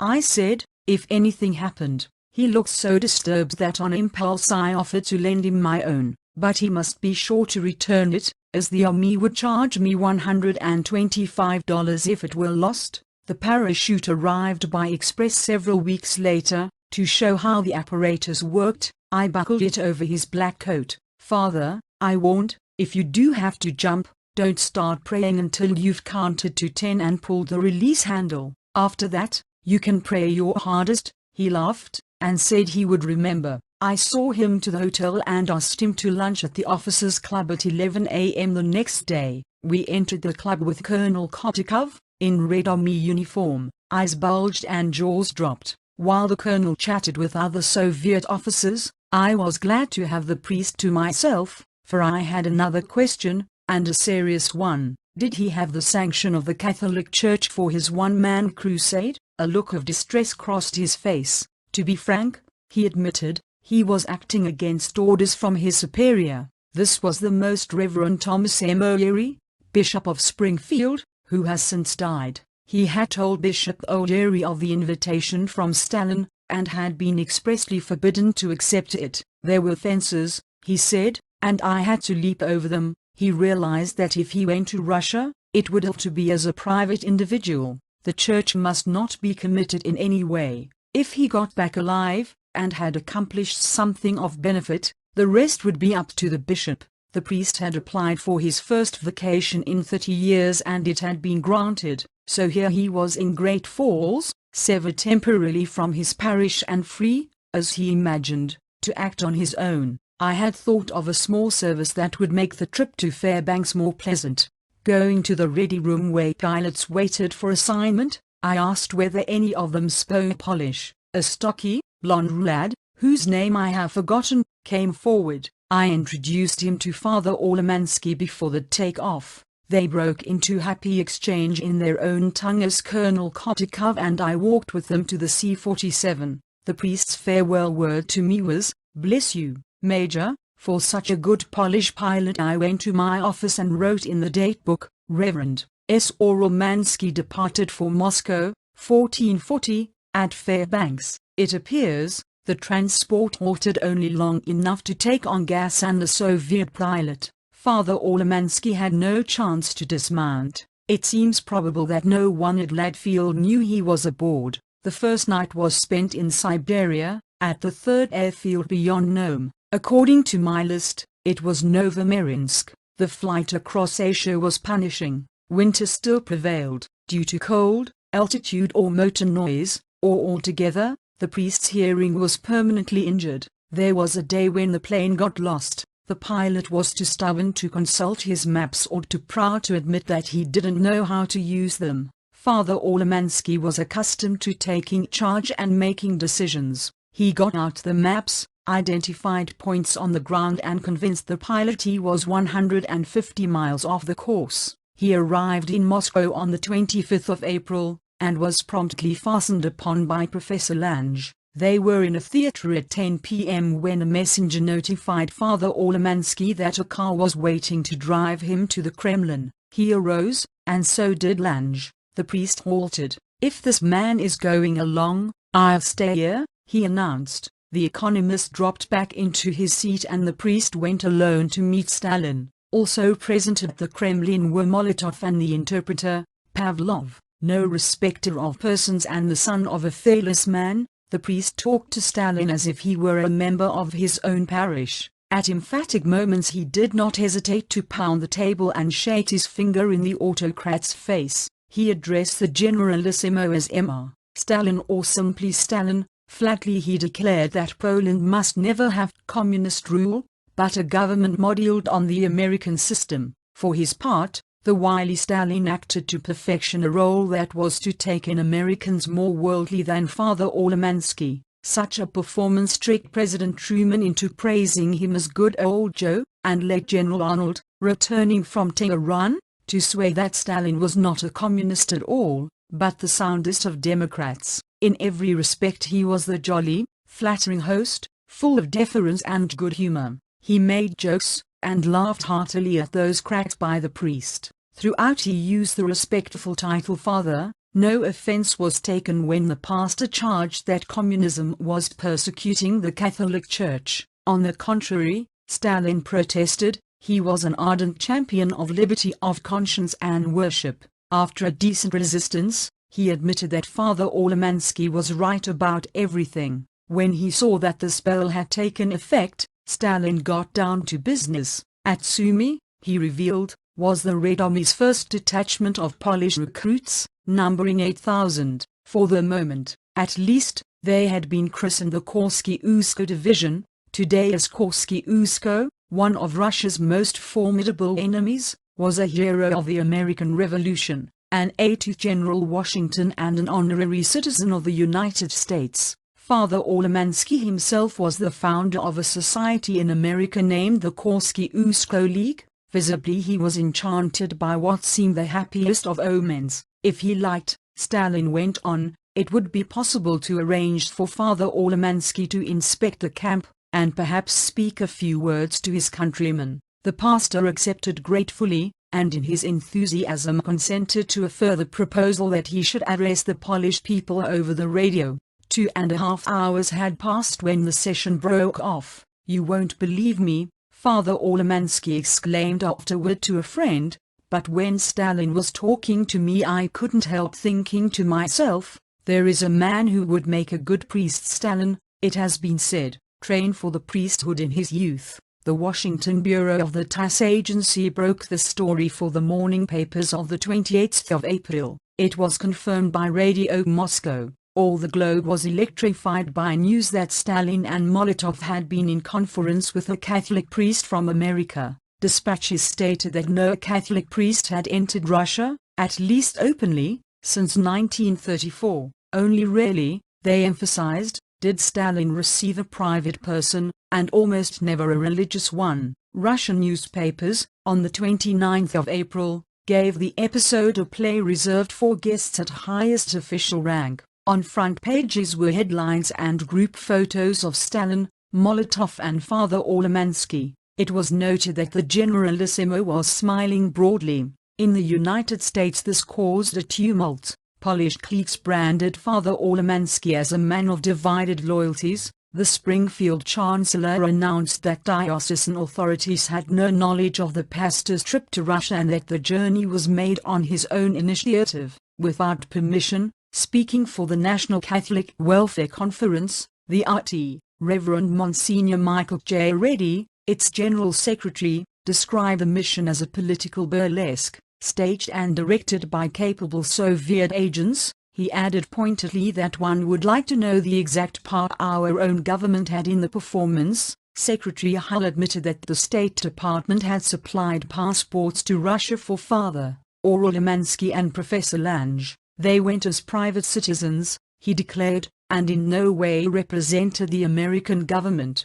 Both had been invited to Moscow by Soviet authorities. At a news conference, the president diverted inquiries from himself to the chief of the passport division, Mrs. Ruth B. Shipley. Everyone knew her severity in granting passports, he pointed out, and whenever an applicant got by Mrs. Shipley, it was certain the law had been complied with. One midnight, toward the end of April, I was aroused by a telephone call from New York or Washington. The speaker was a woman correspondent for a wire service. She asked whether I had cleared a Catholic priest through Great Falls to Moscow. She repeated the question in several forms, taking care not to mention Father Olemansky's name. I was sleepy and shivering with cold. I instructed her that any information about Father Olemansky must come from Colonel William Westlake, Chief of Public Relations for the Army Air Forces. "Thank you, Major," the girl chuckled. You've told me exactly what I wanted to know." Newspapers revealed the next morning that Father Orlemansky had been routed through Great Falls.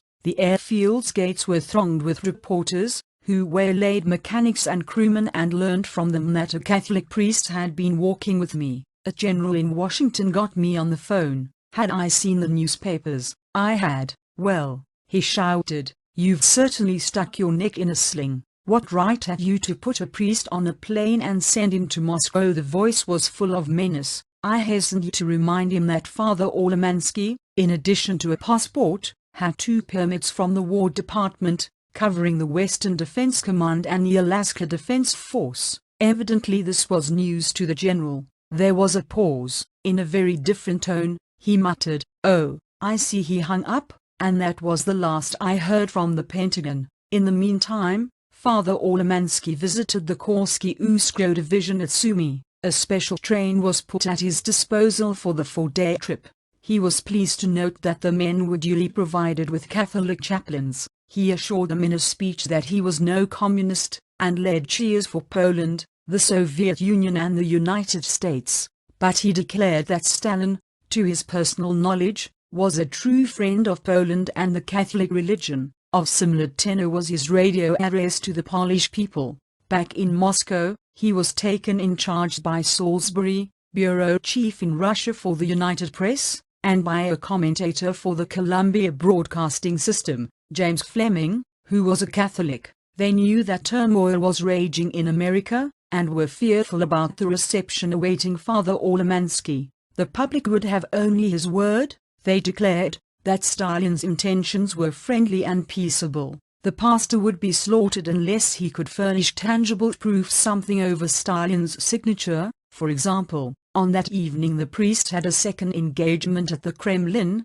which also lasted 2.5 hours. He said, "Emma, Stalin, I have to have something in writing. I must have some sort of statement from you to take back to America." The Generalissimo answered that was a good idea. The remainder of the night was spent by Father Orlemansky in drafting 2 documents. One was his own statement summarizing conclusions reached at both interviews. The other contained 2 questions, for which Stalin was asked to give signed answers. Father Orlemansky's statement, sanctioned by Stalin, was released on the day the pastor left Moscow. It read in part, "Unquestionably Marshal Stalin is the friend of the Polish people. I will also make this historical statement: future events will prove that he is well disposed toward the Catholic Church. Poland should not be a corridor through which the enemy passes at will and destroys Russia," said Stalin. He really wants a strong, independent, democratic Poland to protect herself against future aggressors.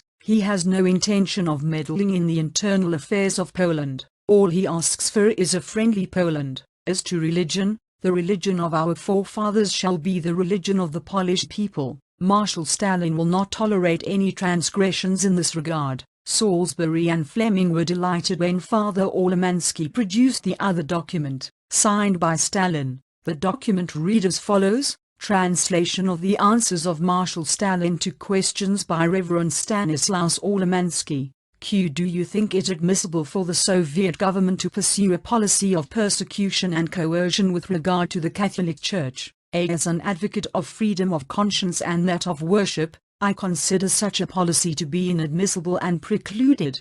Q. Do you think that cooperation with the Holy Father, Pope Pius XI, in the matter of the struggle against persecution and coercion of the Catholic Church is possible? A. I think it is possible. Stalin invited Father Orlemansky to a 3rd meeting, from which the priest excused himself. He was in haste to report the success of his mission at home. After 12 days in Russia, he departed on the 6th of May in jubilation. The priest had no doubt that he had managed single-handed to negotiate a private concordat with Stalin guaranteeing the Catholic Church against persecution throughout the communist world. As evidence that Christianity was still free in Russia, the guileless cleric took with him a basket of Easter eggs procured in Moscow. Disillusionment began at Fairbanks, where he arrived 3 days later. The War Department, alarmed by public clamor, refused him transportation to Great Falls. Borrowing $200 from a Catholic chaplain, He took passage on a commercial airliner and reached Seattle the 10th of May. His journey across the continent was accompanied by a blare of headlines. At a press conference in Chicago,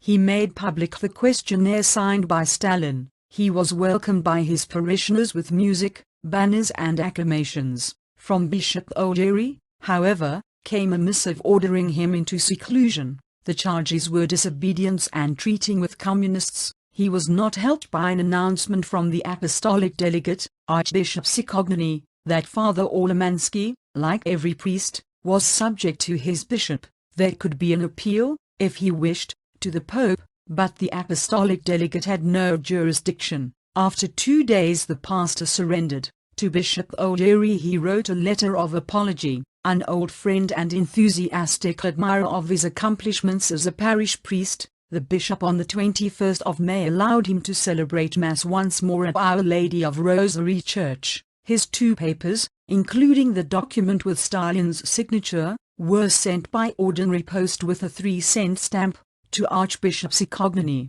Presumably they are now in the Vatican archives. Early the following June the Premier of Free Poland, Stanislaus Mikolajczyk, arrived in Washington to offer a last desperate prayer for the life of his country. He refused to receive Professor Lange, whom he regarded as a notorious Soviet propagandist. Mr. Bolin, of the State Department, sent for Mikolajczyk. Although Lange was a Marxist, Bolin asked the Premier to see him in the interest of good relations between the USSR and the United States. Unable to refuse, Mikolajczyk had to listen to Lange's realistic views. Stalin, he said, thought Poland unadapted to communist rule, did not wish to dominate the country and had no interest in its internal structure. Soon afterward the Premier had a conference with Mr. Roosevelt, who thanked him for meeting Lange and suggested that he talk also with Father Olemansky, a good man, pure and decent,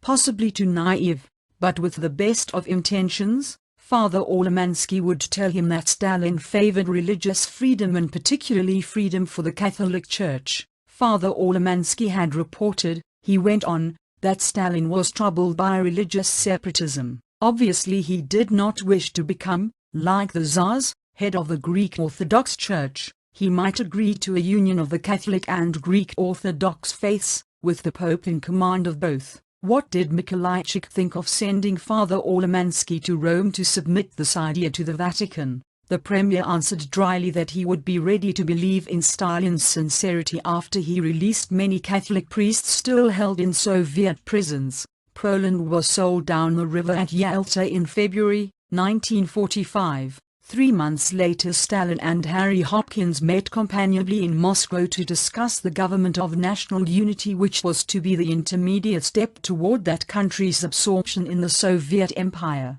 There would be 18 or 20 ministries, the dictator said, of which 4 would be offered to Mikolajczyk's faction. The rest would go to the pro-Soviet Lublin regime. What would Hopkins think of Professor Lange as a member of the new cabinet? The only objection offered by Hopkins was that the economist might be unwilling to give up his American citizenship, which was only 2 years old. Shortly afterward Lange was in Warsaw getting himself renaturalized as a Pole. It was decided that he should become ambassador to the United States. For an obscure pedagogue, he proved to have unparalleled backing. Former Ambassador Davis entreated him in a letter to accept the appointment for the sake of Soviet-American friendship. Arthur Bliss Lane, ambassador to Poland, warned the State Department that Lange had been known for years as a communist sympathizer, but his warning was ignored. On the 5th of July, 1945, Poland's Stalinist government was recognized by the United States and the United Kingdom. As for Father Olemansky, he is still pastor of Our Lady of the Rosary Church, but events in East Europe have taught him that the only freedom of religion tolerated by communism is freedom to serve as an organ of the state, and that communist cooperation with any creed is impossible save on terms of overlord and vassal. One condition of his reinstatement was a promise of silence regarding the mission to Moscow. He is quoted, however, as reflecting sadly, "Stalin tried to use me and I tried to use him, for the good of my church. He won and I lost, It is possible that he finds a bit of comfort in remembering the occasion on which Stalin took him to admire Lenin's tomb. The priest said to Stalin, "I suppose you will be having a bigger one." Then he looked him in the eye and said, "Because you know, Stalin, you too will die someday, like the rest of us." Chapter 12 How Russia Got U.S. Treasury Plates. I returned to Great Falls, for the first time as an Army officer, on the 13th of June, since I had just been replaced by Lieutenant George Woluszki-Lishinsky. I was due to speak in Omaha on the 16th, and this was my last chance to say goodbye to my friends, including Colonel Kotikov. On a personal level, I had always been very friendly with the colonel. He was one of the most unusual people I had ever known, and he had many likable traits as a human being. It was only when politics intervened, or orders came to him from above, that his attitude and manners became difficult. During our farewell talk, Colonel Kotikov mentioned the money plane which had crashed in Siberia and had been replaced. I asked what he meant by money plane. The U.S. Treasury, he explained, was shipping engraving plates and other materials to Russia, so that they could print the same occupation money for Germans as the United States was printing. I was certain he was mistaken. I was quite sure that never in history had we let money plates go out of the country. How could there be any control over their use? You must mean, Colonel, I said, that we have printed German occupation money for Russia and shipped the currency itself. No, no, he replied. He insisted that plates, colored inks, varnish, tint blocks, sample paper, these and similar materials had gone through Great Falls in May in 2 shipments of 5 C-47s each. The shipments had been arranged on the highest level in Washington, and the planes had been loaded at the National Airport. I was still incredulous, but I was impressed enough to pass these remarks on to Colonel Bernard C. Hahn, the Air Force inspector who had come on as a result of my trip to Washington. Not until 1950 did I learn all the particulars about these money plates. The full story has never been released to the general public, and only a few people in Washington seem to know the details of this Lend-Lease scandal. I see no reason why every citizen should not know how his public servants handled such a grave matter in wartime. The sum of money which we lost in redeeming the marks which the Russians rolled off their presses, with no accountability whatever, appears to have been $250 million. It was not until September 1946 that we put a stop to the siphoning of our treasury by refusing to redeem further marks.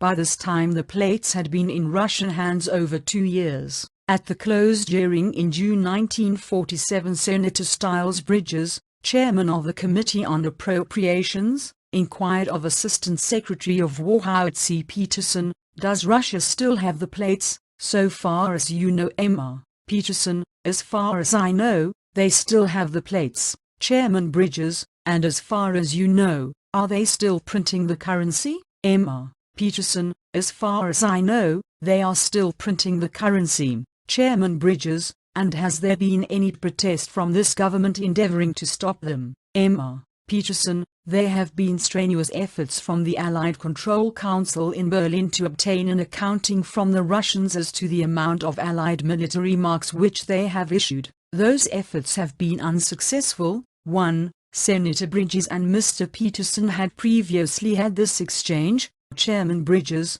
"Was there any action taken by the War Department to restrict the number of notes issued by the Russians?" Mr. Peterson, "The answer of the War Department is no." Chairman Bridges, "And as far as you know, was there any action taken by the State or the Treasury Department to restrict Russia in the number of notes she would issue?" Emma. Peterson, "To my knowledge, none." 2. Emma. Peterson later stated, "I know when we stopped the use of them, the Allied marks, in Germany. It was September 1946. Here is the exchange between Senator William F. Nowland of California and Assistant Secretary Peterson. Senator Nowland, "As I understand, there are $380 million more currency redeemed than there were appropriations for." Mr. Peterson, "That is correct." Senator Nowland, "And you expect eventually that that amount will be cut down to $160 million, is that right?" Emma. Peterson, Yes, Senator Nowland. Now what I would like to ask is, what is the amount outstanding as of, let us say, the end of last month, May, 1947, Emma Peterson? That is $340 million.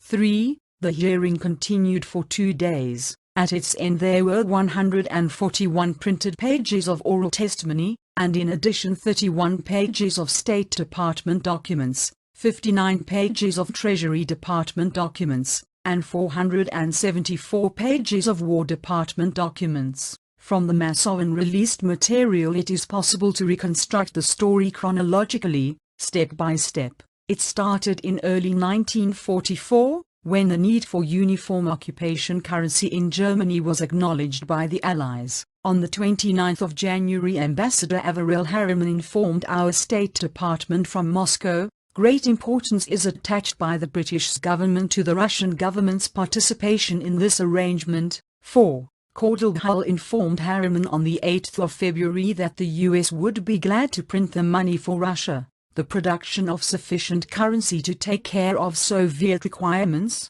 if desired, is being contemplated. 5. On the 15th of February Moscow's answer came from Harriman. The Commissariat for Finance considers that in preparing the currency it would be more correct to print a part of it in the Soviet Union in order that a constant supply of currency may be guaranteed to the Red Army. It will be necessary to furnish the Commissariat for Finance, in order that the M-marks may be of identical design, with plates of all denominations, a list of serial numbers, and models of paper and colors for printing. The Russian technique was clever. Don't ask whether your demand will be met, ask when it will be met. Harriman's cable ended as follows. Molotov asks in conclusion that he be informed when the Commissariat for Finance may receive the prints, models of paper and colors and list of serial numbers. Please instruct. 6. Secretary Hull took over a month before replying on the 23rd of March. It is not expected that the combined chiefs of staff will favor the delivery of plates to the Russians. 7. However, other departments of the government were also being consulted. Inside the Treasury Department great concern was expressed by 2 veteran civil servants, Mr. D.W. Bell, Under Secretary of Treasury, and Mr. A.W. Hall, Director of the Bureau of Engraving. In a memorandum to his immediate superior, Bell stated, "It would be very difficult to make the plates available to the Russians. The Treasury had never made currency plates available to anybody." 8. M.R. Hall reported to the same superior, pointing out the gravity of the problem of accountability. His memorandum said, "To acquiesce to such an unprecedented request would create serious complications. To permit the Russian government to print currency identical to that being printed in this country would make accountability impossible. The present contractor for the printing of invasion currency for Germany is under heavy bond to ensure against the misappropriation, loss, or improper use of plates, paper, and printed currency. I do not believe that under any circumstances would the contractor agree to the manufacture of duplicate plates by any agency outside of his plant. Furthermore, it is doubtful that the Treasury Department could force him to do so. Almost certainly his bond would become forfeit if such an arrangement were resorted to." 9. The immediate superior of Mr. Bell and Mr. Hall was a relative newcomer to the Treasury Department named Harry Dexter White. Revealing testimony about Mr. White has been made by Whittaker Chambers in his recent book, Witness, in the persons of Alger Hiss and Harry Dexter White. The Soviet military intelligence sat close to the heart of the United States government. It was not yet in the cabinet room, but it was not far outside the door. Harry Dexter White had become Assistant Secretary of the Treasury. In a situation with few parallels in history, the agents of an enemy power were able to do much more than purloin documents. They were in a position to influence the nation's foreign policy in the interests of the nation's chief enemy, and not only on exceptional occasions like Yalta, where his role, while presumably important, is still ill-defined, or through the Morgenthau Plan for the destruction of Germany, which is generally credited to White, but in what must have been the staggering sum of day-to-day decisions. 10. With this clue in hand, the day to Day progress of the decision on the engraving plates makes fascinating reading. Mr. Bell again conferred with Harry Dexter White. He pointed out that the plates which had been engraved for the Treasury Department were, in fact, the property of the Forbes Company in Boston, and if we insisted that they should make duplicate sets available to the Russians, it is possible that the Forbes Company would simply refuse to print any further currency for us, on the grounds that security control had been removed and they could not be responsible for anything that might happen to the printing of the currency from that time on. 11. He added that not only could the US print all the currency the Russians could possibly desire, but we could have the first shipment ready for them before the Russians could start manufacturing currency from plates that we might make available to them. What did Henry Dexter White think of all this? White said that he had read with considerable interest the memorandum of the 3rd of March from Mr. Hall to Mr. Bell on this subject, but he was somewhat troubled with the views expressed therein, which indicated that we could not make these plates available to the Russians. Mr. White reiterated that he was loath to turn the Russian request down without further review of the matter. He called attention to the fact that in this instance we were not printing American currency, but Allied currency, and that Russia was one of those allies who must be trusted to the same degree and to the same extent as the other allies. 12. Never, of course, had any other ally asked for engraving plates, nor had we supplied them. We had printed other occupation currency for use in Italy and Japan, and our other allies were perfectly satisfied with this arrangement, but Mr. White made no reference to this. Mr. White then records his meeting with Ambassador Gromyko at the Soviet Embassy in Washington on the evening of the 22nd of March. He relates that Gromyko kept coming back with the question which he asked a number of times, namely, why the Forbes Company should object to giving a duplicate set of plates to his government. He said that after all the Soviet government was not a private corporation or an irresponsible government. I explained to him how both the Forbes Company and the American Banknote Company felt, but I'm afraid he remained unimpressed with the reasons I offered. 13.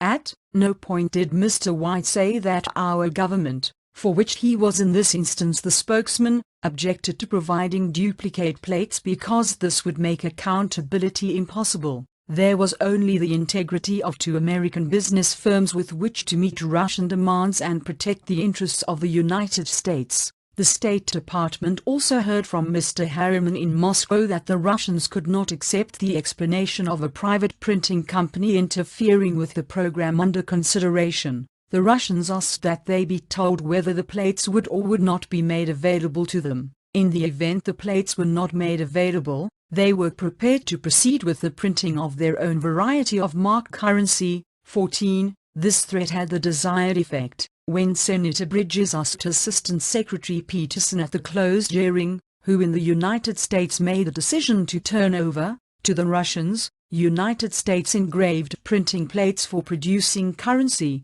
Peterson answered, "The record as I have seen it in the War Department indicates that the decision was made by the State and Treasury Departments." 15. The decision was made on the 14th of April, 1944. It was recorded by James Clement Dunn of the State Department in the following memorandum of his conversation with Secretary Morgenthau. The paragraph next to last, referring to the difficulties raised by the Forbes Company, indicates that the Treasury Department was ready and willing to assume, under the President's war powers, the responsibility which the business firms would not undertake. Here is Mr. Dunn's memo in full. Department of State Memorandum of Telephone Conversation date, the 14th of April, 1944. Subject, duplicate plates to be furnished to the Soviet government. Participants, Mr. Henry Morgenthau, Jr., Secretary of the Treasury, Mr. Dunn. Copies to,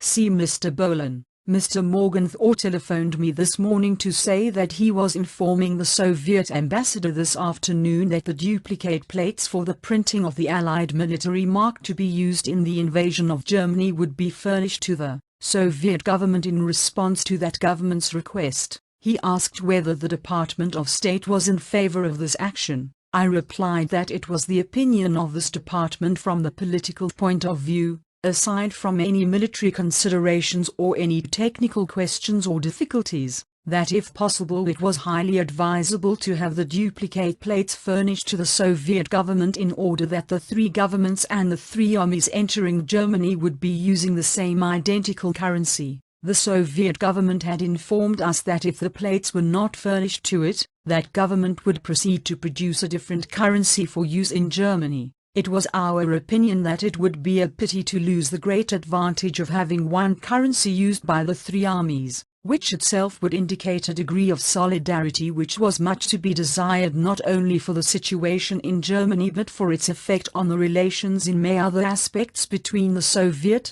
British, and United States governments. Mr. Morgenthau said he was very glad to have this expression of the department's views on this question, as there might be some technical difficulties arise which would require the Treasury to take over, under the President's war powers, the plant which is now using the original plates for the production of these marks. This question has been up between the United States and Soviet governments since last November, and it has become perfectly clear to us as a result of the exchanges of correspondence on the subject that the Soviet government is not ready to join in the common use of the same currency unless it receives the duplicate plates from us. In order to convince the Soviet government of our sincerity in the desire to have the closest collaboration in these military operations against Germany, it becomes essential that we make every effort within our possibility to furnish the plates to that government. James Clement Dunn, 16. On the same day Secretary Morgenthau sent a memo to Soviet Ambassador Gromyko saying, "They will be shipped from Washington on Tuesday,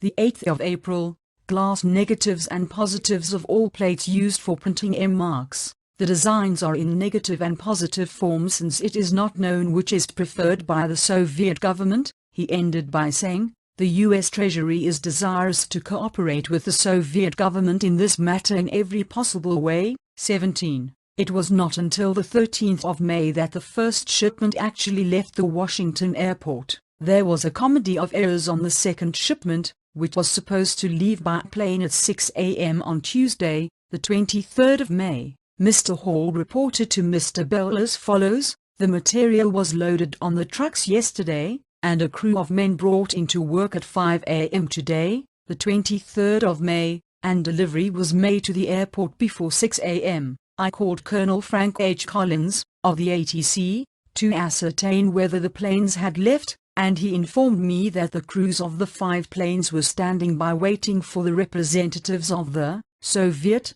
embassy." He further stated that the crews were becoming impatient as they wanted to land at Great Falls, Montana, before sundown. 18. The trouble was that the Soviet embassy had arranged for their couriers to board he planes on the 24th of May. The 5 airplanes were therefore held overnight with a guard in each plane, and a guard around the area where the planes were parked. They left early on Wednesday, the 24th of May, after each courier arrived with an additional box weighing over 200 pounds.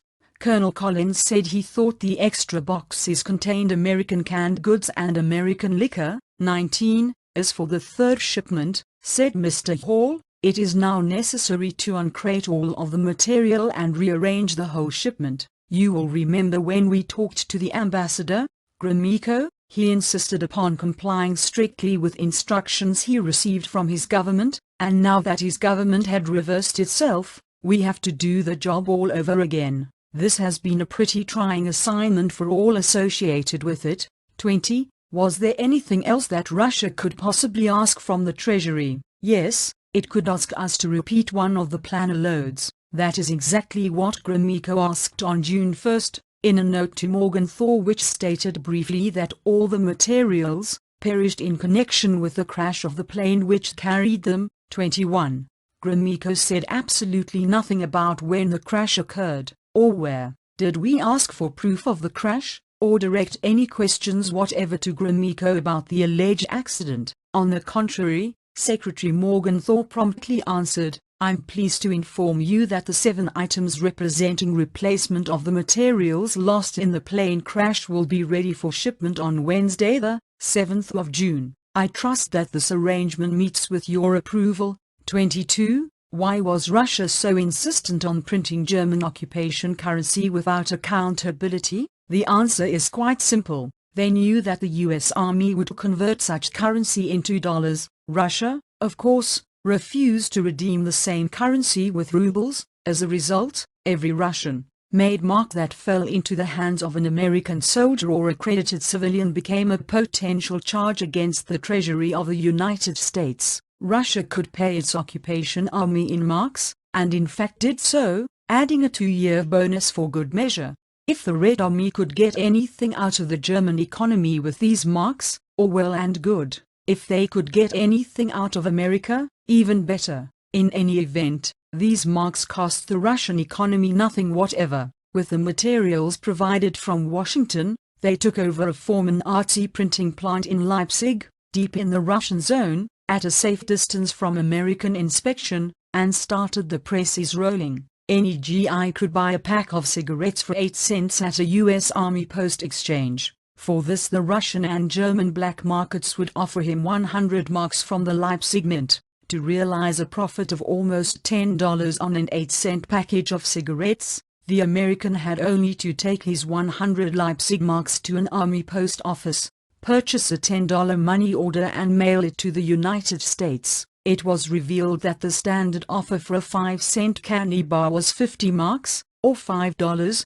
$18 for 1 pound of Crisco, $20 for 1K ration, $25 for a pound of coffee, and $2,500 for a wristwatch costing $17. By December 1946, the U.S. military government found itself $250 million or more in the red. It had redeemed in dollars at least $2,500 million marks in excess of the total marks issued by its finance office. The deficit could have had no other origin than the Russian plant in Leipzig. Let us read once again the War Department's testimony at the hearing in 1947. Chairman Bridges, was there any action taken by the War Department to restrict the number of notes issued by the Russians? M.R. Peterson, the answer of the War Department is no. Chairman Bridges, and, as far as you know, was there any action taken by the State or the Treasury Department to restrict Russia in the number of notes she would issue?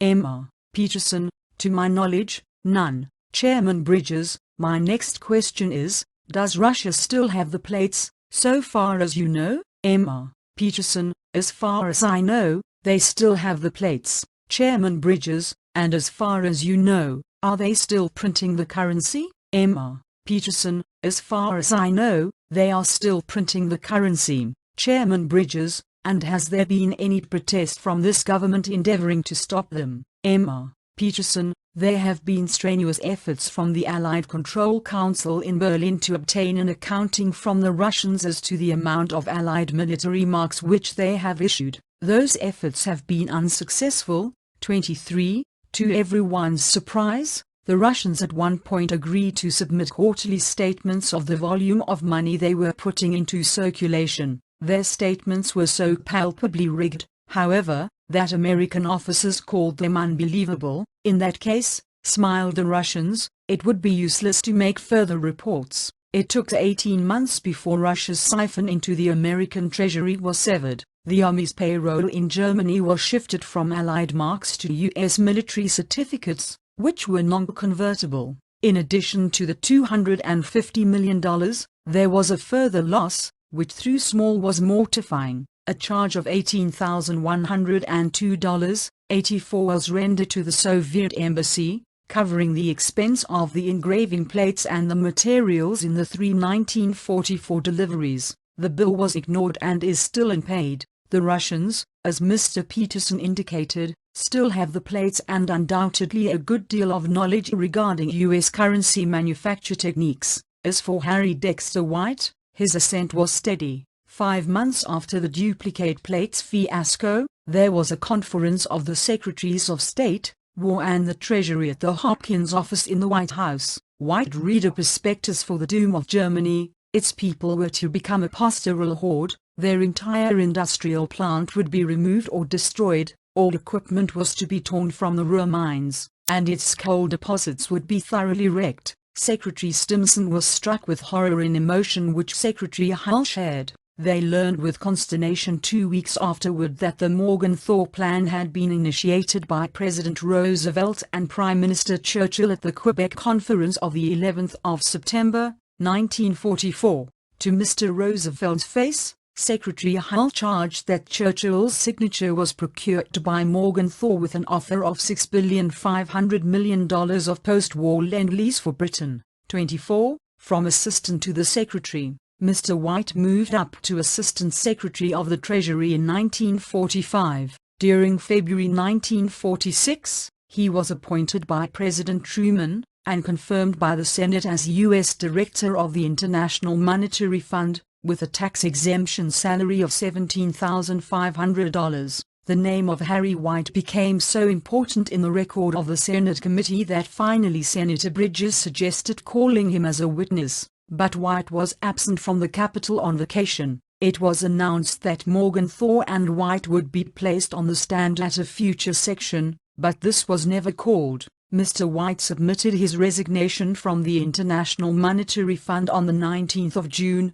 1947, the day after the committee recessed. When The Economist was put on oath the following year, he denounced the Chamber's accusations as unqualifiedly false. He was not and never had been a communist, White affirmed, and had committed no disloyal act.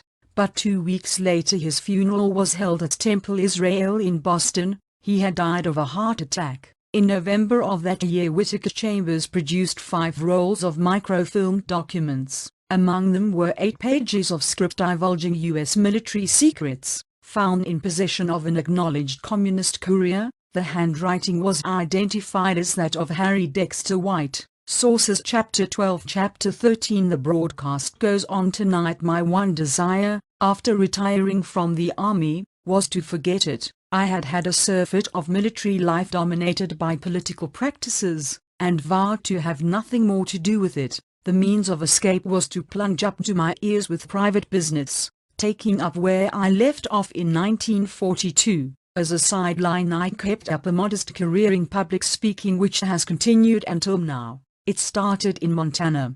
Colonel Meredith was frequently asked to deliver addresses. He loathed them and got in the habit of ordering me to take his place. I remember my first effort was before parents and teachers of the Whittier School in Great Falls early in 1944. For some reason the invitations persisted after I left the army, though I never sought an engagement nor was I connected with the Speaker's Bureau. Prior to 1950 the subject was generally deeds of heroism on the Fairbanks flight and my adventures among the Russians. Again and again I declared that we knew nothing about the Russians, while they knew everything about us. Understanding them for what they were, I stated, was now one of the crucial things in the world. The Smith Report was issued in August, 1945, the month of the Hiroshima announcement. My first intimation that uranium and the atom bomb had any connection derived from summaries of the Smith Report which filled newspapers and magazines in the weeks following its appearance. In my memory the word uranium sounded like an echo, but I was not even certain whether the spelling was the same I had written 2.5 years earlier. I made a journey to the safe where my most important records were stored. From a metal box I drew the memorandum on my first search of the diplomatic suitcases. One of the entries read, Uranium-92. I thought to myself, so that's what the Russians wanted with uranium, but my alarm was quieted by official lullabies. Because of Russian ignorance and backwardness, top authorities stated, Moscow could not hope for years to achieve an atom bomb. Like the rest of the nation, I buried my head in the sand. News in May 1949, that a fraction more than an ounce of U-235 had been lost or stolen at the Argonne Laboratory, convulsed the nation for more than a month. Headlines bellowed and Congress roared. My own response was indignation. In view of the petty amount involved, so colossal an uproar appeared absurd and spurious. What was a single ounce of uranium compared to the hundreds of pounds that had passed through Great Falls? And why screech about the Russian espionage when Washington itself had delivered to the Soviet Union one installment of 420 pounds and another of half a ton? Of course, I was still unaware of the distinction between uranium compounds and uranium metal. I had heard of fissionable U-235 and non-fissionable U-238, but they were phrases without meaning. In my untutored thought, uranium was uranium, just as iron was iron, but my instinct was not wholly wrong. The 1,465 pounds of uranium chemically handed by Lend-Lease to the Soviet Union contained a potential of not merely 1 ounce of U-235 but 6.25 pounds, or 75 ounces. In July 1949 I took the plunge and phoned the office of Fulton Lewis, Jr. I had never met him, but I was one of his radio fans. He was out of the city, and I told the story to his secretary. Mr. Lewis never heard of my call. On the 23rd of September, 1949, President Truman disclosed that an atomic explosion had just occurred in the Soviet Union. I was shocked and stunned to the depths of my being. American policy had suffered a stupendous defeat. There was evidence in my possession, I was convinced, proving that the disaster was chargeable not only to spies but to actual members of the federal hierarchy. It was information that the American people obviously should have, but I was at a loss where to turn. 11 days after the President's announcement, I had lunched with my friend Arthur Johnson at the Army and Navy Club in Washington. Once more I recited the story of the pipeline and my experiences at Great Falls. At the conclusion, Mr. Johnson solved my dilemma with 6 words. He was a native of New Hampshire and a personal friend of his senior senator.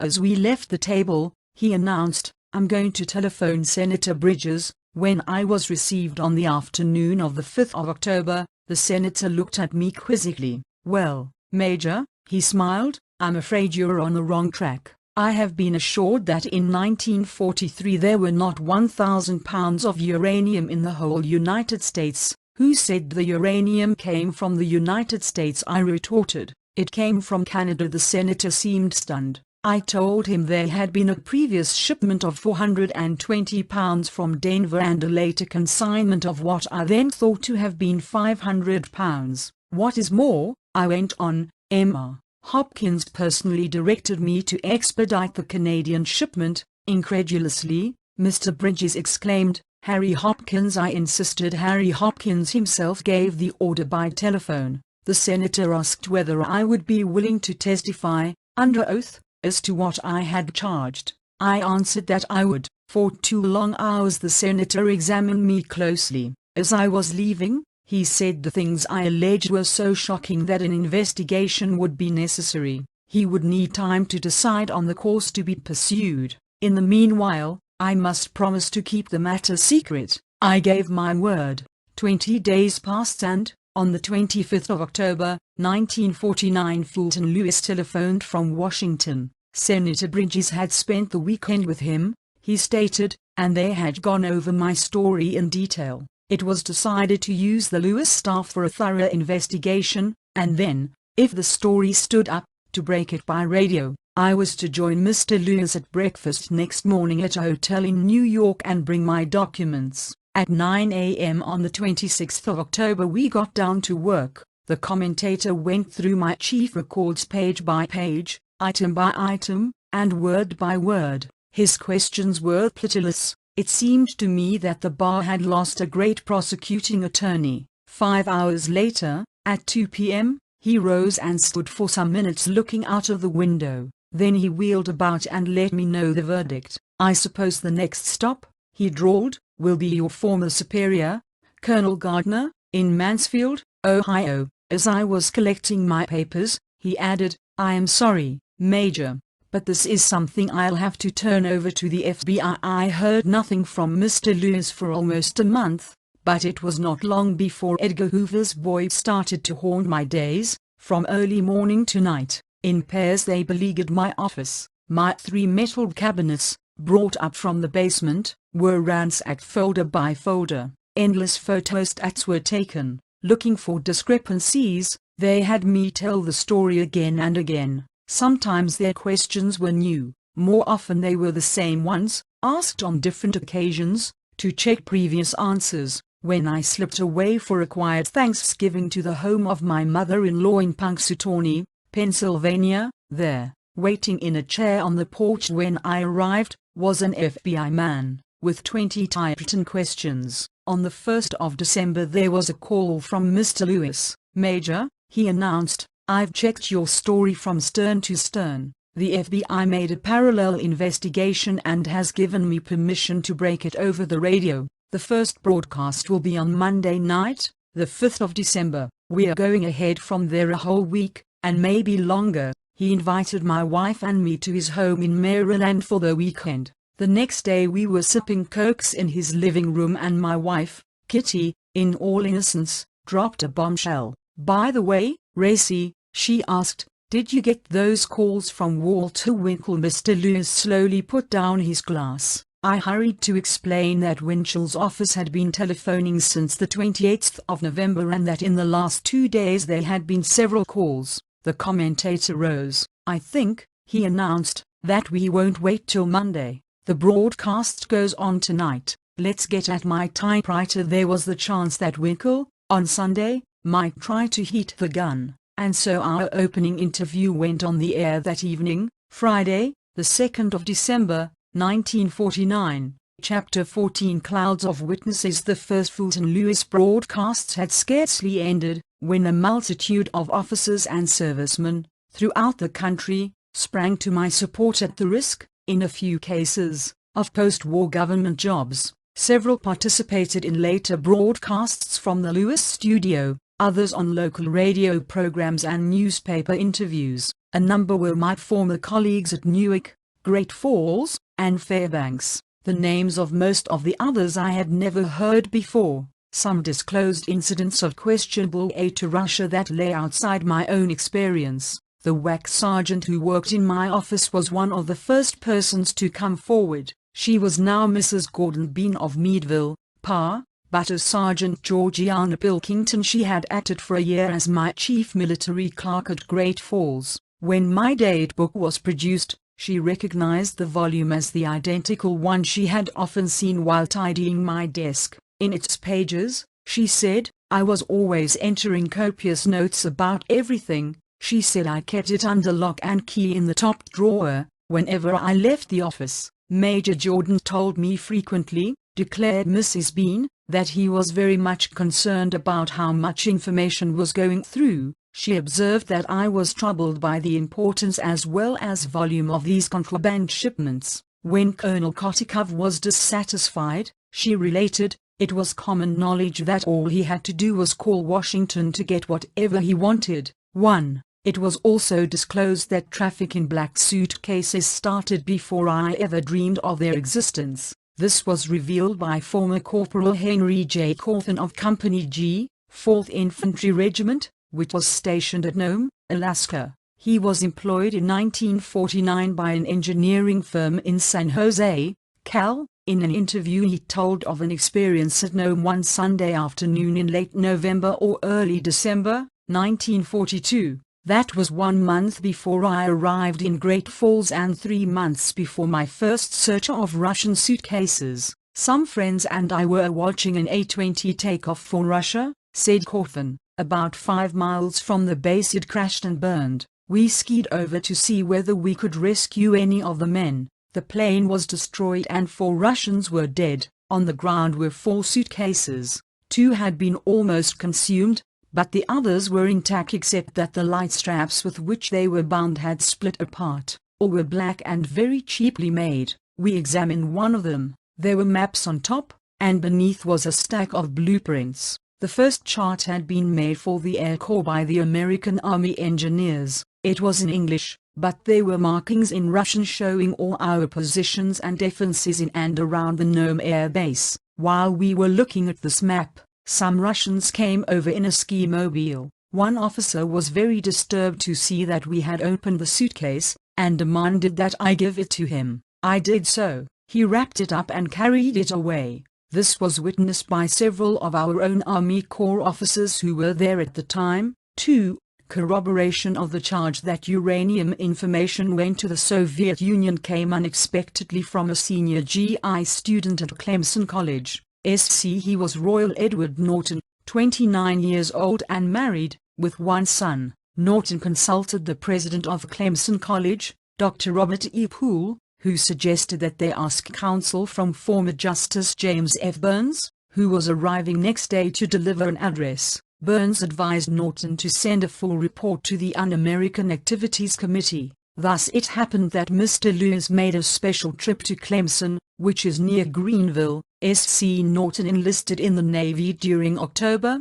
1941, and served till the close of the war, in the North and South Atlantic, the Caribbean, Africa, Sicily and Alaska. He suffered shipwreck aboard the USS Motto and injuries to his foot and back in an airplane crash. He was honorably discharged with the rank of Chief Petty Officer, 4 letters endorsing his candidacy for a commission, and a general service rating that was exceptionally high. A letter of commendation for his service with the Red Army Air Forces covered a tour at the Coast Guard Air Station, Elizabeth City, NC, and the naval base on Kodiak Island, Alaska. At Elizabeth City, planes were conditioned for delivery to Russia and Russian pilots were trained to fly them. At Kodiak they were reconditioned, stripped of surplus gear and cargo, inspected and reloaded. He gave Fulton Lewis the following account of one of his Alaskan experiences. A PBM Catalina type without landing gear was being loaded for the takeoff to Russia.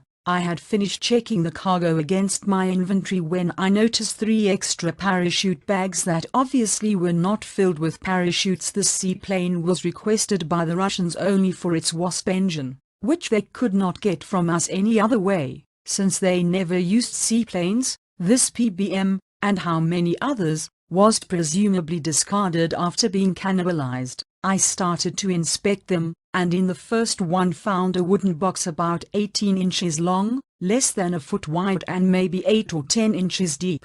The top of the box was not fastened down or sealed in any way, and I lifted it up to see what was inside. The Soviet pilot, who was making a final check in the cockpit, saw what I was doing and put on a terrific scene. He tried to make me stop, yelling in English, "Personal gear, personal." I went on long enough to see what was in the box. It contained a solid stack of blueprints, all of about the same size and general appearance, as if they belonged to a set. I unfolded the one on top and examined it fairly carefully. I had had some little experience in reading blueprints. This was very unusual and different from anything I had ever seen. But I had studied enough chemistry in school to recognize it as a highly complicated pattern of atomic structure. Protons and neutrons were shown. In the lower right-hand corner was a group of words, which were probably an identification of the blueprint. I cannot remember the terms, but I do recall the figure 92. It meant nothing to me at the time, as I had never heard of atomic energy or atomic bombs. In the light of Major Jordan's broadcast, this was undoubtedly a blueprint of the atomic structure of the 92nd element, uranium-3. Norton also revealed that he entered a protest against Russian demands for a complete set of astronomical charts of all Alaska and the Aleutian Island chain. "I could not see why they had any need for such a thing," stated he. "A simple course map would have been enough. The astronomical charts give them a tremendous amount of additional information, far beyond what was necessary, but the Russians were able to use enough influence, despite my objection,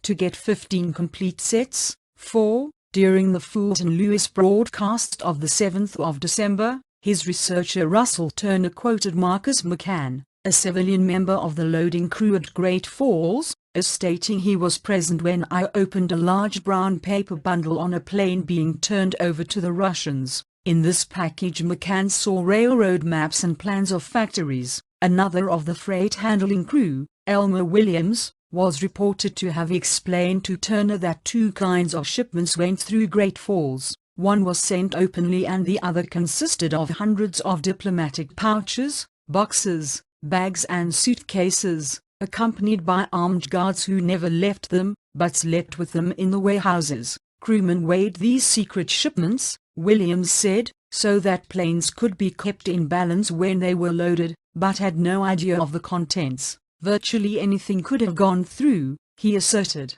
Among open deliveries he remembered thousands of pounds of printed materials, books, technical publications, newspapers, plans and tools, such as wrenches and fine precision drills. 5.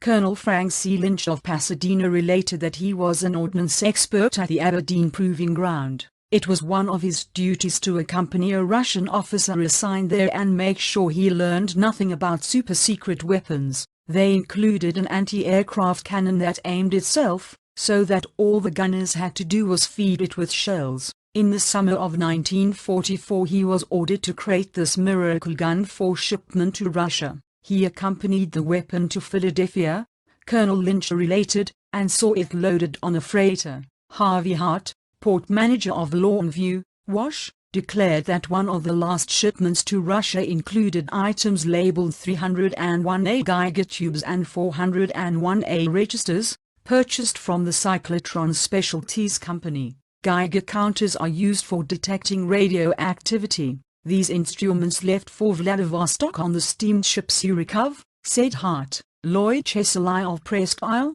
Maine, volunteered that in 1944 he gave information about American radar to a Soviet general. Chesley was an Air Force's radar officer, with the rank of captain, at a U.S. air base near Blantyre, Ireland. He stated that an American officer accompanied the general, who was armed with authorization to inspect secret equipment. Robert K. Califf of Lake Worth, VA, who was Weighs and Balances officer at the Washington airport, with the rank of first lieutenant, revealed that he was often prevented from inspecting Russian shipments. In his interview, as quoted, he stated, "I can say I was prevented many times from examining parcels and pouches which I should have inspected. I was prevented from examining these articles by higher authorities, on the grounds that they carried diplomatic immunity." 6. Private George F. Roberts, of Seattle, told reporters he was stationed during the war at an army base near Edmonton, and that he was driven away from transports bound for Siberia by civilians wielding Tommy guns and speaking a foreign language. He saw large boxes in the planes, but was prevented from inspecting their contents. Superiors ordered him, Roberts declared, to stay off C-47s, and offered to produce the manifesto for a cargo containing 2 helicopters and 30 large U.S. Army tanks, which left the Erie Pier in Jersey City on the Russian freighter Chutokia for Siberia by way of the Panama Canal in 1948, was made by Herbert Crooney, a former congressional investigator, of 1419 University Ave, Bronx. Apparently a ruse, he said. The tanks were earmarked for Turkey. 2 intelligence officers, residents of Los Angeles, told newspapermen they had been questioned by FBI operators. Lt. Colonel Lewis J. Clark, Jr. said that during 4 years at Fairbanks and Great Falls he made daily reports on Russian activities to G2 in Washington. "I could only tell the FBI what any other officer could tell them," reported Major Perry W. Parker, namely, that the Russians in Montana and Alaska spent most of their time trying to worm out secret information from Americans. One of the Navy's specialists in small arms and special weapons, whose name was withheld because he was still in active service, related that he was placed in charge of a training program at Governor's Island, NY. He was harassed by Russian officers who demanded information about weapons so new that they had not yet been tested or even built. When he refused, the Russians threatened to appeal to Washington and have him dismissed. He was hailed before Navy superiors at 90 Church Street and reprimanded. His request for a transfer was granted. The War Department itself announced that during 1944 a dozen Russian officers were trained in radar operations at Fort Monmouth, NJ, Signal Corps Center. They were instructed in 3 types of radar for aiming artillery, identifying aircraft and tracing low-flying bombs and planes. My former superior, Colonel Gardner, was interviewed by Fulton Lewis. In his the 5th of December broadcasts, Mr. Lewis told me, "I talked with Colonel Gardner this afternoon and he told me he had the same experience in Newark that you had. Every time the Russians were displeased with the way things were going, which was frequently, they would get on the telephone to their embassy in Washington and have the embassy contact Mr. Hopkins. All the difficulties would be straightened out immediately. I asked Colonel Gardner how he knew it was Mr. Hopkins who did the job. He said it was common information. The Russians refer to it, and so did everyone else. It was general routine knowledge, he declared. 7. In a broadcast of his own, Colonel Gardner was kind enough to remark that Major Jordan was one of my best and most trusted officers. He continued, I know nothing first-hand about the shipment of atomic materials. I do know that, while I was in command at Great Falls and in charge of this operation, the Russians could and did move anything they wanted to without divulging what was in the consignment. 8. Before a microphone in Mansfield, Ohio a week later, Colonel Gardner declared, there is more beneath the surface than has yet come to light, and it is to be hoped that the investigating committee will forget partisan politics and go to the very bottom. We in America must know whether public servants in Washington are still giving our secrets away. If so, they should be eliminated. We have had enough of fellow travelers and Americans who believe in foreign ideologies. 9. He then quoted a letter from one of the outstanding airmen of all time, Roscoe Turner of Indianapolis. Many thanks for your good letter of the 6th of December and the attached statement of yours in support of our mutual friend,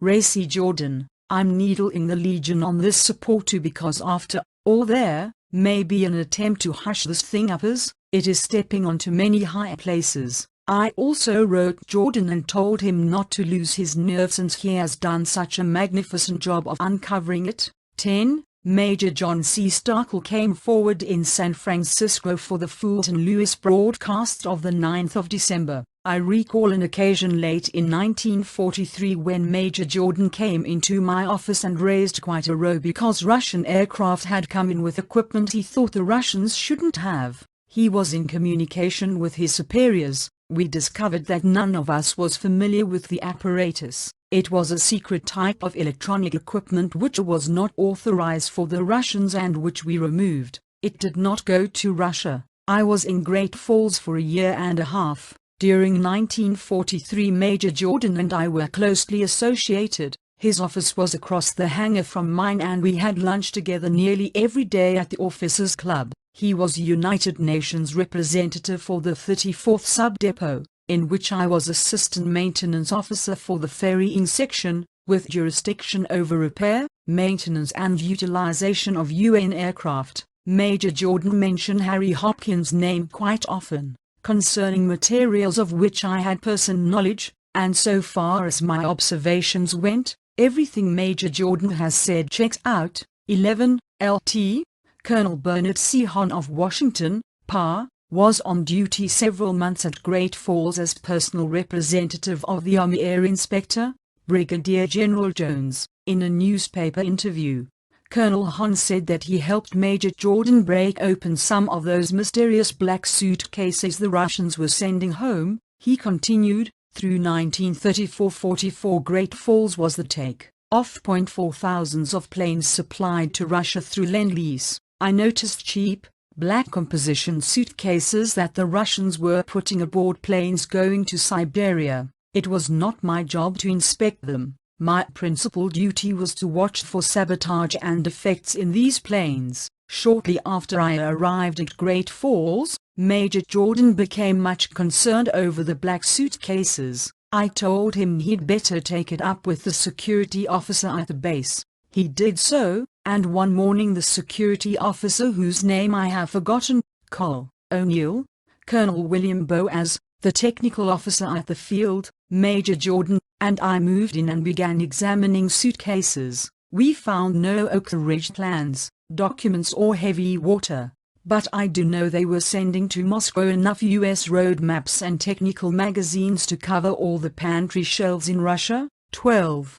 Colonel Kotikov, Hahn added, requested that a wax sergeant be assigned to watch over his wife. Mrs. Kotikov complained to Colonel Hahn. The letter stated that her husband didn't trust her and has that woman follow me everywhere. He reflected that Colonel Kotikov probably has as little privacy as his wife, and explained that an enlisted man on Kotikov's staff was at his heels day and night. The reference, of course, to Sergeant Vinogradsky, The first person to whom I confided the story of my search of diplomatic suitcases was the security officer of the 34th Sub-Depot, at Gorefield, LT, Colonel George F. O'Neill. Without losing a moment's time, Colonel O'Neill published a pledge to support Major Jordan to the limit. His interview was dispatched from Los Angeles, where he had taken a post, after retirement, with the Veterans Administration.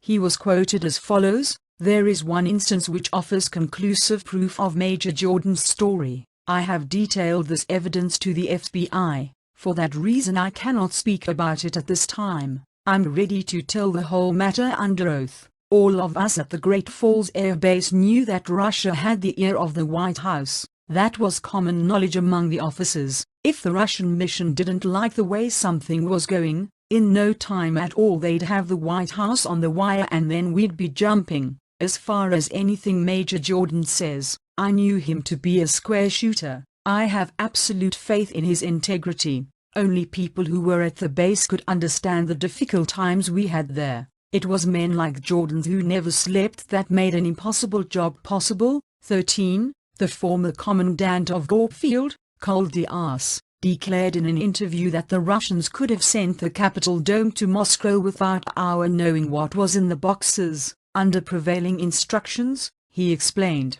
it was not the duty of American officers to question the nature of shipments to Russia but to speed the cargo through as fast as possible. "I remember Major Jordan very well," said Col Diaz. "He is not the type of man to make up a story out of whole cloth." The Lewis broadcast of the 6th of December presented quotations from an interview with Lt. Colonel J.D. McFarland of Hamilton, Ohio, formerly an inspector for the Alaskan wing of the Air Transport Command. "I believe," he announced, "that I can substantiate everything Major Jordan says."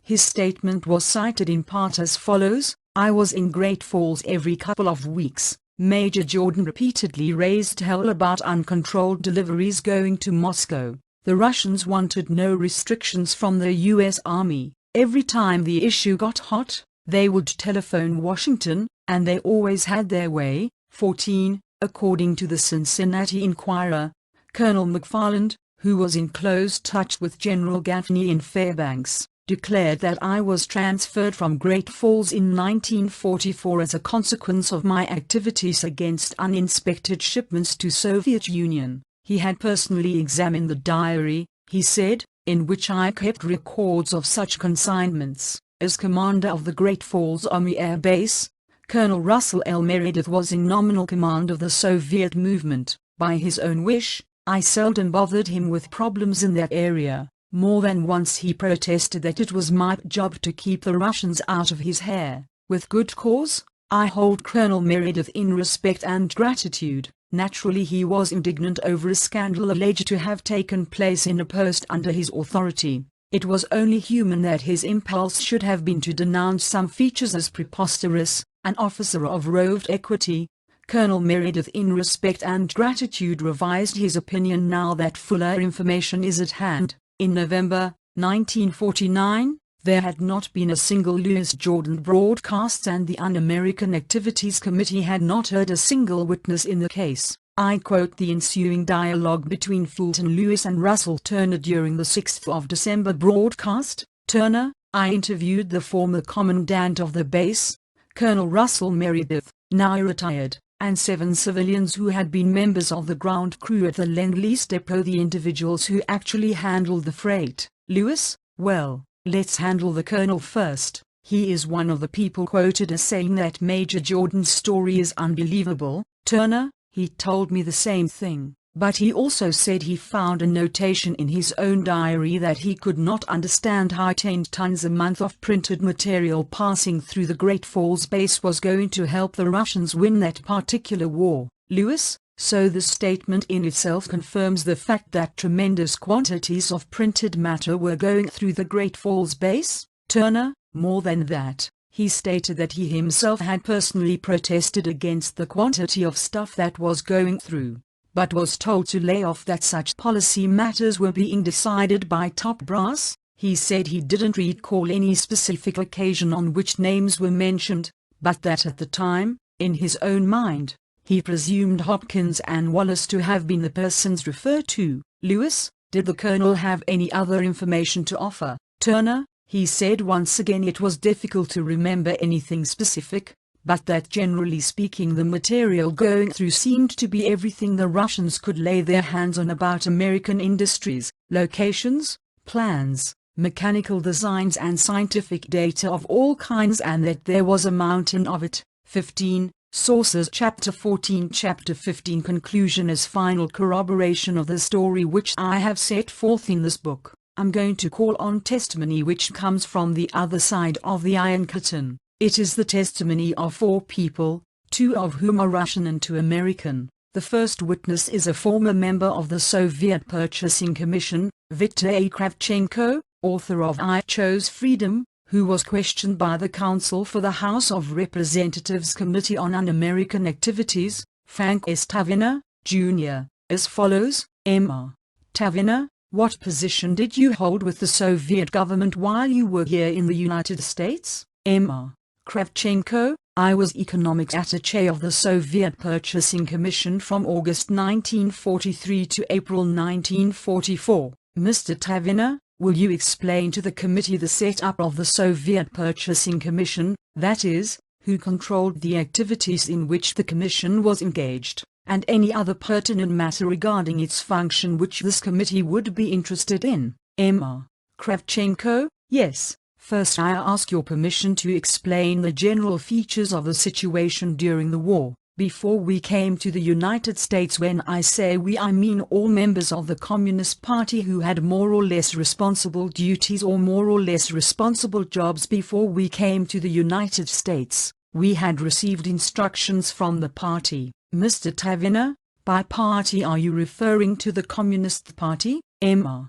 Kravchenko, Communist Party, of course, because in the Soviet Union there is only one party. In conversations which I had with officials of the Central Committee Party, I was told repeatedly, you are going to the capitalistic United States. We are allies today because we need each other, but when the war is over and we shall have won victory and we are sure we shall win it, we shall again become open enemies. We shall never modify our philosophy and our doctrine. We are allies in trouble, but both partners know that they hate each other. Sooner or later a clash between the two is inevitable. Until then the Allies will remain our friends and we shall cooperate in our mutual interests. For this reason and with an eye to the future we must study carefully the industry in the United States, the military industry, the civilian industry, all technological and industrial processes, and we must get hold of their secrets so that we can achieve similar results in our country, and when the time comes we will be ready for the fight.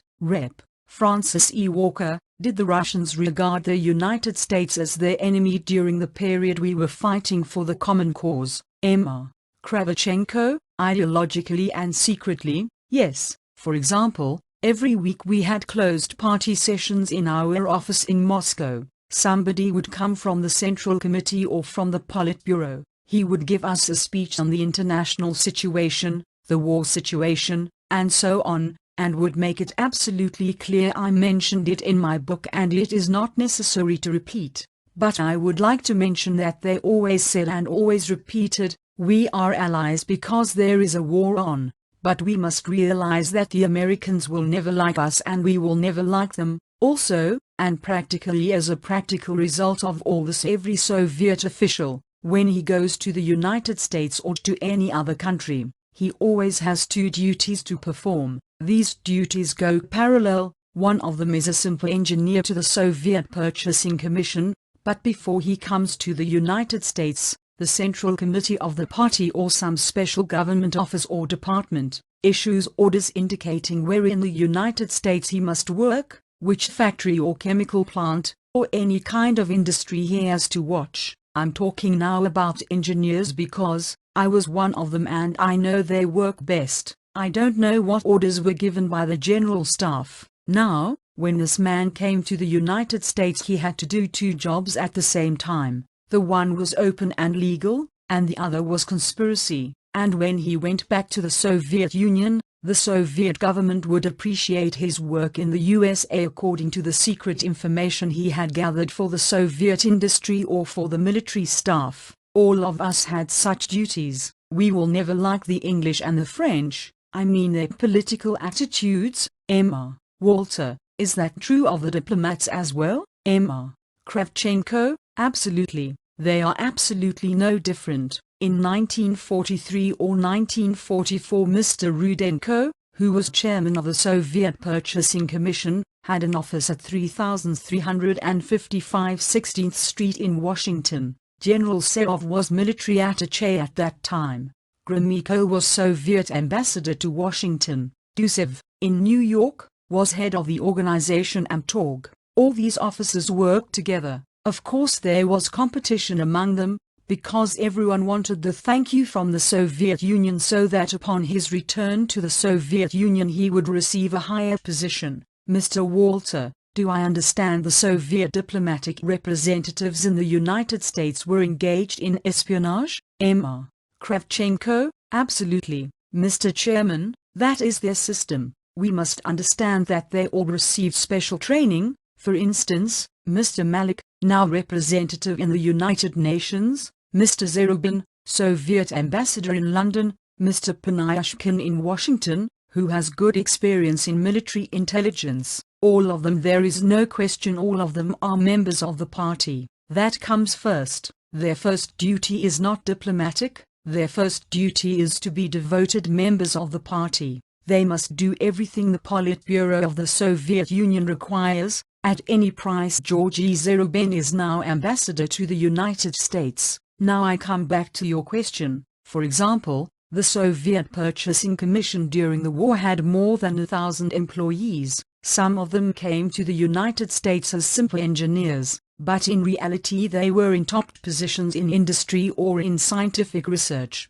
Some came as citizens, but really they were officers of the Navy or artillery or tank troops or the Air Force. No official of the Soviet Purchasing Commission came to the United States as a member of the Communist Party. If you look at the records in the Department of State you will find that no party members came from the Soviet Union. This was the psychologically favorable moment for the Soviet government. We were in the midst of a war. Many American people paid great respect to the Soviet army. Everybody was in sympathy with and liked to talk to men in Soviet military uniform. In the Soviet Purchasing Commission, Mr. Rudenko, Mr. Serov, and a few chairmen of departments were called the Politburo of the Purchasing Commission, on the 7th floor of the Soviet Purchasing Commission, behind an iron door at 3355 16th Street, Washington, D.C. It was not in Moscow. There was a special department of the NKVD. Everything that came from the Soviet Union,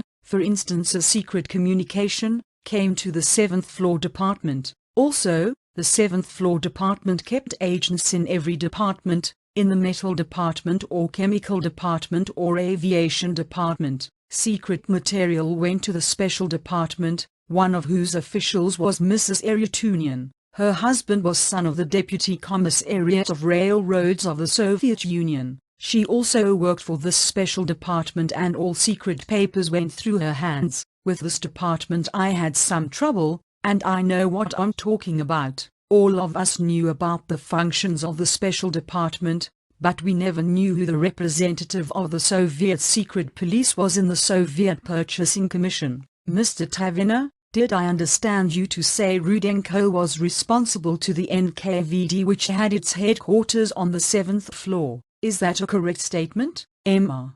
Kravchenko, the special department formerly was under Mr. Rudenko, because he was head of the Soviet Purchasing Commission. This is natural. But in fact they were independent. The NKVD section was independent from the chief of the Purchasing Commission, Mr. Tavina, and the head of the Purchasing Commission, Mr. Rudenko, was compelled to carry out certain activities that were outlined by the NKVD. Is that a correct statement? Emma. Kravchenko, this is absolutely natural. You see, he had two bosses. The one boss, may I make this clear, was Mr. Mikoyan, the member of the Politburo, and second assistant to Mr. Stalin during the war. Mr. McCoyan was Commissar of Foreign Trade. During the war, Mr. McCoyan was in charge of Lend-Lease. That was his duty as a member of the Politburo. All supplies for the Soviet government passed through the hands of Mr. McCoyan. As to Leonid Rudenko, I had known him many years. We worked at the same factory in the Ukraine in about 1924 or 1925. Mr. Rudenko received orders from Moscow from McCoyan, from the Foreign Office, from the General Staff, and from the party. What he did for one office or another I don't know, but the fact is that all these offices were represented in the United States. At the end of 1943 or beginning of 1944,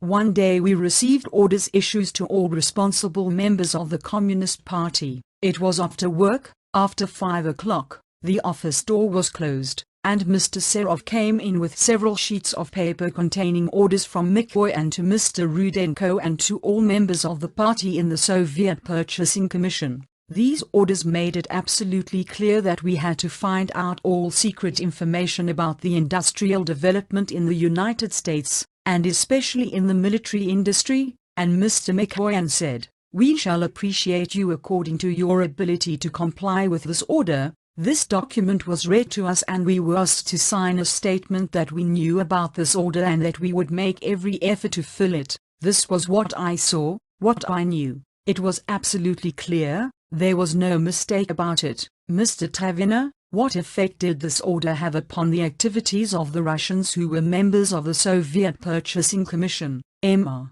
Kravchenko. First I will mention a few names and give you a practical example of what they did. One day I saw big books like this, approximately, indicating, which contained many pictures of the aviation industry, the special machines, special details, and so on. There were pictures and blueprints, 3 large volumes. This material was signed by General Belayev, Alexander Rostachuk, and Engineer Kimichin. General Belayev was chairman of the Soviet Purchasing Commission, Alexander Rostachuk was head of the metal section, and Engineer Kimichin, who came to the United States as a simple engineer, actually was Doctor of Technical Sciences and was working on research at an institute in Moscow in that capacity. He came to the United States as a simple engineer. How they obtained those pictures and blueprints, how they found all this information about the development of aviation in the United States, I don't know.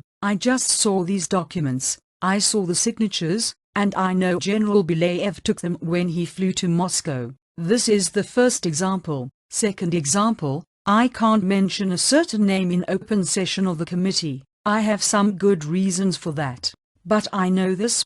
2 Soviet Navy captains obtained information on the production of American submarines, on technological processes and details on the prospective development of the submarine industry. This is the second example. The third example, from 1925 or 1926 I have known Seaman Vasilenko. Seaman Vasilenko, now in the Soviet Union, is head of the whole production of pipes and tubes in the Soviet Union, as part of the metallurgical industry. Mr. Tavina, will you repeat that? Mr. Kravchenko, he is head of the production of pipes and tubes in the Soviet Union. Mr. Tavina, will you spell that name? Mr. Kravchenko, Semenvasilenko, Seaman Vasilenko. I knew him many years. Vasilenko was a member of the party. He had been a member of the Ukrainian government and was awarded a Stalin Premium, and also he had a few decorations. He came to the United States for the sole purpose of finding some special information about the metallurgical and tube industry and military industry. One day in February 1944, I don't remember the date, Vasilenko, myself and Vdovin got ready to fly to the Soviet Union. 6 large bags, and Vasilenko took the 6 bags to the Soviet Union. I saw that material. Some of this material was about the production of planes and the new technological processes. Some was about artillery, some was about new technological processes in metallurgy, some was about the possibilities of industrial development. Mr. Kearney, with a witness mind repeating that? M.R. Kravchenko. Among this material there was also an outline of the possibilities of industrial development. I mean the perspective, for example, what was planned 5 or 10 years ahead, what the plans for the present are, and so on, also the planning perspective for the general development of industry. Do you understand? I know all this material was found in an unofficial way. What could be the reason for Mr. Vasilenko, former member of the government, or for somebody else, to do work as a plain workman? They were working as plain workmen. We closed the door. Nobody could see this material, and Vasilenko took this material and flew to the Soviet Union. Now, one more example. At the end of 1943 or the beginning of 1944, Vasily Sergeyev was deputy of Mr. Mikoyan. Mr. Sergeyev came to the United States. He had meetings here and saw many responsible industrial people and so on. He brought from Moscow another order about various types of information which should be obtained. Sergeyev gathered the heads of the departments and explained what kind of material they are expected to get at any price. My diary records that Vasily Sergeyev, his wife Nina, Peter Makiev, Valentina Batanova, and Anatoly Baranovsky were expedited through Great Falls to Moscow on the 9th of March, 1944. They were allowed to depart nearly 2 tons of personal and diplomatic baggage. I must make it clear, Mr. Chairman, all departments of the Soviet Purchasing Commission, aviation, transportation, all of them were working for this purpose. We transferred to the Soviet Union not just this one package, we transferred to the Soviet Union dozens of tons of material, and not just by airplane. We also were using Soviet ships that came from Lend-Lease for the Soviet Union, and they called this material Super Lend-Lease. Laughter. Well, it is true, and they sent material by these ships for the only reason that the Soviet government never believed in peace between these two countries. They worked very hard to prepare themselves. They understand very well that a new war, if it comes, will be a great technical war, much more so than the last war, and they know very well that the United States is a great industrial country. They must find all material they can, all kinds of information, to be on a level with this country in its military and industrial developments, also, to be up to date. Mr. Walter, do you know how the Super Lend-Lease material was concealed before it was put aboard the ships? Emma. Kravchenko, Lomachin simply could come to any boat, or anybody else could come and bring whatever they wanted, and any captain and any sailor would go ashore to New York or Philadelphia or Baltimore. They did as they pleased. How could you check on them? I saw Soviet ships in New York. We brought this material on the ship. Who cared what we took? Had we taken the Empire State Building and put it on a ship, nobody would have cared. That is true. I know, I saw that. Nobody opened boxes and checked. I witnessed it. I saw dozens of times how Soviet boats were loaded, and I know what I'm talking about, Mr. Walter. So no check was made, and these packing cases containing plans and blueprints were freely passed on the ships with other Lend-Lease material. Emma. Kravchenko, you see, Mr. Chairman, it was absolutely naturally during the war. In the United States, as in many countries in the world, there was much respect for the Red Army. It was a natural feeling. I'm talking now about the policy and psychology of the Soviet government. They did everything against the United States during the war, and now why should they change? Emma. Kearney, were any of those packages under diplomatic seal? Emma. Kravchenko, yes. Vasilenko flew to the Soviet Union with all this luggage, possessed diplomatic immunity, and Vasilenko was not an exception. Everybody who went back always took something with him under diplomatic immunity, and during the war the Soviet government received plenty of airplanes from the United States. These airplanes were flown by Soviet pilots to the Soviet Union. It was part of our activity during the war. Mr. Tavina, if I understood you correctly, Vasilenko packed these 6 bags behind closed doors? Emma.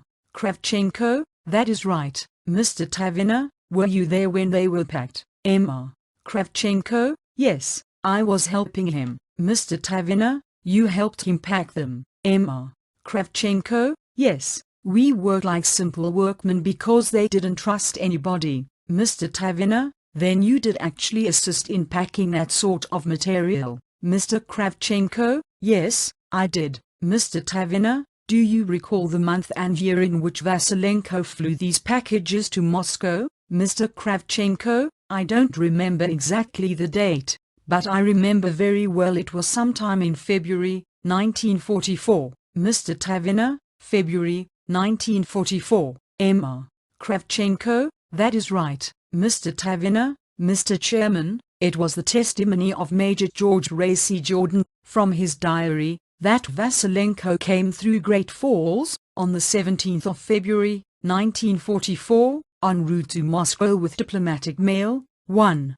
Besides corroborating so dramatically the espionage journey of Seaman Vasilenko through Great Falls, which I had recorded in my diary, Mr. Kravchenko also confirmed many other names and duties of Russian agents who appeared on the list which I had turned over to the FBI. My second witness, an American, is Father Leopold Braun. For 11 years he was the only American priest in Russia. He served from 1934 through 1945 as the pastor of the Church of St. Louis de France, in Moscow. Since his return to the United States, Father Braun has made few public appearances, one of which was at a communion breakfast held at the Hotel Brevoort in New York. At the time Father Braun went on record with these observations, based on what he saw at first hand during the crucial war years in the Russian capital. The American people were fooled into believing that our wartime aid to Russia was aiding the Russian people,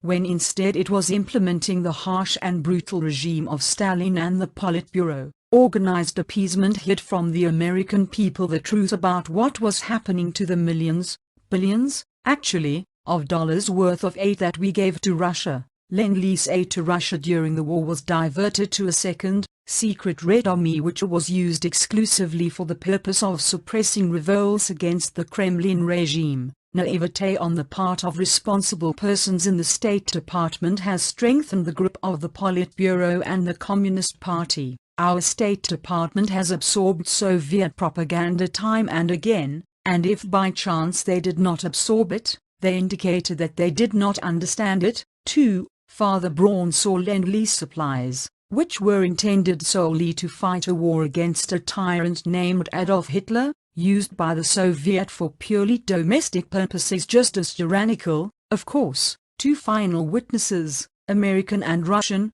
also confirm the main contention of this book that there were Lend-Lease shipments of a non-military nature. They confirm it explicitly and concretely, and they are the 2 people who really ought to know, Harry Hopkins and Joseph Stalin. I said I would cite testimony from behind the Iron Curtain only. Well, that is where Mr. Hopkins' words were spoken in the Kremlin, to Stalin's face. It was in May, 1945, during Hopkins' last trip to Moscow, following President Roosevelt's death. Former Secretary of State James F. Burns quotes the words verbatim and tells us that their source is Hopkins and Averell Harriman's report on their conversations with Marshal Stalin, which they sent to the President. 3. Meaning of course President Truman, who asked Burns to read this record of the meeting before embarking for the Potsdam Conference. The report reveals that Stalin, at this final meeting with Hopkins in the Kremlin, was particularly irritated by the manner in which Lend-Lease shipments had been suspended at the end of the European War. 4. He stated that Russia had intended to make a suitable expression of gratitude to the United States for the Lend-Lease assistance during the war, but the way to which it had been altered now made that impossible to do. 5. In other words, we were officially told that we were not going to get even a thank you from the Russian people or their master for our 11 billions of Lend-Lease, and of course we never have got one. Naturally Hopkins was very much upset by Marshal Stalin's remarks, which reflected on the one operation of the war nearest his heart, the vast program in which he had chief responsibility. Stalin noticed Hopkins' reaction and stated later in the meeting that he was afraid that his remark concerning Soviet public opinion had cut Mr. Hopkins to the quick. 6. In any event, Hopkins did not let Stalin's ungrateful jibes about Lend-Lease go unanswered. and at once explained that cancellation of Lend-Lease was necessary under the law because Lend-Lease was authorized only for the purpose of prosecuting the war. Hopkins then proceeded, in an understandable state of emotion, to make this historic admission. Secretary Burns tells us, he reminded the Marshal of how liberally the United States had construed the law in sending foodstuffs and other non-military items to their aid. 7. In stating how liberally the United States construed the law, Mr. Hopkins was, of course, referring to himself. As William Chamberlain has said, Hopkins was, after the President, the most powerful man in America during the war. 8. He was administrator or Lend-Lease. The law under which he operated was at no time submitted to any court for interpretation or test, and therefore it was he who construed the law. He decided what we supplied to Russia under Lend-Lease, and he himself tells us, addressing Marshal Stalin directly, that he construed the law liberally in sending non-military items to Stalin's aid. And what did our final witness, Joseph Stalin, have to say to this? A man of few words, he replied in character. There is neither ambiguity nor obscurity in his reply, and, with these 8 words, I rest my case. Stalin readily acknowledged the accuracy of Hopkins' statement. 9. And what of my friend Colonel Kotikov? In August 1945, the Soviet government announced rewards for the successful execution of tasks assigned to them by the Soviet government, according to stipulations of the Red Army and Navy. Second on the list, receiving the Order of the Red Banner, Russia's highest decoration after the Order of Lenin, stands the name of A.N. Kotikov. 10. The United States of America did not rate Russia's official thank you, but it is at least interesting to know that Colonel Kotikov did. Sources Chapter 15 Conclusion about the author. His statements prove true, said John O'Donnell in the New York News. The man to whom he was referring is Major George Ray C. Jordan, whose statements concerning American Lend-Lease to Russia during World War II were met with strident denials from columnists, commentators, and government employees. Fortunately, Major Jordan did not have to rely on his memory. Shortly after his appointment as Lend-Lease expediter, a post he held at Newark Airport and then at Great Falls, Montana, he began keeping his famous diaries. He credits his foresight in doing so to a World War I sergeant at Crayfield, Texas, who in 1917 told the then 19-year-old Corporal Jordan, "If you want to get along, keep your eyes and your ears open, keep your big mouth shut, and keep a copy of everything." George Ray C. Jordan served in the 147th Aero Squadron of Captain Eddie Rickenbacker's 1st Pursuit Group in World War I between 1918 and the Second World War. He completed his education and became in time a successful sales and advertising executive.